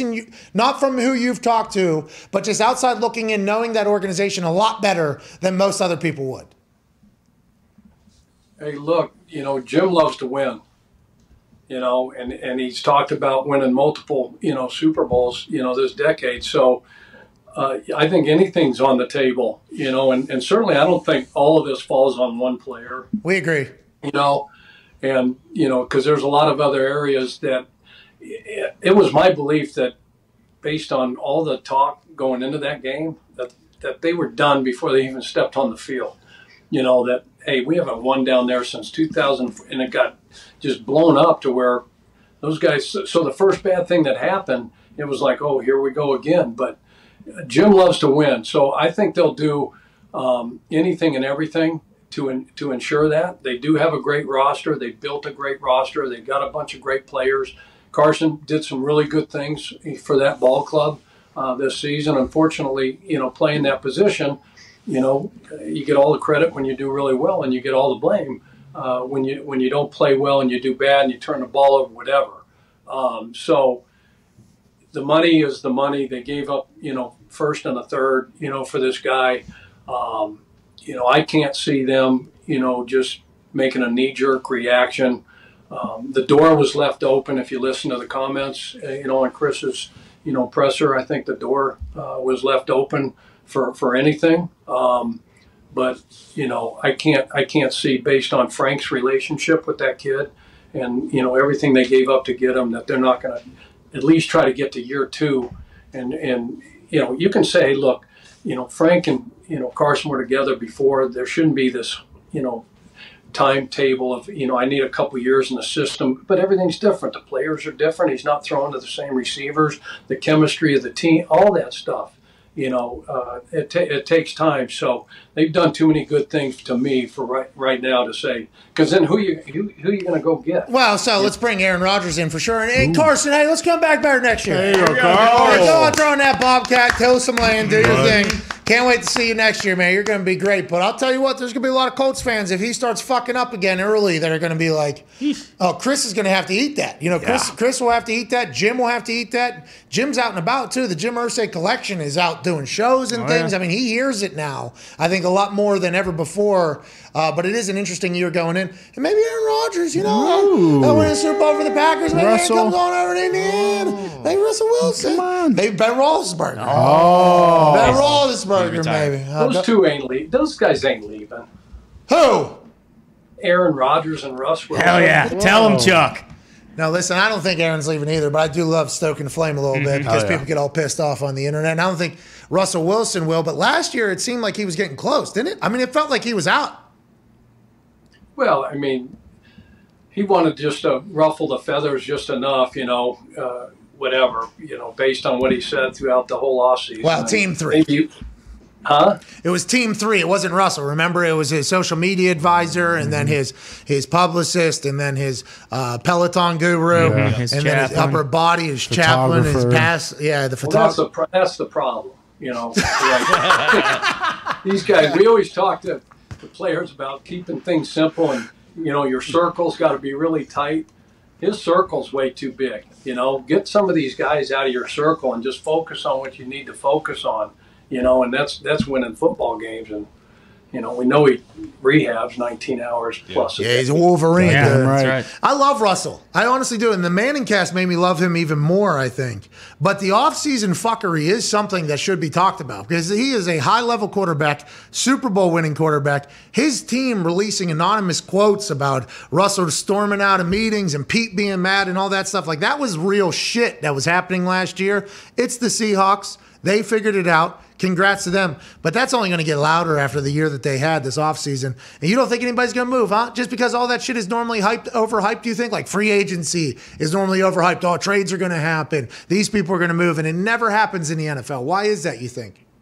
Well, it's that whole grass is greener. We all think the grass is greener, on the other side of the fence. And, sometimes you just, things are going so good for so long and all of a sudden you hit a little adversity and you want to just run for the hills when it's just time to hunker in and get a couple new pieces here and there. But those guys have so much invested in those two cities. Can you imagine, like, Peyton's deal was a neck injury, and it was just Andrew Luck was sitting there. Jim was scared to death for this kid's health and his safety. He's like a son to him, 14 years there, and he cared so much about the guy. But, that's one story, where we have a million train wrecks of guys moving on, Montana, whatever. And you can go back in history and see some of those moves. But those guys are beloved in those cities, and they've given so much to those franchises that why would you want to change that? And do you really have a chance of going to another place and, do they have all the pieces to win a Super Bowl and the cap space and players? I mean, I'm not rolling the dice. I don't want to be a guy who says, hey, Chuck, Tom Brady just goes to the Tampa Bay Buccaneers. They basically give him roster control, something that he's been wanting a little bit more say, allegedly from the outside looking in. And a lot of people in same circles you and I talk with have mentioned something to me that is real. They think what happened with Tom down in Tampa Bay, Q Gronkaneer land down there, that is potentially what spurred Russell to be like, I should have more say in what's going on, and we should have more weapons, and we should have a team that's going all in, which might have, trickled over to Green Bay, maybe even to Houston with Deshaun Watson. Like, I think the Tom Brady effect is what all these other guys that are in that pantheon of quarterbacks in NFL history up there that are like, oh, we see it work there. But what you're pointing out is there is a lot of other situations where the grass is only greener where you water it, pal, and it might not be as fresh as you think over there. That's what you're trying to point out, huh? It could go bad, even though the Tom thing has seemingly gone well. Well, there's only a couple, BAs out there, in situations that worked out just where, hey, I want to bring Alex. It's Guerrero, right? Yeah. And he's got to have full access to the facility. I got to have him. Fine, we'll build you a whole different annex. Your own training room for you and that, whatever. Okay, we're good there. And then, I think there's direct flights from Tampa, over the water and go to Brazil or wherever. Oh, is there? I didn't know Tampa International was set up like that. Is that why you met with Jeter and Gates and the owner of the Lightning? Like, hey, So, we need all this. Happy wife, happy life. Straight shots for So there's a lot of things that and it's the it's the alien, the number one alien of all aliens, Tom Brady, that made that. And I know those other two are great players and Hall of Fame players and this, that, and the other, but that guy's got 6 world championships and now 7. So Wow. We heard earlier that last year's Super Bowl was fake. Doesn't count. We had somebody that had boots on the ground, Colleen Wolfe, boots on the ground. She said it was a fake Super Bowl. So I don't know if it counts. I don't know. I'd take the ring. Like that, actually. I would take the ring immediately. Fake Super Bowl, real Super Bowl. Is it big? Is it shiny? Is it on my pinky? Fuck off. Go ahead, Ty. Coach, when you look at Dallas, and it's possible that both Dan Quinn and Kellen Moore are gone last year, how hard would that be as a head coach, especially a guy like McCarthy who's kind of like a figurehead, and these guys are both, they have their expertise. Like, how difficult would it be to replace both your offensive and defensive coordinator in an offseason? And would you expect them to have some regression next year? Kellen Moore gets a You would think, but, I mean, people love him. Nope, Big Mike didn't. He called that play. Kellen called the plays all year long, but Big Mike called that one. Okay. Well, that's smart. That's good angling for a head coaching job if you're Kellen Moore. Anonymous sources say Big Mike called the play. You don't get a job. There's no way Kellen Moore gets a job this year. People love the McVay, the young hotshot offensive mind. That's he Kellen was Moore to a so- T. Go ahead. To answer Ty's question, Thank are we going to get to that one? Yeah. Sorry. No, so, sorry about no. that. I think it's extremely hard because continuity is everything, And the job that Dan Quinn's done there, and the job that Kellen Moore. You look at the numbers, having to replace. Nobody wants to replace guys because you get comfortable. The coordinator. What you're doing on defense, what you're doing on offense, and so. You don't want to have to go through that whole process because they're hard to find. Let's be honest. I mean, the really good coaches, whether they're head coaches or they're coordinators, position coaches, they're not available. They're on the street, and so the only way these teams, there's 8 jobs open right now. So the only way they get one of these guys is they go after them and hire them as their head coach. But you don't want to replace guys. BA, we were going to, I swear, with Andrew and BA after year 1, Pat, if he sticks around and doesn't get Arizona, we're going to win. We would have hoisted a trophy. How do you keep him, though? This is a situation that, we got to... Jerry, it's the same thing. You say, okay, here's a commitment. But there's only 32 of those jobs. So if Kellen Moore gets offered one or Dan Quinn gets offered one, it's almost like you have to take it. Now Dan's already been there and done that, so he doesn't have to. Kellen, on the other hand, he's a young guy saying, "Man, this might be my only shot. I probably got to do this." But Jerry, these guys got enough money where they can go to him and say, "We're going to pay you head coach money to stay here and be the coordinator on offense or defense." And then down the road, Big Mike is going to coach another 3-4 years or whatever. You're going to be the next dude. To follow him, much like he did with Jason Garrett, years ago.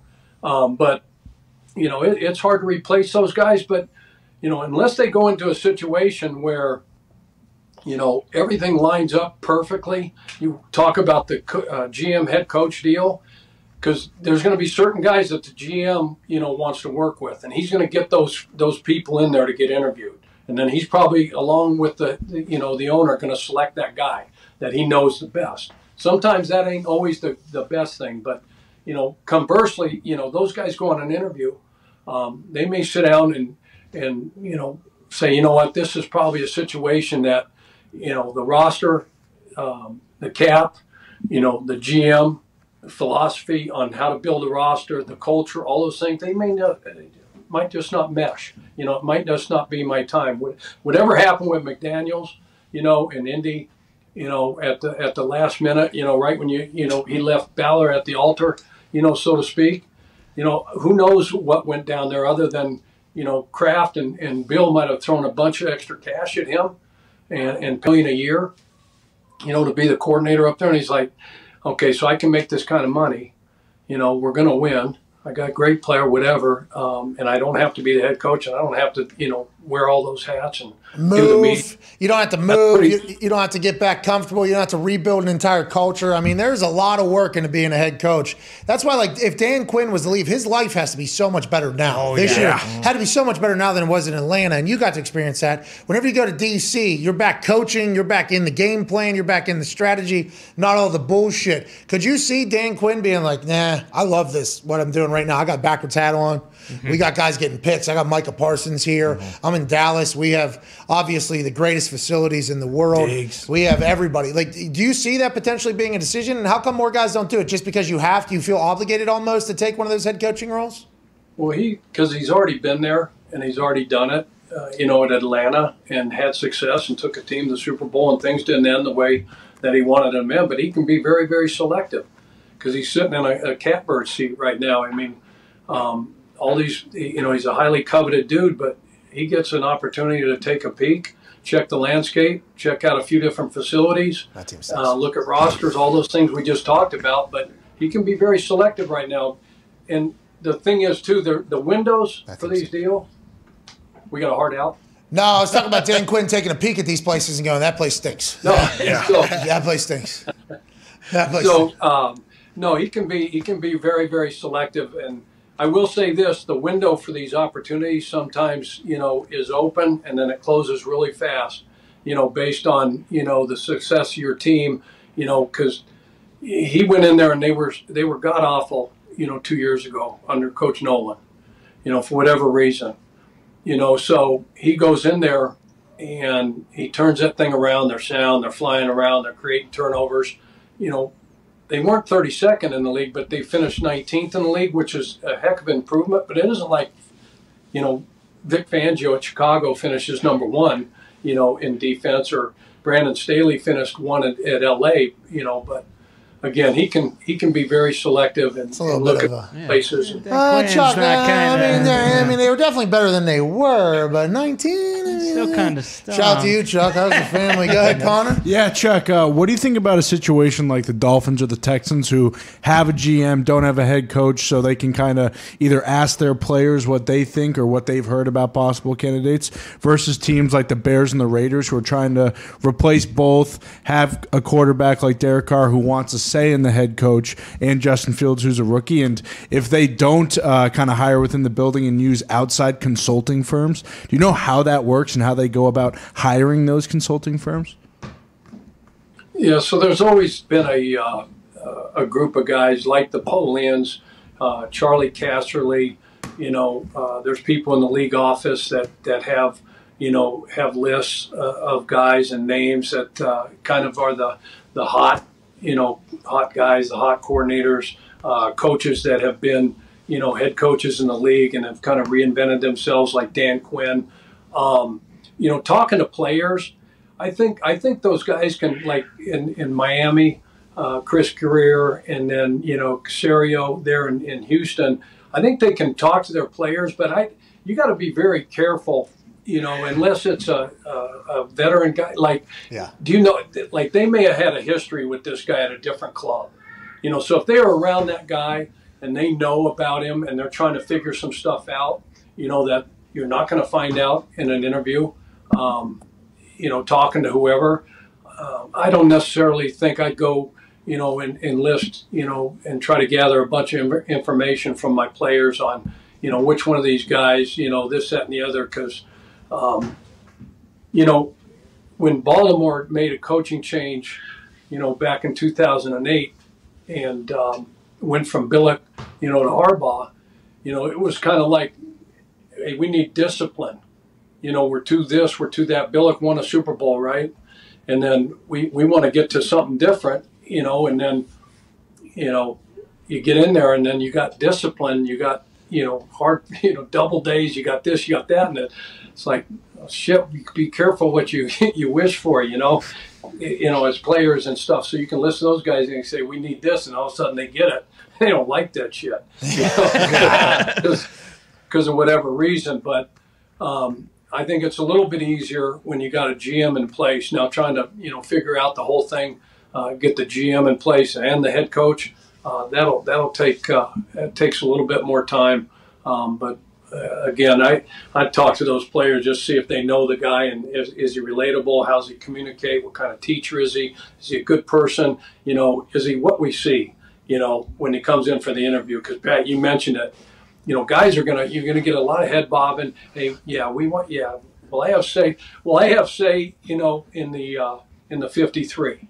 Oh yeah, you're gonna have plenty of say. How about the 46 on game day? Do I have say in game day? Who's gonna set that? Oh, you got that, coach. Blah blah blah blah. And then you get to week 1, and you get to cut downs, and you got no say at 53. You're not determining, who's dressing out of the 46, and I think it's 48 now, whatever. But, so hey, Chuck, it's a hard deal. Hey, it is, and a lot of teams get it wrong on a regular basis because there isn't a lot of guys out there that are fantastic. I was very lucky to play for a team that you coach and very lucky to speak with you every single Wednesday. It sounds like Bear is getting a little active over there, so go enjoy the hell out of the family. Who do you think wins this weekend? Let's go through it real quick. Titans, Bengals, who do you got? I got the Titans. 49ers, Packers. Packers. Rams, Bucks. Bucks. Bills, Chiefs. Bills. I think we're on the same exact page. Ladies and gentlemen, host of Coach Us Up Chuck Wednesdays, Chuck Pagano. Thank you, Chuck.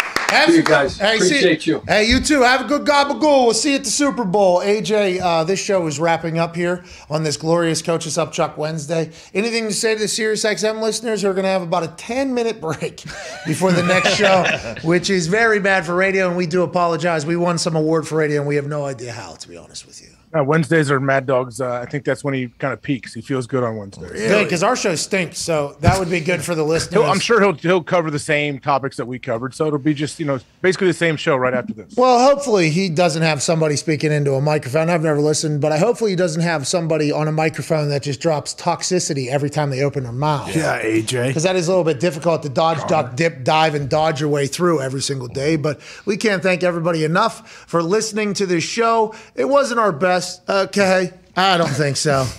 I mean, we stumbled out of the gates hard, but somehow we looked up and we're an hour and 40 minutes into it. Yeah. Tomorrow's big. We're going in divisional round. We're in the hole. That's right. Going in the divisional round. Then we'll be on deck on Friday. Oh, yeah. And then we're stepping into the batter's box of the divisional round. And whenever you're talking about baseball and football, there's no other show you'd rather listen to than this one right here. AJ, one last parting words for those SiriusXM listeners as they have a glorious Wednesday evening going into tomorrow's No Thursday Night Football Thursday? Oh, no, I think I've spoken enough. Go. All right. I mean, it's a talk show, Nailed but it. Right? AJ. Just a quick announcement. Stop setting me up for 7-second sound bites to go to Mad Dog. You had 45 seconds. But just a quick announcement here. Josh Allen is on the show tomorrow, 12:05 Eastern Time. Leading off the show, Bills Mafia, the leader of the squad up in Buffalo that is hot, that buzzsawed the Patriots this last weekend, and taking on the Chiefs on Sunday. Josh Allen tomorrow and more. We'll see you then. We should have talked about that earlier. But the show was so good. Yeah, throw something out later. Show is so good, Nice little tease. Yeah. Hey, AJ. Yo. That's a big deal, Josh Allen coming on. Yeah, especially a couple days before the game. They're going to be out in the practice facility. Hopefully that freaking Ching, ching. There's always some sort of something popping off because the Buffalo Bills are always working. They're setting up scaffolding last time. Jordan said, "Hey, stop," and they stopped. So. They moved the tractor, huh? Mm-hmm. Jordan Poyer, by the way, is a dog. Did you see that speech he gave to the secondary before that game? And then they put it out. The Buffalo Bills put it out. I was actually wondering, how the fuck did this get out? That's how I let off the show, because on the internet, it was somebody clearly recording a screen on their phone, cutting off some of it. And it was Jordan Poyer saying, "I'm sick of these motherfuckers," basically. It's like, okay, here we go. A little pregame speech getting leaked again. It was the actual Buffalo Bills that put it out there. I love that. I love Jordan Poyer. I love that Bills team. I can't wait to talk to Josh tomorrow. Good for them. Yeah, I think Josh would be awesome. Have you had him on before? I think so, yeah. I've talked to him a couple times. Yeah. He lost to Topgolf. That's right. He did. Yeah. And then Barely. And then his agent called my wife a bitch. His representation was Wait, not what? happy about it. Yeah. Is he still with that agent? Probably. I mean, who knows? You gonna ask him about it? No, because it wasn't his fault. He doesn't need to be necessarily attached to said guy. But yeah, there was almost a scene. Like there was almost a situation with Josh Allen's representation. Who I was told, he's a young guy, he's fiery, he thought Josh Allen won. And Wait, you mean like to her face? no, like across the thing. Like said something like that, yeah. Jeez. Yeah, and she didn't even tell me, her friend told me. She was like, hey, that guy right there just called your wife a bitch. And I was like, who did? This little fuck? Hey, what's up, rat fuck? And then, everybody was like, whoa, whoa, whoa, whoa, whoa. And then he was, that's Josh Allen's agent. I'm like, Josh Allen's agent just called my wife a bitch? What the fuck is going on here? And she wasn't my wife at the time, I guess. So it wasn't my Fiancé. wife. It was my fiance or whatever. It was like, okay. Josh Allen, though, was incredibly cool. That's why I was so confused. I'm like, I bet he can bomb the ball. bomb. Oh, yeah. Hey, He did. He did. Yeah, I think he almost, did he clear one? He might hit hit the top one of the out of net. the yard, He hit the top of the net. Timmy's probably the only one that cleared the net, isn't he? Tim Tebow fucking uncorked one. Yeah, he did. PA was close. Bruce Arians was just hitting balls for a good 3 hours over there. Just working on a swing, having a couple Fitzpatrick cocktails. almost did. Yeah, Fitzmagic is a hell of a player. He's a hell of a golfer. That Top Golf thing is pretty cool. They sent a bunch of golf clubs here, too. Nice. Top Golf. Yeah, Top Golf and Callaway. They're the same now. I think Callaway bought Top Golf. Smart. So, yeah, Callaway sent us some clubs. Actually used it this morning to ruin Foxy's morning. Yeah, that was great. That was It's a good club, though. Played a little office golf this morning. AJ. Ty tried to smash it. No, I didn't. We're not starting that. Yeah, this Ty is just disrespectful ingrid over here, dude. Callaway sends these clubs. They're beautiful clubs. Nicest clubs I've ever held in my hand. Ty's a lefty, so he doesn't need to use that club, right? So Ty takes the club that we're using from the bag that Callaway sent, and then he throws it off the brick pillar, and it falls down, and then he starts hitting. I'm like, Ty, why are you throwing my club? I didn't, he says. I'm like, I'm literally watching you just throw my club. I didn't, he said. And then he bombed a ball in the office, almost won the entire damn game. Why'd you ruin my club, dude? I didn't. Like I said, no one appreciates a nice wedge or a 56 degree like I do. On your bachelor party, actually, I snapped mine over my knee like a twig.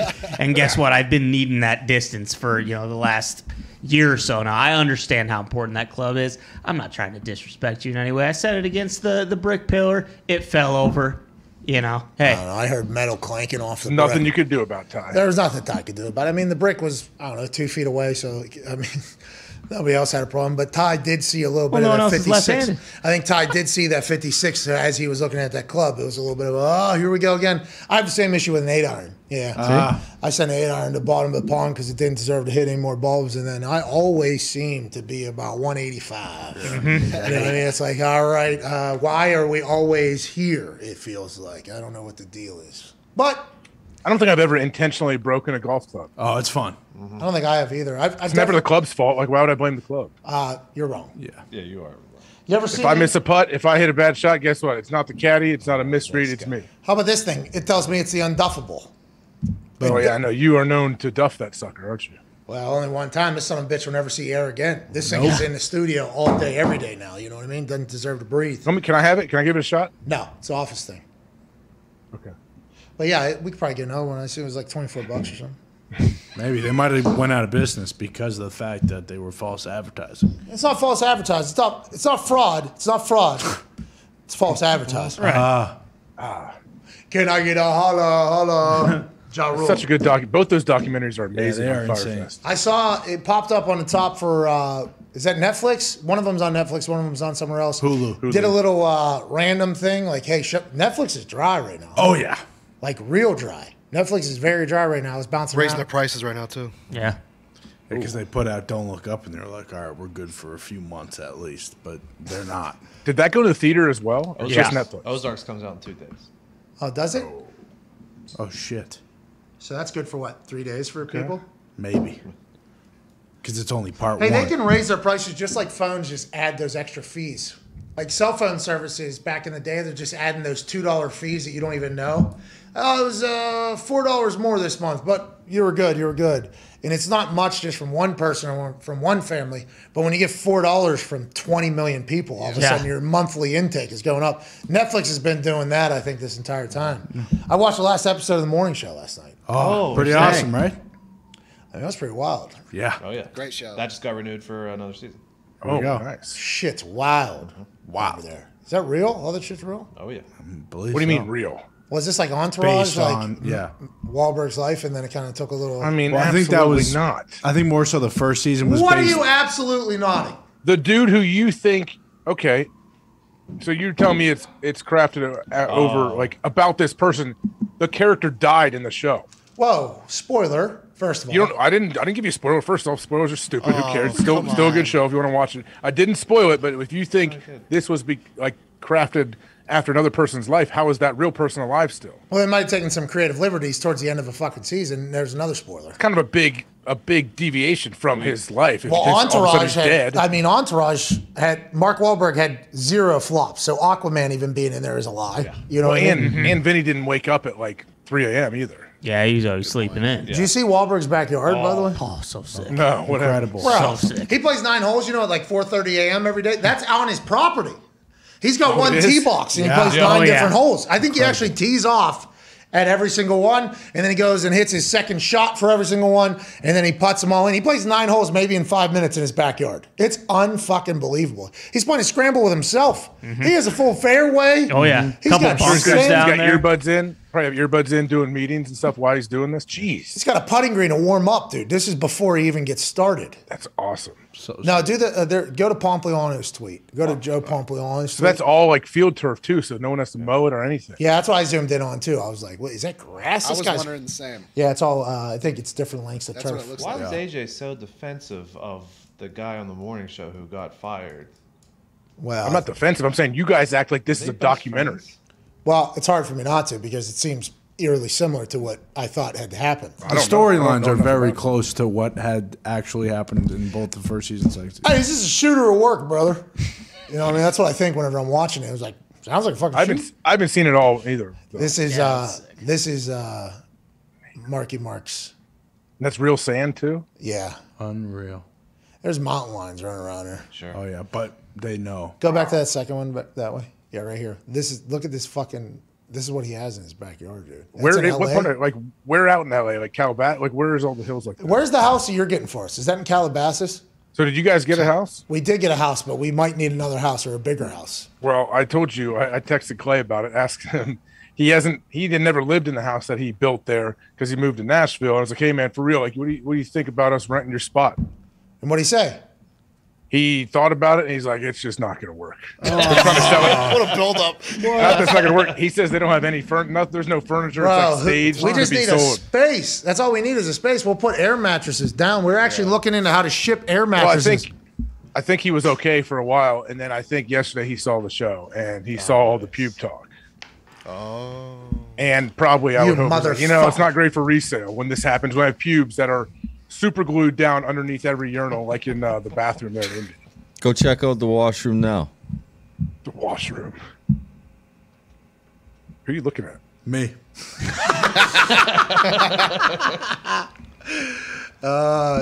We thank you guys. Hey, that's good work. Who bro. cleaned it? I don't know. I don't know.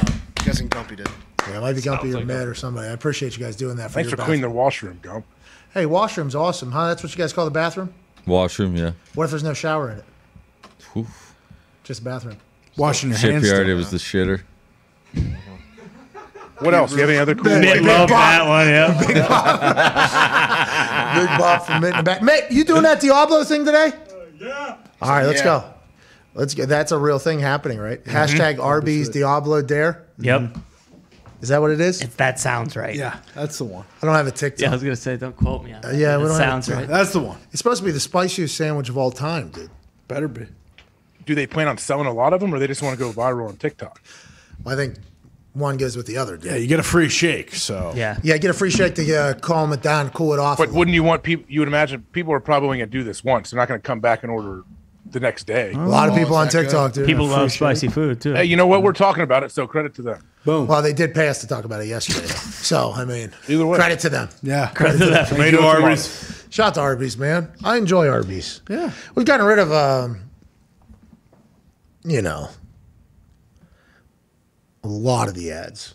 It's kind of nice though, It is. right? It's very nice to not have to do it. And it's nothing wrong with the people that we got a chance to work with at a lot of these companies, but also like, I don't want to just shill things whenever we're getting the amount of money we're getting from one of our things. It's like, You know, I'd rather just do our thing. But I love Arby's, so I think that's why we're still doing it. Yeah. A little selfish of me, I guess.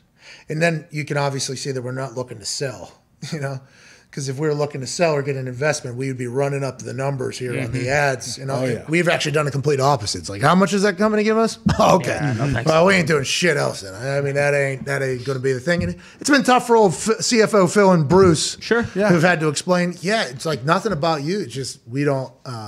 And by we, Pat doesn't want to do it anymore. So, well, we mentioned a show earlier that might not be doing as well as we thought it would be, and that's kind of also because there are about 90 ad reads during the show, I believe. So what show? That also doesn't help it as much. As Zito knew exactly where you were headed. By the way, he dropped in my ear and said, for whatever reason, he's burying Jim Gray again. There's no reason for you to do what you just did. I wasn't burying him because I didn't say who I was talking about. I could have been about any show. That show, people, you know. I am never going to talk like I'm an expert ever because there's a lot of people that came to the internet far before me and who have done much better things and are much more successful than I and have, you know, blazed the trail of the internet and that entire thing.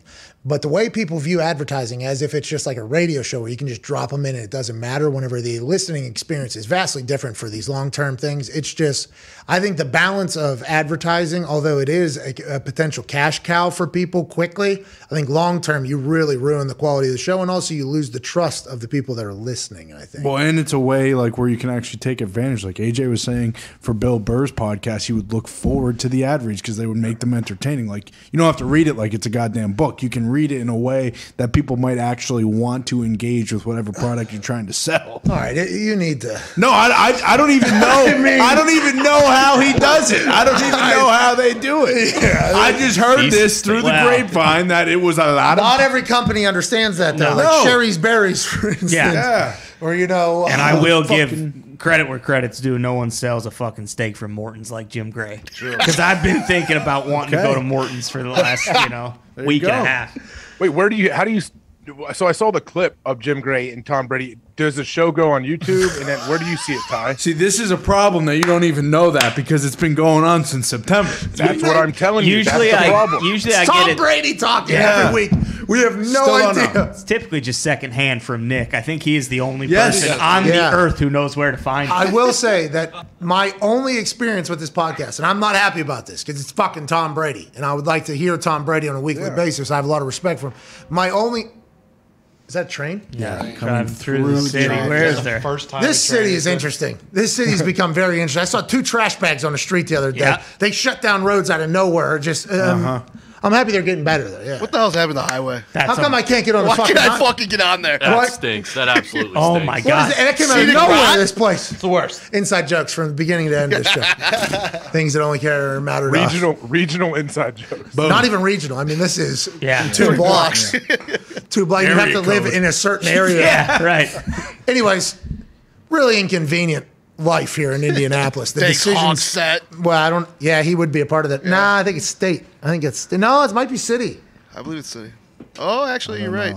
Because it's a highway. Yeah, highway press state. Oh, the trash bags that are out front though. That's city. That's city or whatever. Inside again. I don't know if there's any like strategy to the decisions that are made in this state and city when it comes to construction and deciding when to do stuff. I think it's a moss picking cheese under a cup. It does seem like that is what happens, and that is a problem. I think you know, like I think that is. I think there is a cup. One of them has cheese, and it's Monty. You know, and the mouse just goes ahead and picks it, which is what Zito was alluding to. I think, which is a wild pull from that brain there, dude. Wild part of Zito's brain. I don't know what happened there. I apologize. All right, let's get out of here. This show's been bad. We got to end it. This show's been bad. Let's take some phone calls. Let's extend it. Justin in Indiana, can you get on the highway, dude? We can't get on the highway to get anywhere. We got to drive around the entire city to get to a place. What's going on, Justin? Hey, what's going on, boys? Hey, just hanging out, man. Good to hear from you, dude. I've been waiting all day for this. Hey, been waiting my whole life for this. No. Please. It's going to be a letdown. I know that. But what do you want to talk about, dude? Yeah, I want to know why fucking Carson Wentz is not going to be the quarterback next year. He stinks. Do you want him to be or do you not want him to be? I don't think he's worthy. Oh, so you don't want him to I'm be. very disappointed. He's going to be. All right, Justin. Run it back. I don't know. dude. That was a good. He ain't going anywhere. Give him one more That's a year. good point What are we by doing? Justin. Justin's unhappy. Get him out. He's not worthy. I mean, that's kind of what Jim Irsay's been talking too, and Ballard. And maybe that's just a light of fire under Bobcat Carson or whatever. But an entire non-COVID, hopefully. There's people going back to doing shows remote. Oh yeah, because of COVID. Oh yeah. Well, people are almost dying. Is that real, bro? The real world that you don't get to see much. Yeah, people freaking out at different places. I honestly feel like I live in my own, which I guess I do. It's not too bad, by the way. It's kind of fun. I'm very lucky to be here, and I kind of bebop around. I think we're pretty safe, and we have been the entire time through the whole social distancing thing. But I sort of like my wife watches morning TV, and I'll like walk by and I'll see them all on remote, and I'm like, is that because they don't want to be around each other? Are they all like doing a fake vacation? And then we turn on sports in the morning and here, and we're watching these morning shows. They're all like remote. It's like, what the fuck is going on? I did not know that was happening. Is that happening right now? Is that life right now? I think it depends on where you are, but yeah, some places are pretty serious about it. What happened? What's going on? I have no idea. Well, with all these reports about the EHU and the Delta Cron, I think people are a little confused on. What'd you say first? EHU, dude. Wee, bro. Hold on, people are confused. No, Monsieur Gumpy, go ahead and avec with your bullshit. No, we don't need it right now. What did Gumpy have to say? Oh, geez, it could have been a litany of things. But let's talk about some actual football. But everybody's doing what we're doing right now, and we do it obviously because you have palatial estate where you own a quarter of Columbus, right? Yeah, exactly, or whatever the case is. Definitely not. Yep. I've been there. You know what I mean? I've seen the cult facility you have over there in Columbus.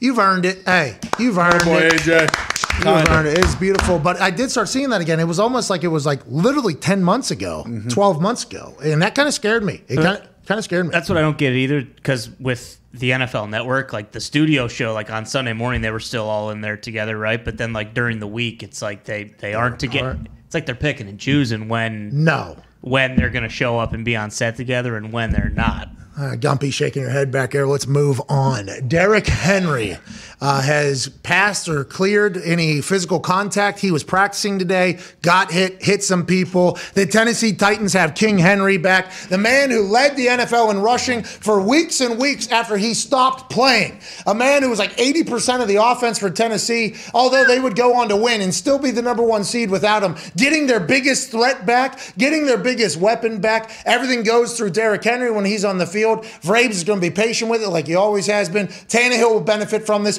Julio's back. A.J. Brown's back. Are the Titans poised to make a run today? It was a big-time hurdle. Derrick Henry's all the way back. Absolutely. I mean, that's a huge thing for them. Like, it just works. It seems like it's setting up so nice for Tennessee, and I feel like, I don't know. How many carries are they going to give Derrick? Have we talked about it? Like, did they say anything about 30. pitch count, like what it looks like? I think they're giving him 30. I don't think there's going to be a pitch count, because why would you have Derrick Henry, and why would you play Derrick Henry if you're going to limit him? Because a part of Derrick Henry is, hey, you're going to have to start it, or you're going to have to stop him for 4 fucking quarters. And we believe that you won't, which kind of goes against the stats department. And I know Vrabel is super high football IQ, but if he's getting 1.1 yard per carry in the first quarter, there isn't a single ounce of panic from anybody on the sideline. Okay, let's see if you can do it again. Oh wow, the whole first quarter. Way to go. Let's see if you can do it the second quarter. And then everybody's just waiting and waiting and waiting. And they even go into halftime probably. And I'm assuming Vrabel and the offense coordinator down there, who I don't know, we should probably know, the man who replaced Artie Smith down there, whatever the case, probably at halftime says, stay patient with the run. It's going to come. It's going to come. And then in the third quarter, even if they stop him in the third quarter, they stay on the sideline like, yeah, it's all right. Even if they're down 14, no big deal. Fourth quarter, boom, it's a buzzsaw. Bang, here we go. Busting out 30-yard, 40-yard, 20-yard, because it's natural on the defensive side of the ball not to want to get kneed in the face by a fucking tank of a human who's bigger than your defensive end. And that's what I think I love most about that Titans team. They're patient, they're physical, they know their identity. They've been able to kind of dive through all this adversity of the year with the season. I mean, that's a dangerous squad. And Derrick Henry being back is beautiful. You're thinking that there's maybe going to be a pitch count because he hasn't been in football shape for a while? No, I mean, I don't know. Maybe a little bit early to see. They'll check on him, see how he's feeling throughout the game, and hopefully he doesn't have any setbacks. But I don't know, a pitch count, that's a great, like, that's a if you can play that way, absolutely. You just have to trust that your defense is going to stand up too, and you look up and you don't want to be behind 2 or 3 possessions in the middle of the third quarter. But I think they even have been down like 2.5 Yeah, scores. they have. Yeah, They have found a way. They have found a way many times this year. You're right. Not even just this, I think through the entire Derrick Henry run, it's like there's no way they're going to stay committed to the run. It's like, no, yeah, they will. They will see if you're going to be able to do this for 4 quarters. And I assume that's why the team loves them. Like, hey, this is who we are. This is what we are.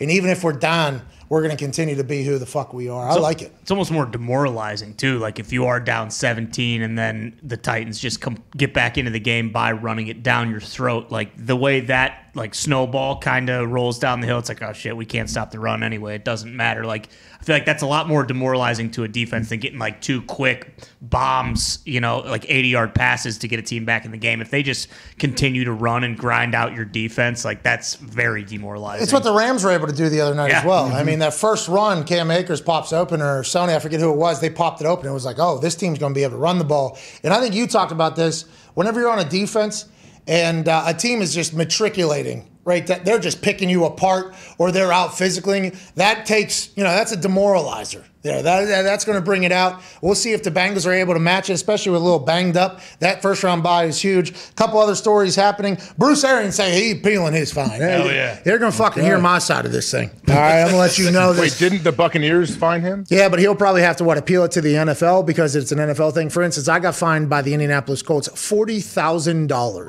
for my incident. I got fined by the city $149. Jesus. So in total fines, $40,149. Now, it was a $20,000 fine, game check fine, lack of a game check, and then also the city's thing in there. And when I appealed it, I had to appeal it to the NFL because it was a Colts thing, but I'm in the NFLPA. I ended up getting no money back, by the way. No money back and no money back at all. And it was used against me in negotiation that I fought back against it. So, which they say it won't happen, but everything kind of took place. Shout out to the NFLPA, always looking out. I really do appreciate that. Got tested 8 times a month for 27 straight months. It's not supposed to happen that way. Shout out to the NFLPA doing their thing. But there's probably an entire process-y, I would assume that BA is going to go through and say, this is a bunch of bullshit. Listen, you guys. What's his defense, though? What's his defense? I was coaching a fucking team. We won a game. What are we even doing? Fucking B on his helmet. Yeah, you happy?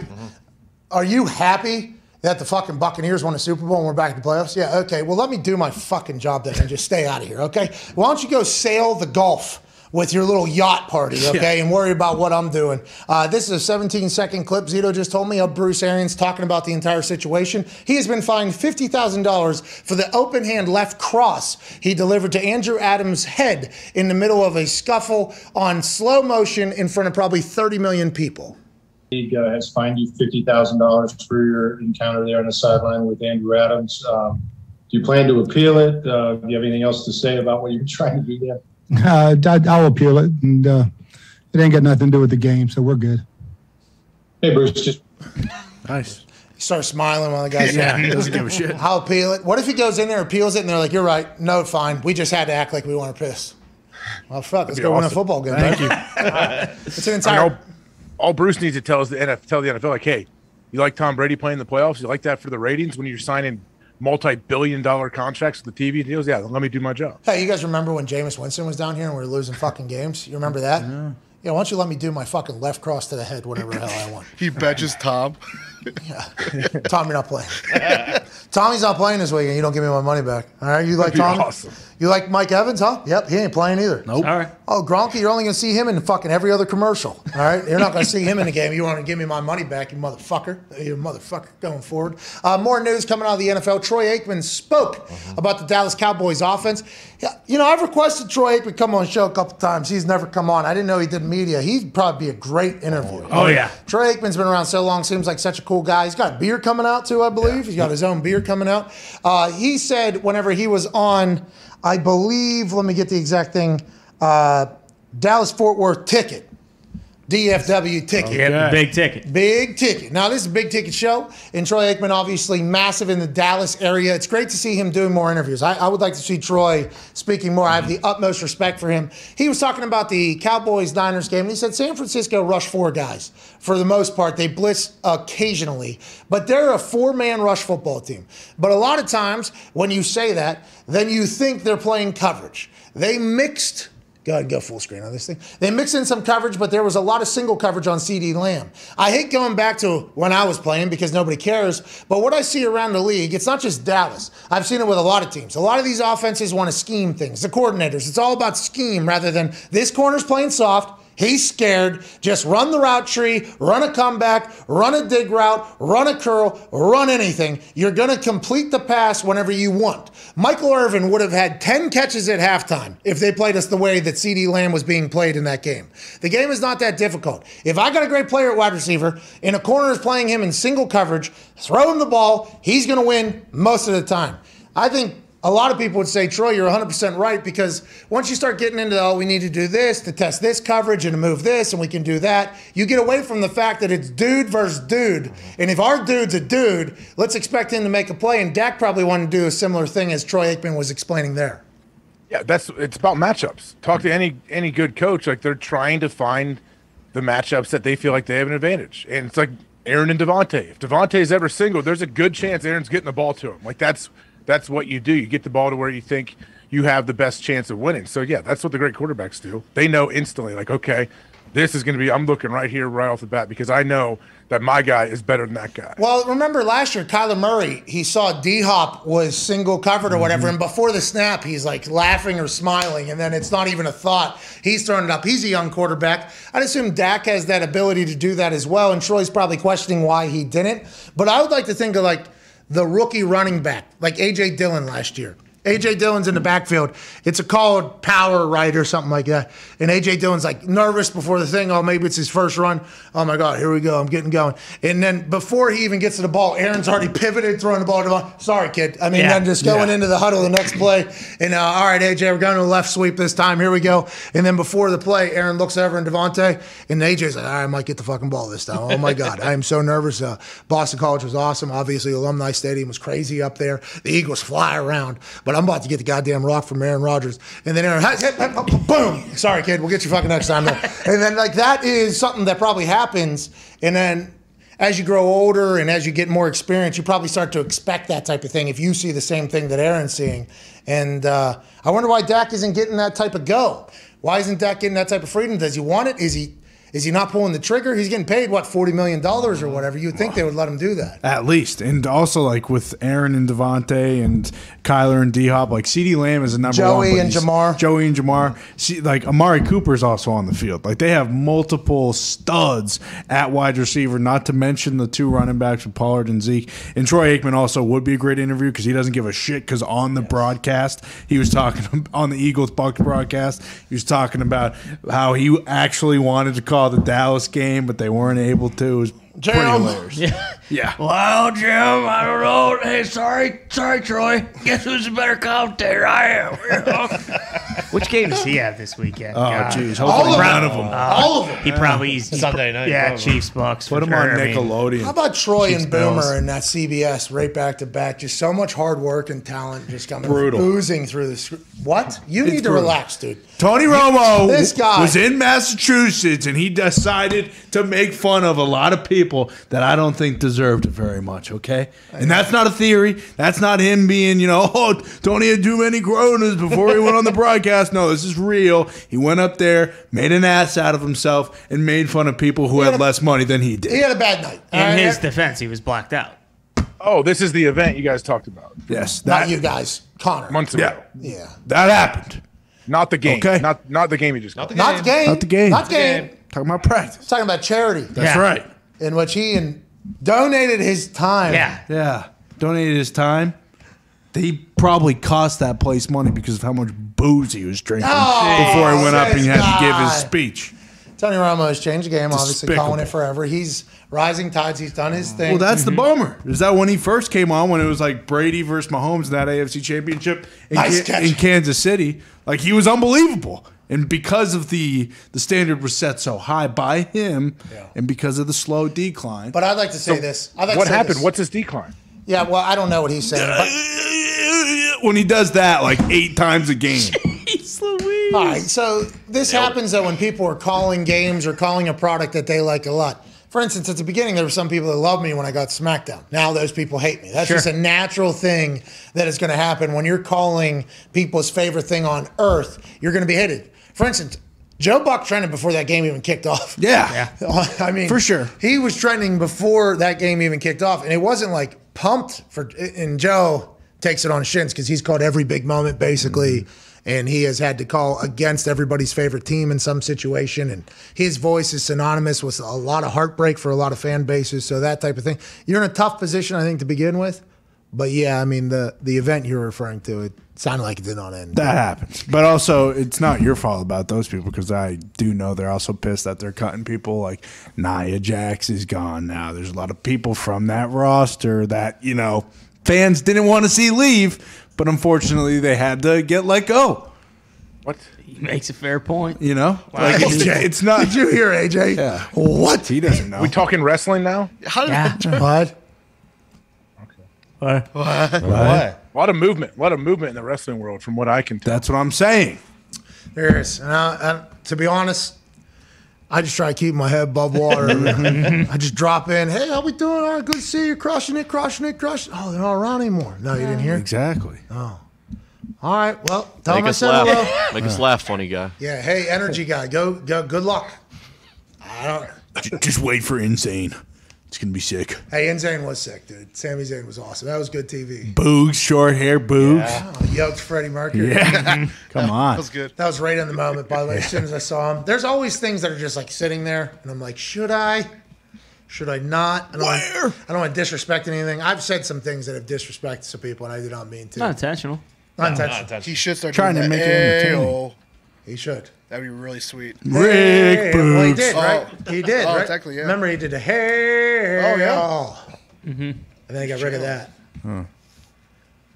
He's got so much power. He's very strong. Oh, yeah. The way he picks up people is insane. The videos of him lifting on the internet are hilarious, too. Well, he threw in Sami Zayn. Yeah. Tossed him. Hit him right in the X. Is Boogs getting more time in the ring now? Hopefully. Yeah, I think so. But in a real twist to the storyline, Shinsuke has not had a match in so long. Shinsuke has not had a match in so long. He's the champion. He's just hanging out, coming out. He's rested. Just hanging out. Yeah, waiting for his time. Oh, yeah. Waiting for his Strike. time. I get tweets from people that get mad at me about stuff that's happened on the show. It's like, if you think I have any say in what's going on, I really do appreciate that. I do appreciate the fact that you think I have a clue. Before that show starts, the fact that people think I have a clue what's going on, there are some times where they run some of those video packages and I'll be like, oh shit, that happened. Yeah. Oh yeah, let me get back into that thing. Holy hell. Because from Friday to Friday, especially in the middle of NFL season, I mean, 10,000 storylines happen in my life before we get back there. That's why I enjoy it so much. I have so much fun doing it. I think hopefully I'll continue to have fun and have a blast doing it. But You need to march right in the backstage there, right up to Sonya Deville and that other big bald doofus and tell them these matches aren't right. I want to let you know, Adam Pearce has really turned babyface in my eyes. He's working hard. I mean, there was a time where he was making dumb decisions just like Sonya always does. Oh, yeah. Her last name's Devil. Okay. Yeah. Exactly. Always Devil. And she's really proved herself to be as such. And I mean, I guess everybody can kind of turn a corner and become a better human or a better WWE official, but I don't think Sonya's ever going to do it. Adam Pearce has come around. He's a big-time Packers fan. Big Packers So he's fan. going to be nervous Friday. Big game the next day. No, he's WWE official. He knows he's got a big game tonight. Oh, yeah. Well, if he has to deal with Brock somehow. Where are we at? Nashville. Uh-huh. Yep. They got a nice little string They got a nice barn nights there. that weekend. They do got a good barn there. Bridgestone. Great barn. Good barn. Yeah. I saw a concert down there. Oh, yeah? Who? Chris Who was it? Gaines. I don't remember. Now he played at the football stadium. I mean, Oh, yeah. you know, Of course. Was it country? I believe. You like country music? Yeah, I'll get into it. Depends upon the time of year. They're always a good time. But I was just happening around the Broadway and like, hey, Yes. Yeah. you know, hey, Concert. and it's like, oh, okay, cool. I'll go in. Yeah, and it was. I mean, they tore it the fuck down. I don't remember who it is. Tim McGraw. What's that one place where all the people play and they feel like they've accomplished their life goal? And Grand Ole Grand Ole Opry. Opry. Grand Ole Opry. I've never been in there. That seems like that's a real spot. Tootsie's, Yeah, too. never heard of it. Tootsie's too. Tootsie's a good time. Not Tootsie's in Fort Lauderdale. No. Tootsie's in Nashville. Two different Tootsies. Okay. Yeah. What's the difference? Well, Shoulder Rub's down Fort Lauderdale. Yeah. A lot of booze. Yep. Going in Nashville. Adult ballerina, right? Love the Lottie Dottie. Yeah. It's Yes. You say shoulder rubs? Yeah. You wouldn't get it. You're so You're uncultured. right. You're right. I don't. Second floor, Tootsie's getting shoulder rubs. Drake's song, bro. Champagne Poppy follows me. You suck. Yeah, you're right. I did not know. Sorry. I mean, there's been, plenty of things you probably didn't know, but you just kind of try to toxic it up, no matter what it is. I'm not gonna act like I know something that I don't know what you're talking about. That's very nice of you. That's good. That's why this program doesn't get enough respect. Bingo. Hey, think if I don't know, how many people watching and listening don't know? No, I think a lot of people got that. Yeah. Oh, I'm sure they did. Yeah.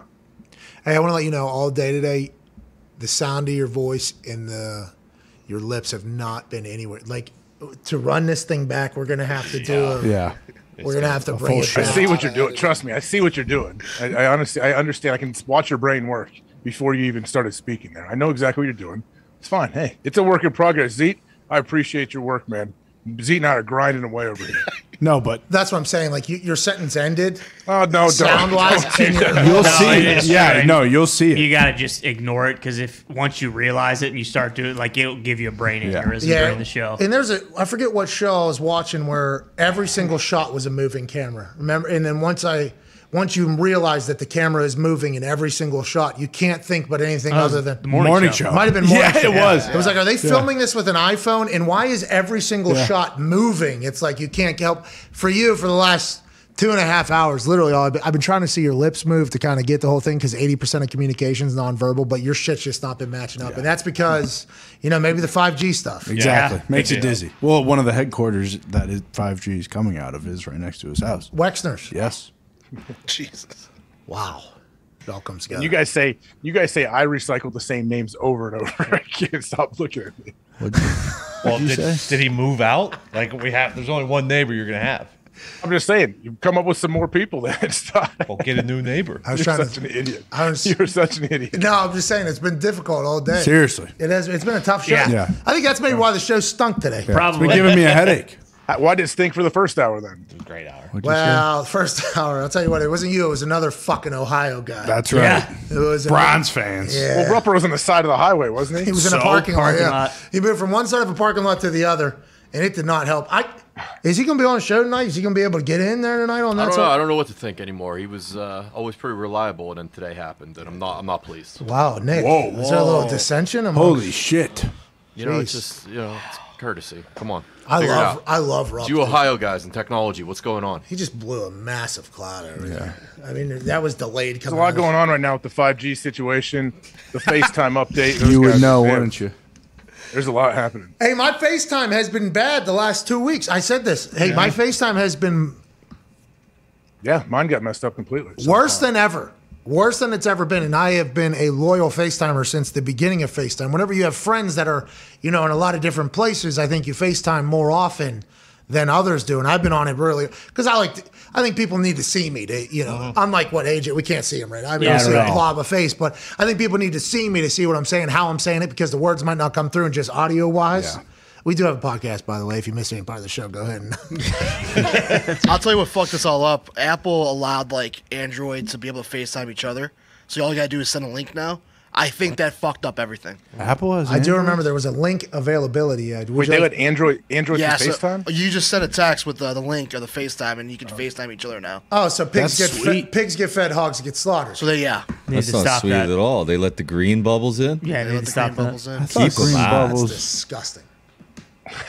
They were trying to compete with Zoom, but There's they're nothing already worse better when than you Zoom. see that. When Compete that with comes Zoom. up on your phone, I'm almost done. I can't do it. So I could FaceTime an Android now? You can send a link. They actually ask you if you'd like to send a link. So it's a Zoom. Zoom, Skype, Chime, FaceTime. You can all link them. They all want the power. The Amazon Chime, though, I'll tell you, I've had to download that a couple times. That one is the worst. No thanks. That one is the worst by far. You have to scan your eyeball at one point. What? Yeah, that's what I had to do for my What did you computer. say? Is that why I had to use yours? Because you had to scan your eyeball to get in there? Yeah. I didn't even make it to that stage. Oh, it's weird. You can also just FaceTime through Instagram now. You really don't have to do the Android. You can go on Instagram and face chat with somebody. Yeah. or They video don't chat. have Instagram. Privately? Yeah. Yeah, you can do it in like a group. Like Hey, I was on with the $20 chef on his IG Live the other day. It's Really? just that, except no one sees it. It's exactly what it is. And you can just record it? Yeah, because my sister has an Snapchat Android. too, and right? That's how. I don't know enough about Snapchat, you can video call people. That's what I mean. That's what kids have no idea. They're not FaceTime, and they're using Snapchat. Or Yeah, the TikTok. quality's just not that great on it. I was thinking about this. We're an internet company. We don't have a website. Well, Well, store off at McAfee.com. We have a store. And youtube.com/Pat McAfee. And at Pat McAfee Show on Twitter and at Yeah. Pat McAfee Show on Instagram. A lot of websites. But we don't have a Snapchat. We don't have a TikTok. We don't have any of that. Like this Jerry guy writing this Bloomberg thing has to just be completely befuddled. Snapchat's Yeah, but those not for demos, businesses. yeah. Someone should put a newsletter Snapchat's out not every for week. businesses We were unless your thinking about it. business Hey, is did you hear we were dumping thinking them about? You think? All right, Diggs. Shout out to you for the research, dude. Thank You're you for welcome. that. Thank you. What is it? DNR? Yeah, that's right. Yep. Research and development. R&D. Yeah. R&D. DNR is the DNR. That's the part. Yeah, that's right. That's part. That's the do not resuscitate. Thank you for the R&D there. Jeez Louise. All right, I think I'm done with today's show. But the point about that Snapchat and TikTok, like AJ just said, his kids are using Snapchat. Like I don't think many. We're not like I don't. That's not. That's not our I think, Exactly. I think a lot of people think. I mean, granted, we have high schoolers that watch and we appreciate them. Like, what's up? But that's not our. That's not like our. Well, that stuff is supposed to be consumed in like 15 to 30 seconds, and like you can't really, like other than like the clips of where we're doing. Like if you're just watching for like 15 to 30 seconds, you're probably gonna be like, "What the fuck is going on here?" Yeah. I've been asked to like, hey, can you cut a 5-second clip for us? I'm like, no, I actually can't do that. 5 seconds. Yeah, because they wanted me to like say something. I'm like, I can't do that. I've thought about this back when I was doing a little bit of comedy, and they're like, and by the way, I stopped doing it because I'm nowhere near as good as you should be to step on a stage. Now, not everybody has that same mindset. I've learned from watching others do stand-up, but I was nowhere near good enough to continue to do that and act as if it was something I could do. I could not tell the stories with the same energy and enthusiasm again and again. But I thought to myself, like the stand-up comedians, they look for a shot on one of these shows where you get like 3 minutes or something like that. And I was like, if I get an opportunity to get 3 minutes, could I even do 3 minutes? I don't even think I could do 3 minutes. Like the setup is about 2.5 minutes. I don't even know how we would get to the 3 minutes thing. It's just, it's not how I operate. That's old now, though. That's past. Like that was like old late night. It made your career. If you were on Johnny Carson, you did a 3-minute stand-up set, then like your whole career is made. Now you go do that. If they do even have a 3 minutes to stand up on one of their shows, nobody knows it happened. Now, some guys, though, they'll do the same 5 minutes. I mean, 20 years. That's wild. Before the internet, I think a lot of guys did that. They kept the same act their whole career. That's a talent in of itself to deliver that the same way every time. And that never gets talked about. Some people say like, oh, he's only got this or this. It's like, well, think about the competitive stamina delivering it. I told a story 3 nights straight, and by the fucking 3rd night, I'm like, I'm done with this. Yeah. I got to write a whole new set for this thing. I am over. I don't know how people do it. I'm very, very impressed by the entire stand-up comedian community. But there are some people that are very terrible. And just because you do it doesn't mean you should get paid for it. Yeah. Like that is. There's a lot of comedians out there. Mm-hmm. Oh, yeah. The fans will let you know. The fans will let people know who's good. But I don't think so anymore. Yeah, not really. Like people just choose to do it. Like They just keep doing it no matter what. Yeah. Mm-hmm. Keep going. Yeah. You're an inspiration. You can tell pretty early on when you hear someone speak if you're going to laugh within the next hour or not. Have you been to? There was a time there where I was going to a lot of comedy clubs, just kind of like hanging out in the back. I grew up going to stand up. Yeah, I told my buddies, my best friend's dad, his buddy owned a comedy club downtown Dayton. We'd go. Like Dave Chappelle would swing by. Like I saw some big time dudes there. That's sweet. Dayton. What's the name of the club? Wiley's. Yeah. It's a small club. There's a. Oh yeah. We know the Wiley's Club. Yeah, we know the Wiley's community. Yeah, we know because there's similar communities ran Indianapolis, Louisville, Dayton, and some other places. So we kind of saw the people that came through there, and I was sitting in the back. Yeah. I enjoyed just sitting in the back, just watching people's brains work, because it is a very difficult thing to do. Just you, a microphone, and a bunch of people that you either know or don't know. And you got to kind of make them disappear for a little bit. They're coming to laugh though, which is good. But boy, if you're not good, they could turn on you quick. I don't know how some still got to be funny. Like, I remember I saw Tom Segura a couple years ago. Tom came to the Funny Bone in Columbus. I went and saw him. Tom was awesome. Like over an hour, just killed it. But I saw multiple other people, and although I respected the craft, I respected their stamina, their competitive stamina. I didn't even think about laughing once. Well, and then those people, from what I could tell from like a year and a half, 2 years straight of going to watch comedy clubs like weekly. Like I was really invested at the time. I was trying to figure out like, is this something I could do? You know, I'm trying to learn about this a little bit more, see different strategies. I want to be able to feel it. And I didn't get to do a club until like my 13th show or whatever, because it wouldn't have made sense to not. It only, like we did theater. I was very lucky to do theaters early because my Twitter following was basically wanting to like, oh, let's see what this fucking guy does. This could be an absolute bomb. I was very lucky to do it and that whole thing. But there's some people that go up there in those clubs, not a single peep from anybody other than, can I order a water or a beer to a waiter or waitress? They go off the stage on the side. They're out in the front. They killed it. Oh, yeah, high-fiving people. I wish I had that. That would be amazing to have. That's a very cool thing to be able to have. I don't have the mental toughness to do that, you know?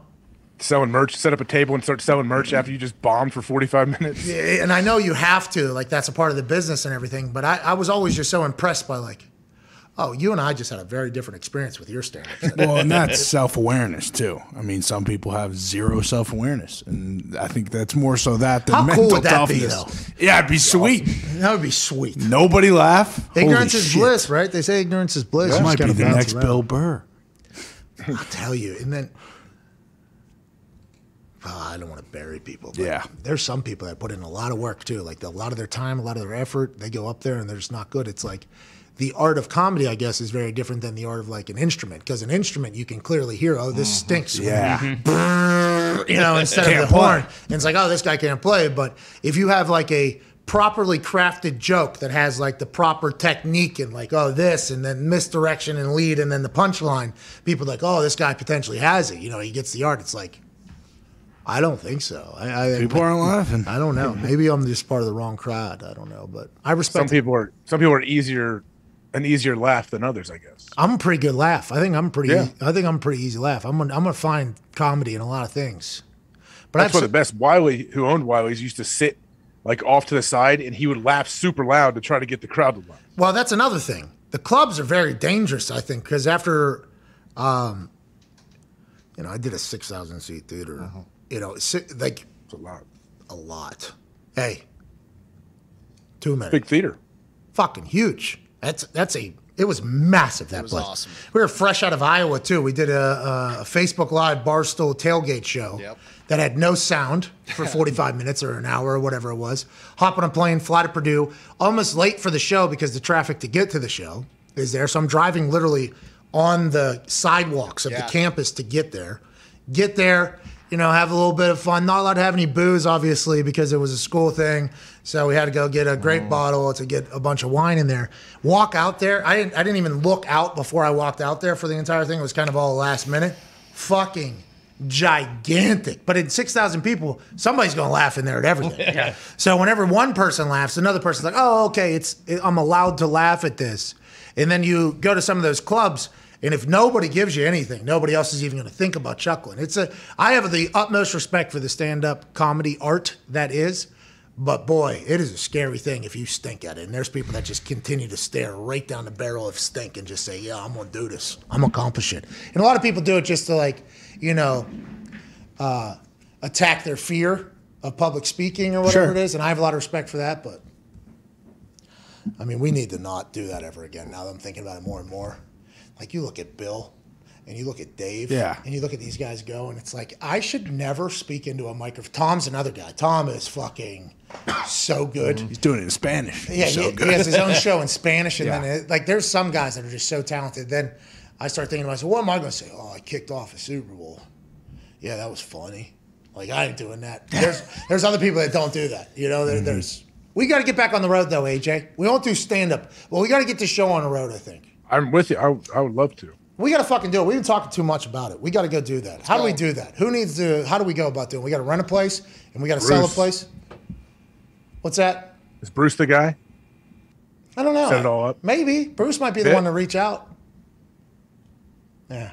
Fuck it. I'm sure Phil's good at that stuff, too. Oh, yeah. Phil's got like 7,000 things on True. this.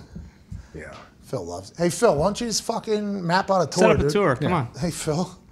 Hockey season's almost over. Yeah, dude, fucking map out a tour, dude. Get these buildings do it all in the same place and the same avenue, We got to get out there. Friday would make sense, right? Because I'm already on the road for SmackDown. So if we do the show Day shows are tough. I don't know if anybody would ever. See, I don't know though. If we were in Nashville this Friday, I think that would be electric. Like a theater during the day during the show, just leave and Thursday. then go and do the SmackDown That show. city's at gonna night. be buzzing all weekend. We have a pretty good little crowd down there. Yeah. Is it going to be like that every single week, though? No. Phil would have to pick and choose. Pick and choose, yeah. Plus, you probably wouldn't want to do it every single week, too, on top of the. I think like the Igloo having a live audience, I'm very excited for. Very, very excited for. Sometimes when you listen to stuff though that has a live audience, like a podcast, whatever, it makes it much worse. Yeah, the quality. Speaking of, And if you're playing to the crowd though, if you try to play to the crowd at all, if you're listening, it's not nearly as good usually. Yeah. Because the crowd, you can't really hear what the crowd's yelling. You got to be at the there type person. things. But it's a balance. Yeah, it's still Like, awesome. Still should happen though. You can find your rhythm with that if you do it enough times. And if we don't, we won't do it. That is something that I believe this company has. Self-awareness. Yeah, that was terrible. Yeah, we ain't never doing that again. Exactly. And then they'll always be like, we should try it again. Nope. The only thing I remember is it being a nightmare. I ain't fucking doing it ever again. And that's not great for the growth of the company, but I mean, that's where we're at right now, I'd take a shot. I said I was going to end the show for the first time like 35 minutes ago. And this has been one of our worst. Ooh. It's been one of our worst shows to date. So we appreciate everybody listening. Fuck! That's a show. Can't make that pitch, Coach. All right. See you guys tomorrow. Should be a better show tomorrow. Yeah, 12:05. 12:05. Josh Allen. Let's go. Get the fuck out of here. What are we doing? Josh go. Allen, 12:05 tomorrow. Hammer down 15 minutes Yep. at youtube.com/hammer. Dahn. Gumpy won 801 last night. They're going to be giving away money, basically. Let's keep that heater going. Hell yeah. And let's Hell ride yeah. into this divisional round in beautiful fashion. Get your computer fixed so we can have an actual conversation with you and not be Please. distracted the entire time. We'll see. Yeah, hey, we're trying. Try harder. That was Gumpy. That was Gumpy. You know what? Now I'm going to. All right, thank you. We you, appreciate AJ. that. See you all tomorrow. Bye.